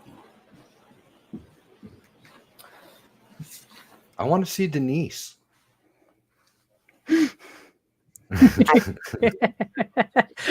That's my jam. You noticed when Mr. O'Keefe was placed on the gurney in a prior clip and moved past you, correct? Yes, Did you notice what your reaction was when that gurney passed you? I didn't know. Did you see that you turned your back completely to Mr. O'Keefe as he passed by? If that happened, it wasn't on purpose. Ms. McCabe, Weird statement to make. when that gurney moved past you, correct? Yes, Did you notice what your reaction was when that gurney passed you? I didn't know. Did you see that you turned your back completely to Mr. O'Keefe as he passed by? If that happened, it wasn't on purpose. Oh, turned her back on it. Yeah. Ms. McCabe, when you got to the scene, I appreciate your misspellings. when you got to the scene at 6:03 in the morning, you immediately recognized, did you not, that this was an emergency situation, high intensity emergency situation, Yes. correct? I knew it was an emergency situation. Yes, As a matter of fact, a man's life was in grave danger. You knew that. yes, I did. And this is someone that was a friend of yours, correct? Yes, he was a dear friend. Not just a friend, but a police officer who was laying, as far as you knew, dying in the snow. Is that right? Yes, You knew that you needed to get immediate medical attention, emergency medical attention to him as quickly as you possibly could. Is that right? yes, You knew that minutes counted, right? yes, You knew that seconds counted, correct? correct. This man She turned her back when they Pushed John rolled- O'Keefe past her. Yeah. But it was not on purpose. was grasping, as far as you knew, grasping and clinging to life at that moment. Is that right?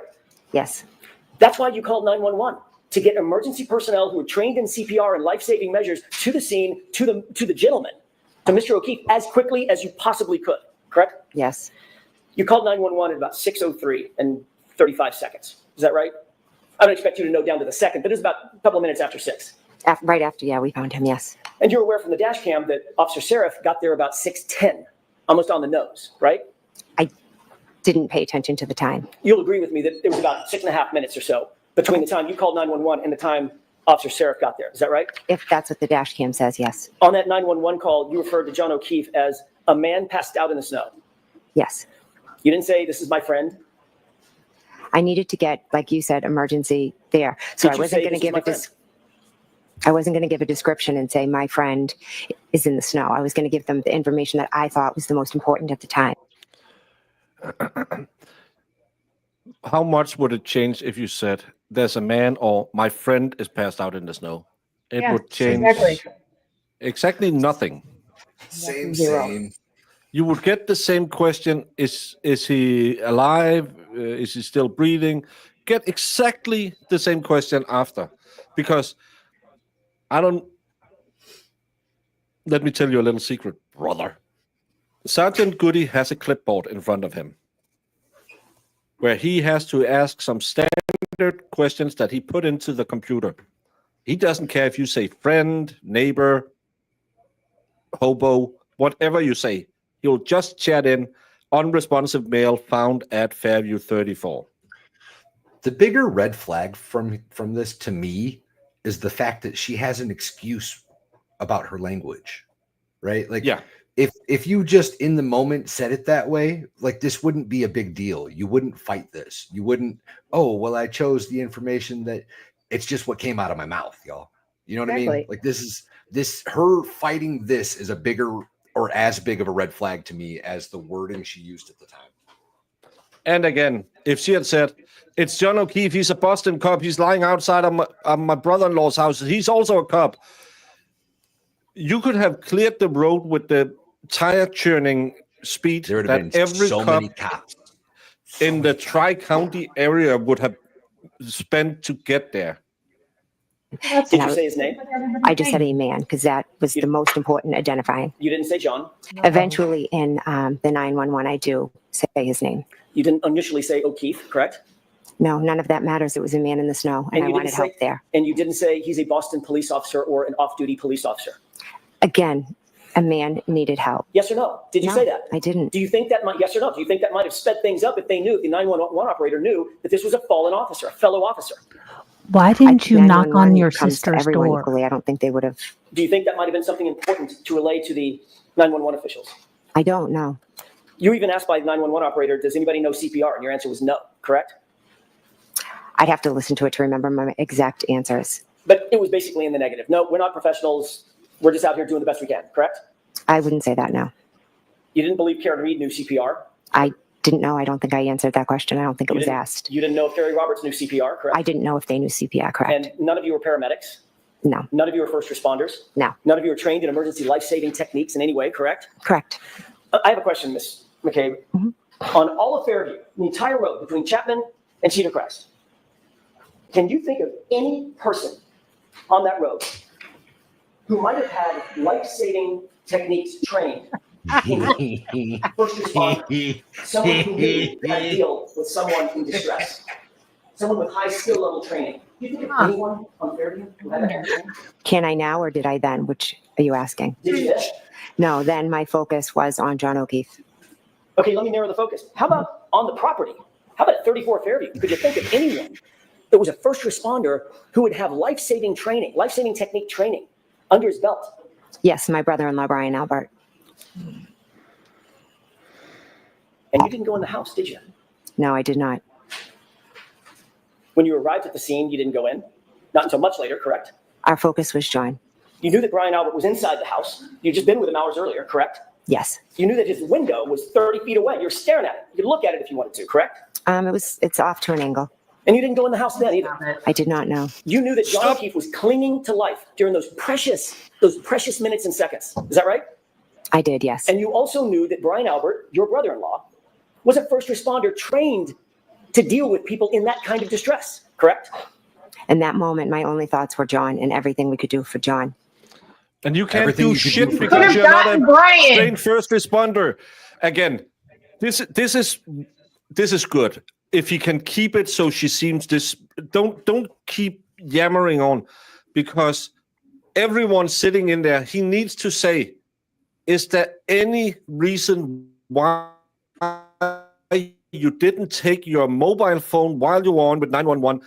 You know the girls were taking care of him and ran up and got Brian. Any reason? Oh, you're just focusing on John.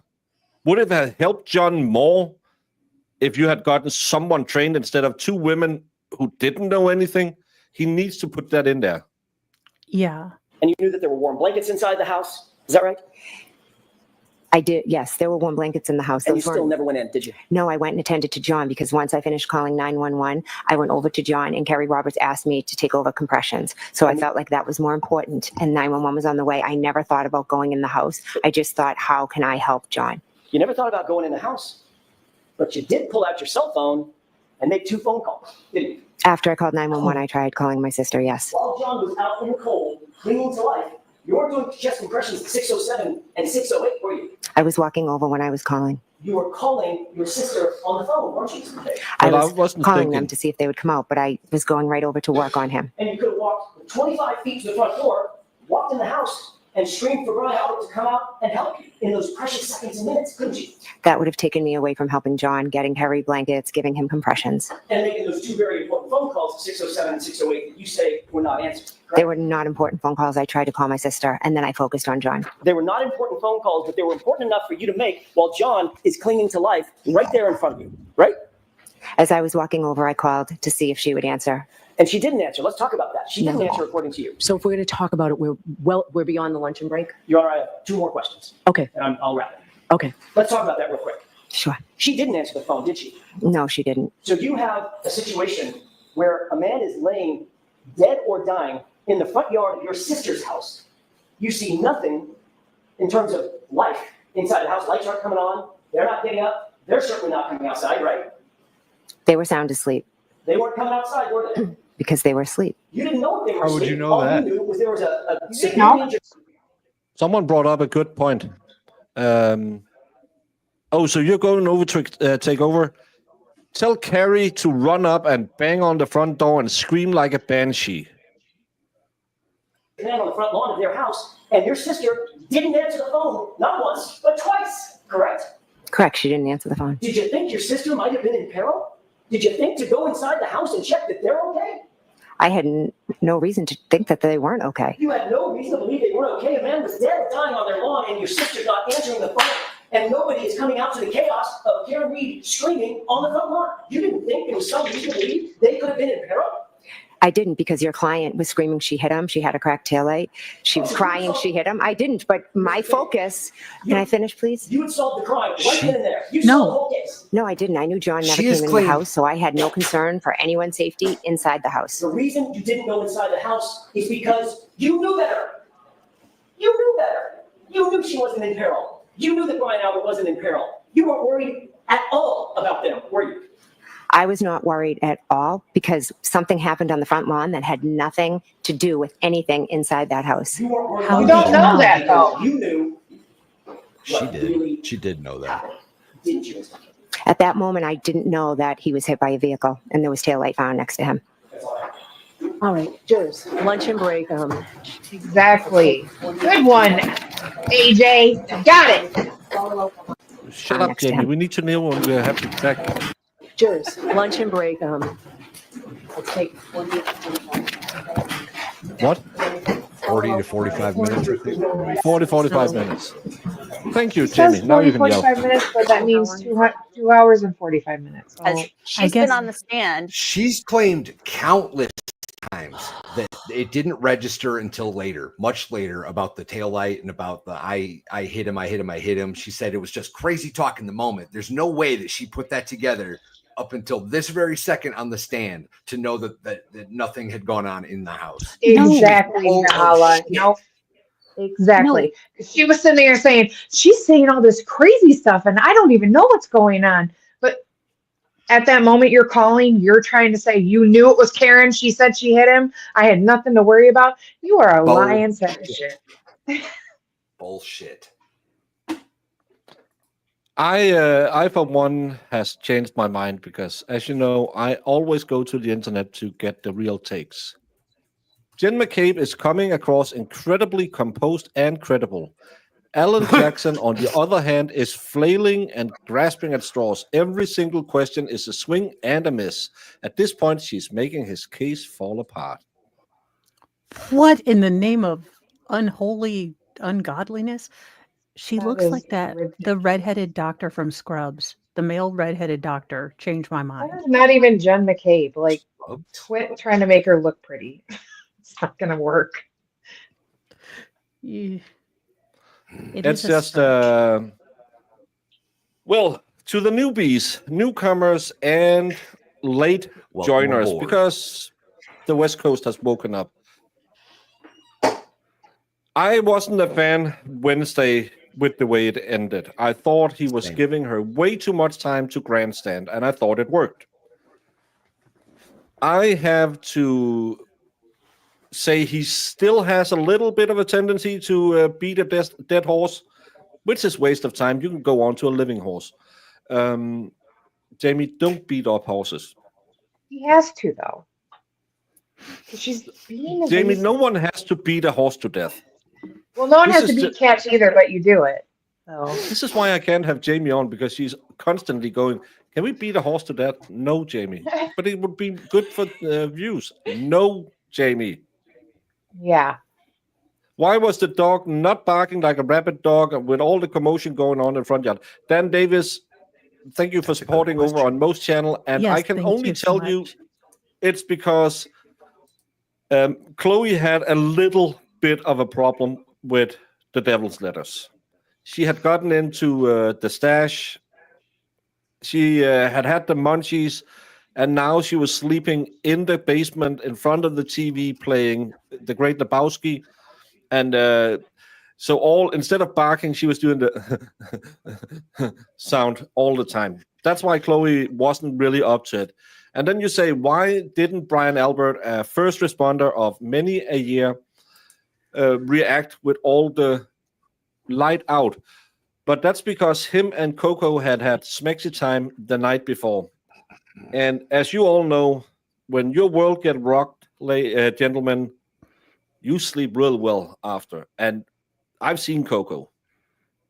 And I'm just saying, ain't no Eastern European, Ukrainian girls can do what she can do.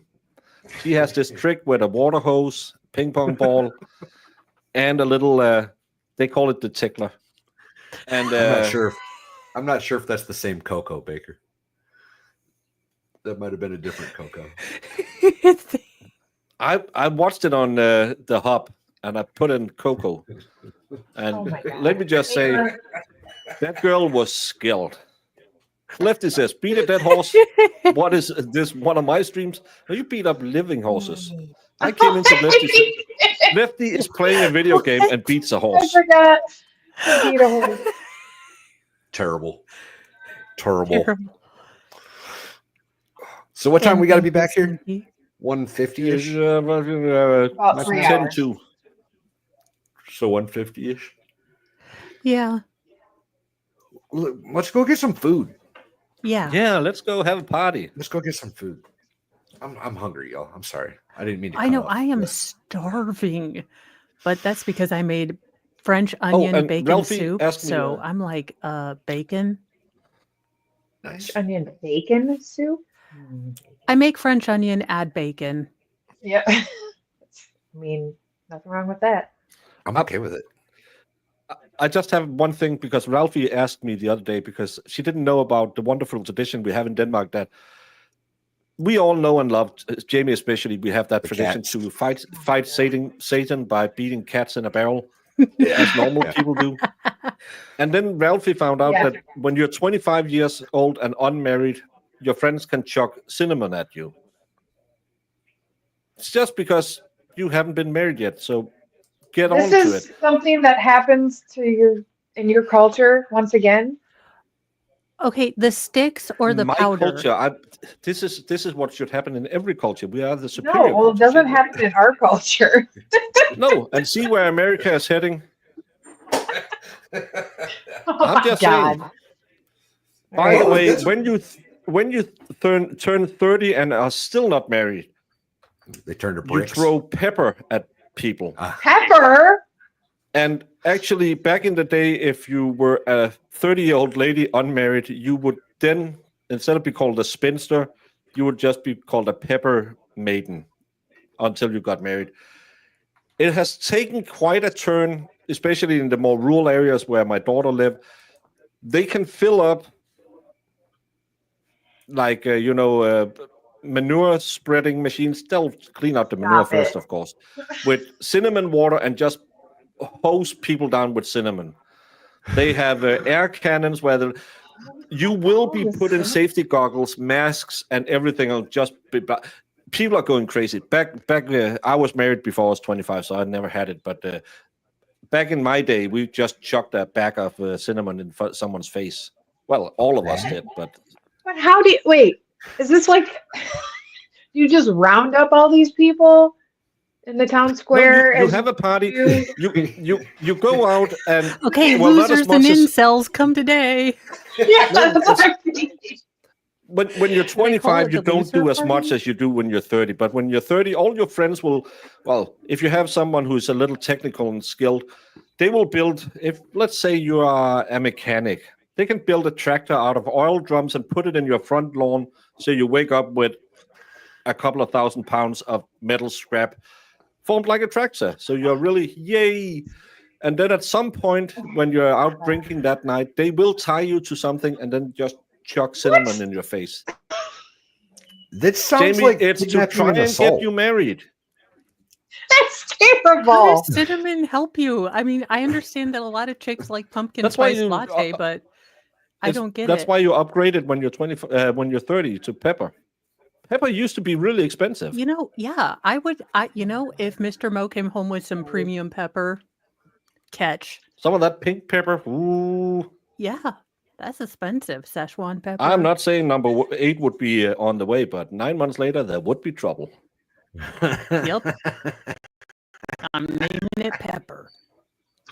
Geez, Baker, Kentucky Derby weekend. Go easy on the dead horse theme, will you?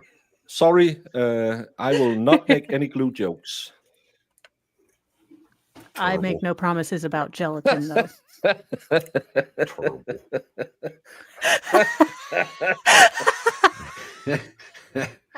pretty good.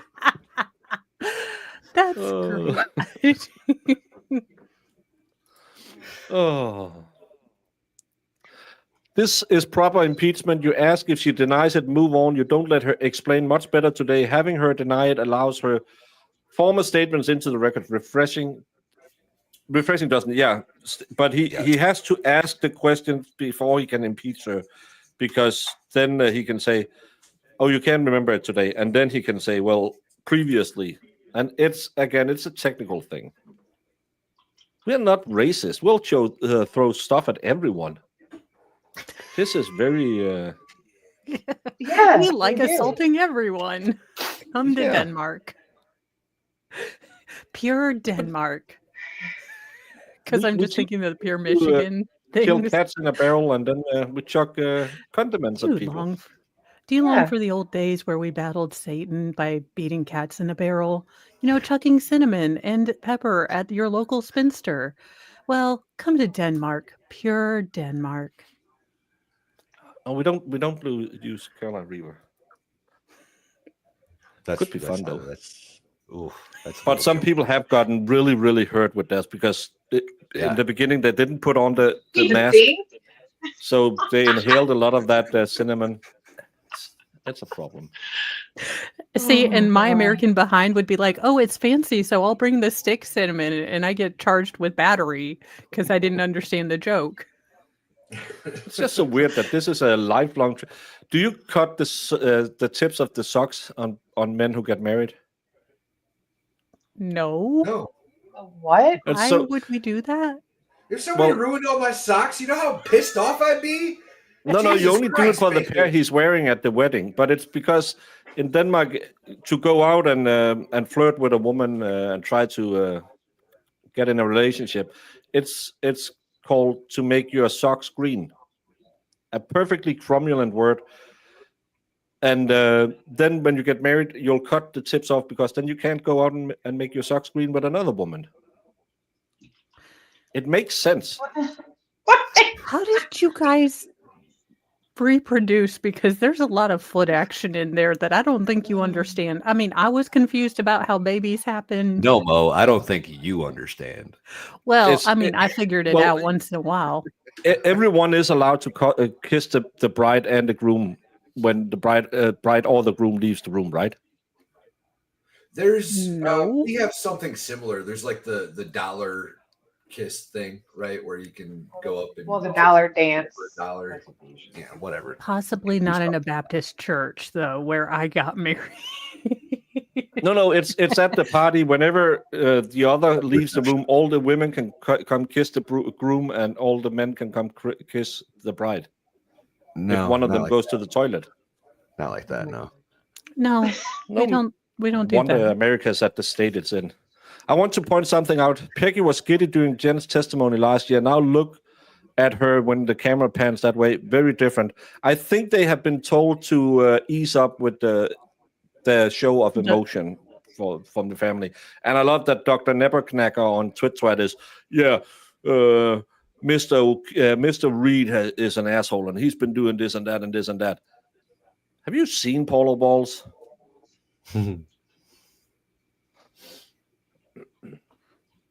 Well, Maybe in Appalachia. The rest of the country? No. Well, let's be honest. Weddings in Appalachia, even if it has the grandparents, the happy couple, and the kids, it's still 3 people. Jamie. Jen! Misreads. Yes. Jen!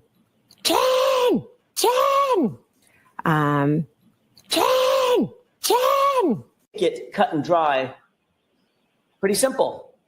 Just pin it on the girl, right? Pretty simple. Just pin it on the girl, right? Objection. Pretty simple. Just pin it on the girl.